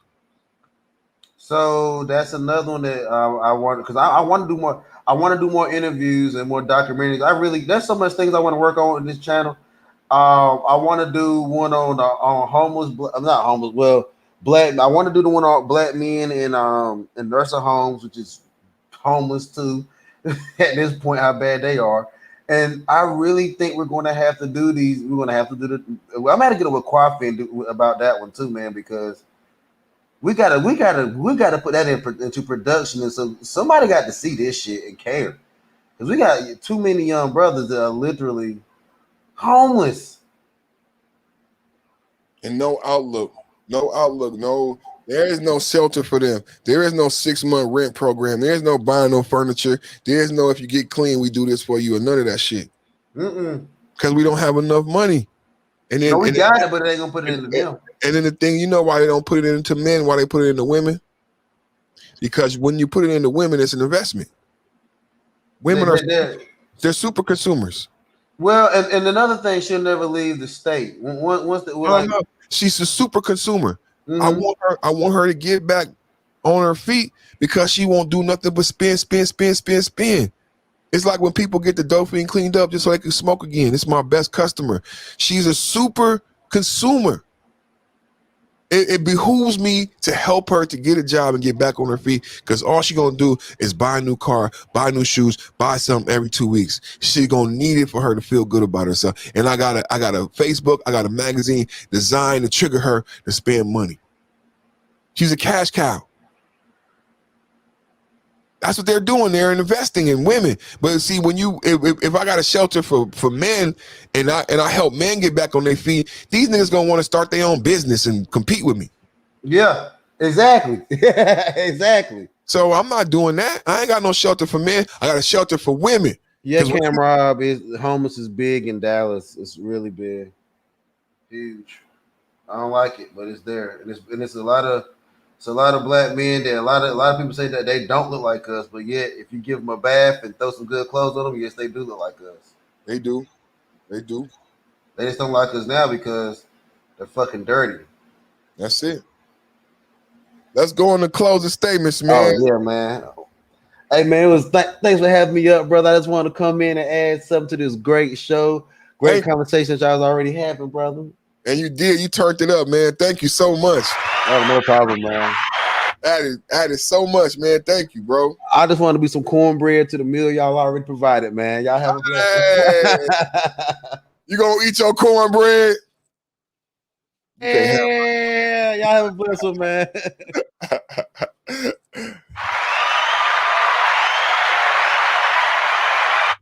Son Claude, another great one in the bag. Selfish Thursdays, man. How you doing, man? How you living, man? How we gonna close it out? I'm doing good, man. Get on the close, Son Claude. I pray that people be listening to the whole show, man. It'd be powerful. I thought you were going to end the podcast early, and then came in Passer for a second wind. Yeah, keep going into the straight. I put a link in the back chat. I don't know if you have Audible. My son has it on his tablet, so I have Amazon Prime, and he has it on the device. I don't have an adult device. Okay, you know what I mean. I put in the back chat a book called "Doing Good Better: How Effective Altruism Can Help You Help Others Do Work That Matters and Make smarter choices about giving back."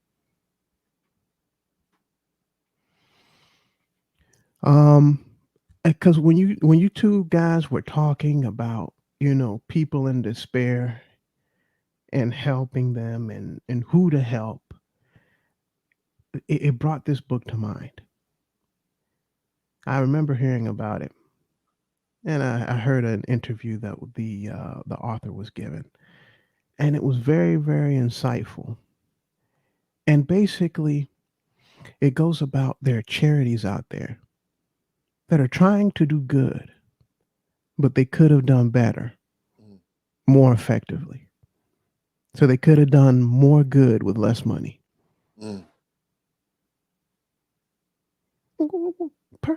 Smart man. What does it have to do with anything? There are a lot of things in life that can be done more efficiently. And one of those things is helping people. Sometimes it's helping a family member, a friend. There are ways to do it better and more effectively.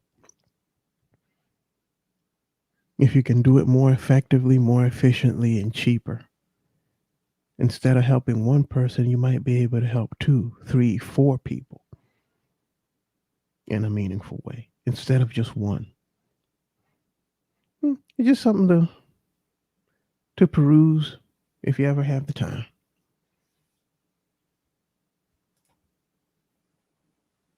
Look at Coffee Nino. Coffee, you want to come up and say something? We trying to close. Coffee do this a lot. I think Coffee be at home. Coffee be chilling like, hold on, y'all. I know he didn't come up because yesterday he was distracted. Yeah, he wasn't able to get his stuff done, so he needed to focus. Coffee, you got something for the close? You got some closing? He said, Pastor did bring up using coffee in the documentary. That'd be a good idea.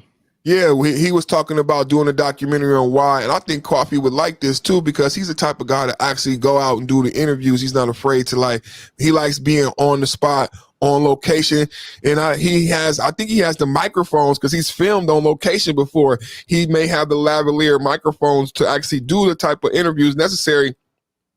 But the what we discussed is in Dallas and in California, how and when and why did the population of homeless become young black males? What I said was one day I woke up after working at Kaiser 15 years and being married and a divorce, and all of a sudden I noticed when I woke up that all of the homeless had turned into black men who were younger than me. And I said, well, how did that happen? How did that happen? How and when did that happen? And Pastor $40 said, that would be a great documentary. I got to holler at Coffee about that because he wants to do a lot of documentaries. And he said that would be a documentary that he would like to do. What Coffee say?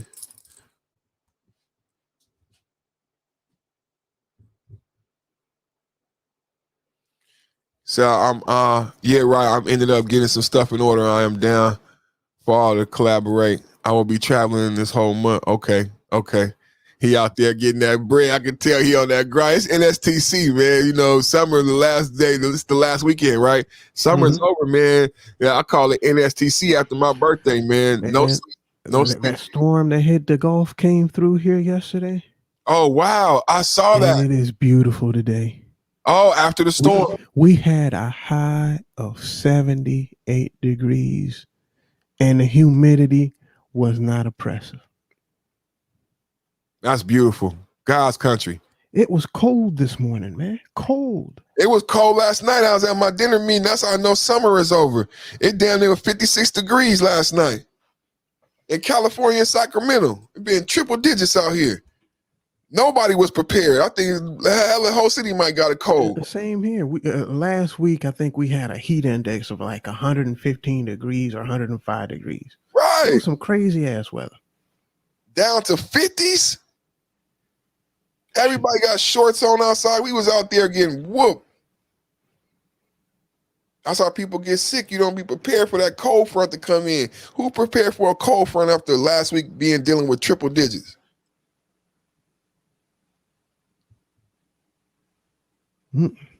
But what else you got, son, Claw? Get out of here. Well, we've been everywhere today. I've been everywhere. And that last part, I think that you put out there is probably one of the most important things on today's podcast. because I've been in a situation. My mom was homeless. She was in a shelter. Foolish, I let her come live with me. Oh shit! It's all gonna be good. It's gonna be good. It was okay at first. I had forgotten because I had gotten old. I think I was 20, maybe 25, 27 at the time. So I had forgotten all of the pleasures and delights of having her company.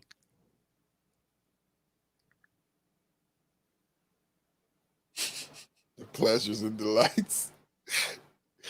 Oh shit! It got to a point where I would get home from work. She would say hello to me. I just go straight to my room. I couldn't even talk to this woman. I come from a background where you're raised to respect your parents and to honor your parents and all this other stuff. You know what? The stuff that she had put me through, I could even barely stand and look at her.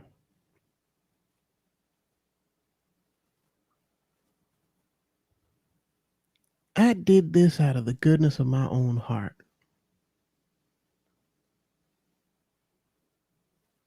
And there was entitlement, as if I'm the one who's responsible. You owe this. You're not my kid. I didn't bring you into this world. And just because you did doesn't mean that you can disrespect me in my own home.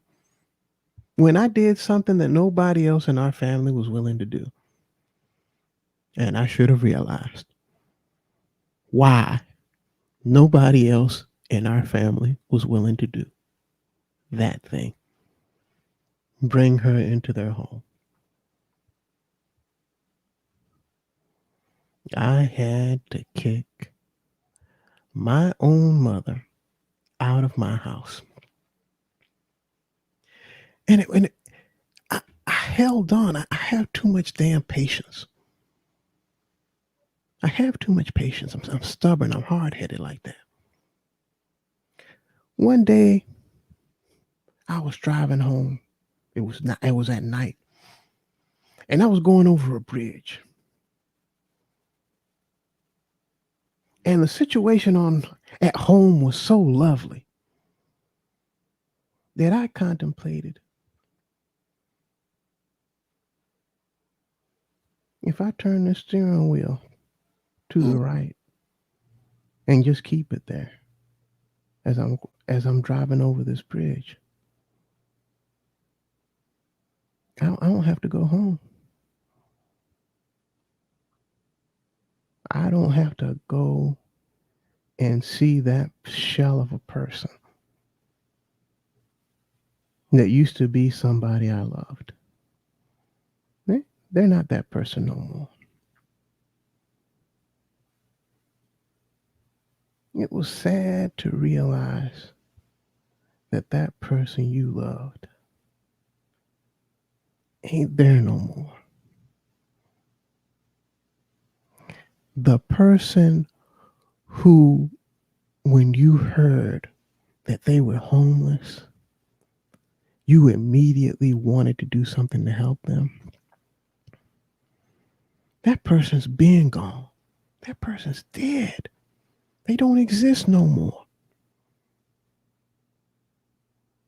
Every time you come home, you look at this person and you asking to yourself, who are you? Where's my mother? Shit. Every time you deal with them, you feel that like a cold blade sliding between your ribs and piercing your heart. And as your heart beats, you can feel your heart as it beats, gliding along the edge of that knife that's stabbing you in the heart as you look at this person.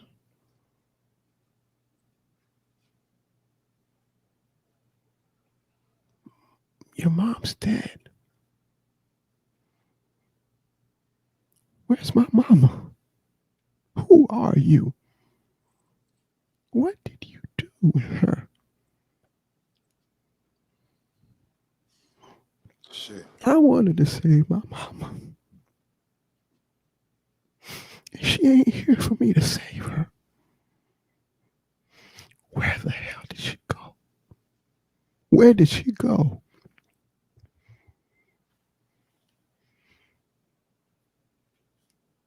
It's hard, man. It's hard.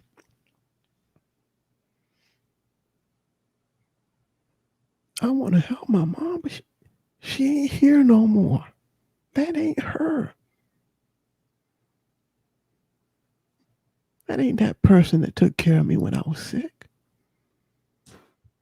That ain't that person who I knew was so generous and so good-hearted, who worked so hard for so long. This person right here before me is using that memory of the person that I loved to take advantage of me and use me.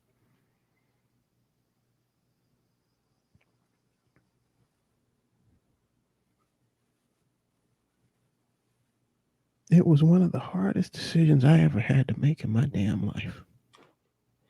Saved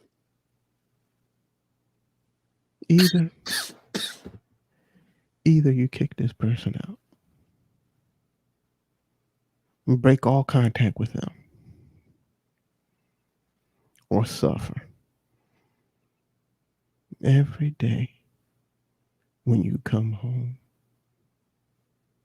You just see that dead memory of that person that you once loved.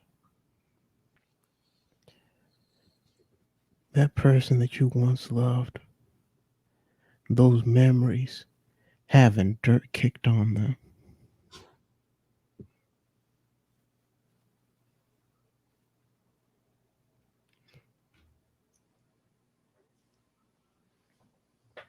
She won't there no more. Something happened along the way.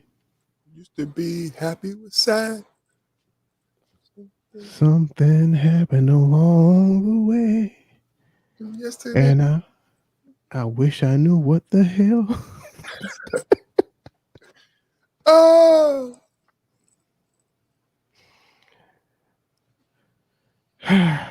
Growing pains. You see? Growing pains. It might be your brother, might be your mother. It might be somebody you love. And that person that you used to love, the memories are all that is left. The person that you loved, that you cared about, and the person who cared about you is dead.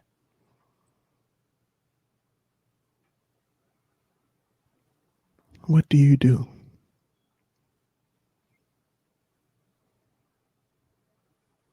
What do you do? Do you try to keep on reviving these memories of days gone? And while you're doing that, you're slowly dying. You're dying a slow, painful death. Your mind is being broken down. Or do you cast those memories aside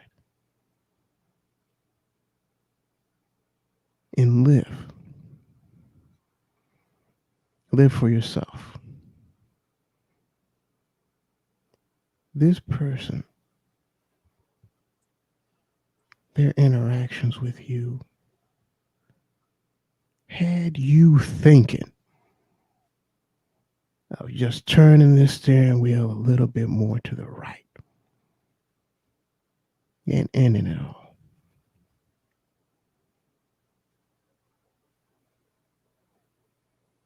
And you were trying to help them, and yet they're trying to help you into an early grave. You can't tell them shit. They don't listen to you. When you bring your concerns to them, you're mocked.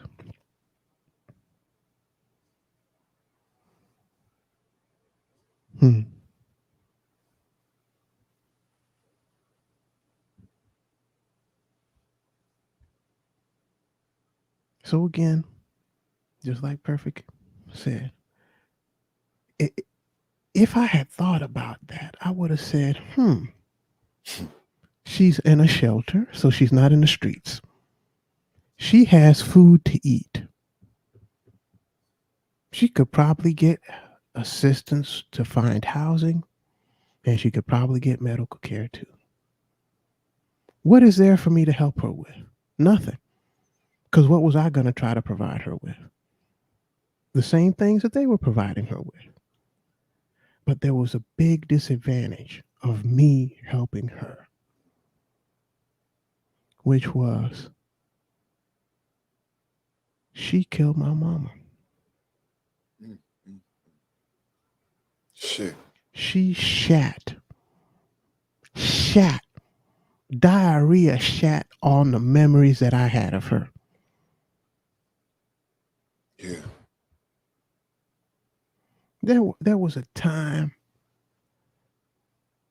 that I was going hungry. I was overseas and my parents were in a different country. And the only reason I made it through was because I was thinking, man, one of these days I'm going to be back with my mom and I ain't going to have to put up with this shit. Those memories kept me going.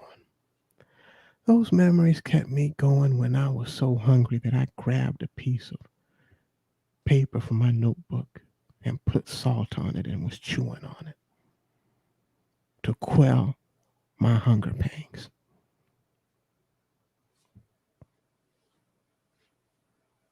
And those memories that helped me get through that shit, they're gone, man. Oh, they not gone, bro. They not gone.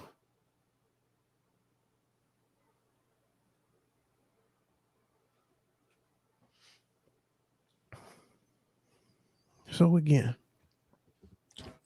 they like listen to the end of the podcast and what Perfect said to that person who was seeking help from him. There are burdens in this world that are not made for you to carry. You need to understand what are the burdens that are meant for you to carry and which are the ones that you let God carry.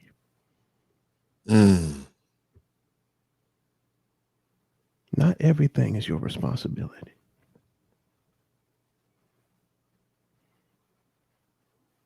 All right, perfect. I'm gonna wipe away these lessons, man. this precipitation that is condensating around the edges of my eyes,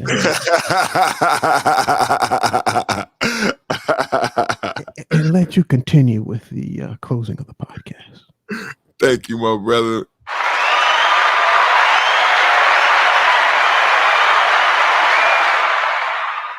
Man, that was a hell of a testimony, man. That was a hell of a testimony, man. Cameron said that's deep, man. Yeah, we really blessed to have Son Claude part of this. I said in the beginning, and God gave this to me the other day, I said it's not the Perfect Man show without the men. All of you guys, Cameron, Quappy, Son Claude, Dark Green, I got Mike Wolf, G Serotonin. It's like, Oh, yo, Rogish and Toya live right now. I'm going to go over there and support them. Everybody go support Rogish and Toya live right now. This 5.0 cool table thing, man, my brother just gave a testimony. Talk about, you know how they say, let them land. God has blessed us in this space to create a platform and a space like Kwafi will come up and give a testimony. Bruce Almighty will come up and give a testimony. Intimate details about their life to give you basic instructions before leaving Earth. This is Bible. That's all. This is Bible.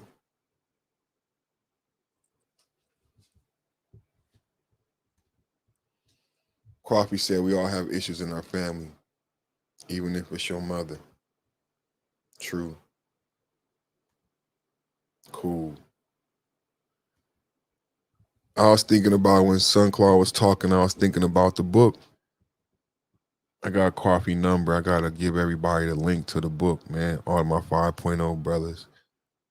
I want you guys to be able to hear the whole audio book. Coffee got a collection of Robert Greene. Coffee might got Who Moved My Cheese, but you can find it on YouTube. It's an hour. I need you to listen to it, Coffee. Cam, listen to it. Everybody 5.0 cool table. That's the homework. Who Moved My Cheese? It was such a powerful story because a lot of times what black men are dealing with is our blue pill upbringing and our inability to pivot mentally. Our blue pill upbringing has us loyal to people who are no longer loyal to us, and we are unable to pivot. We become comfortable. This loyalty creates a comfort. I didn't know the loyalty and the trust was a comfort. You become complacent in loyalty and trust. I trust you. I love you. And you don't do a complacency check. You're not checking to see if this person is loving you back. Black men, a lot of times we loving and we trusting and we believing, but there's a comfortableness in that trust and that loyalty and that love.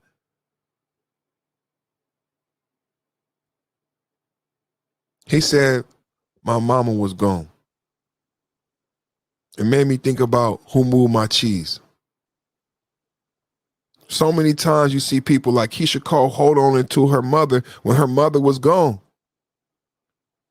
It ruined her whole career. Keisha Cole had other cheese. God gave her, the person who raised her was so, she could have just left that woman alone and realized that her mother was never coming back. Her mother was never coming back, and go find new cheese.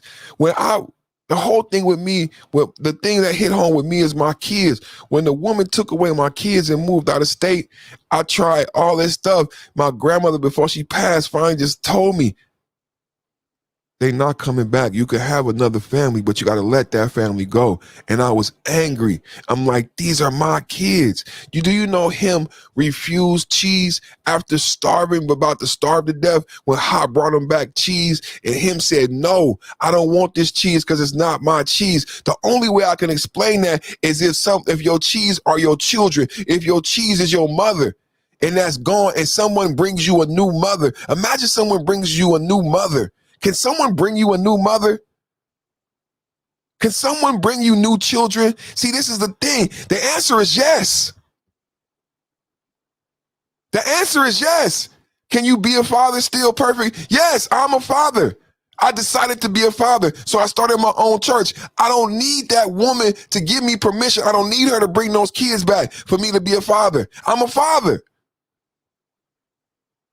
I know it's a complex concept, but I got to drive it home like that. Your mother could be your cheese, and God can provide you with a new mother. I know that sounds fucked up. Him did not want the new cheese. How you gonna bring me new kids? How you gonna bring me new kids? These are my children. I raised them. They from my loins. I named them. I cut the umbilical cord. My kids, my cheese. Y'all hear it? My kids, my cheese. My mama, my cheese. You can't replace my mama. If you can't replace my mama, you can't replace my cheese.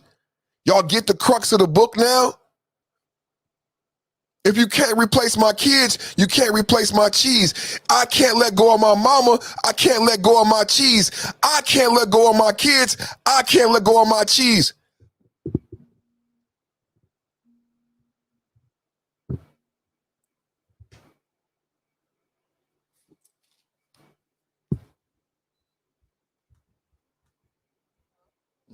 Give me some money. Every day that I wake up, I'm getting my cake real long. It's time to wake up everybody that was sleeping on me. I feel like these people been snoozing on y'all too long. I wanna know why they sleeping on me. I wanna know why they sleeping on me. I wanna know why they sleeping on me. I wanna know. Been getting my weight up, been chasing my paper, been sleeping on y'all too long. I keep it 2 players, say motherfucker hater for Dallas, say I'ma put on. I'm through with the favors, if you ain't able, then you just need to move on. What can you bring to the table? Bitch, you faithful, bring me some paper, come on. Ain't tryna hurt out the side, I'm talking about your problem, I go through shit on my own. Say when it comes to my partners, say cause I'm riding, whether they right or they wrong. Ready to load up the chopper, clip long as bottle, shoot up some shit and get gone. I promise you, nigga, we got her, yeah, we can squad, I promise you it won't take long. Yeah, my internet roaring, hop in the foreign, bust me a nut and get gone. Say, little baby, you gorgeous, hop in the Porsche, we gon' rejoice to this song. All of these bitches annoying, want me to spoil them, asking look yellow for long. Yeah, let me trap out your apartment, get that bitch scorching, I'ma bust down me some bowls. Yeah. All I really wanna do is just give me some money. Goddamn right. Every day that I wake up, I'm getting my cake real long. What you tell them, yellow? It's time to wake up everybody that was sleeping on me. I feel like these people been snoozing on y'all too long. I wanna know why they sleeping on me. I wanna know why they sleeping on me. I wanna know why they sleeping on me.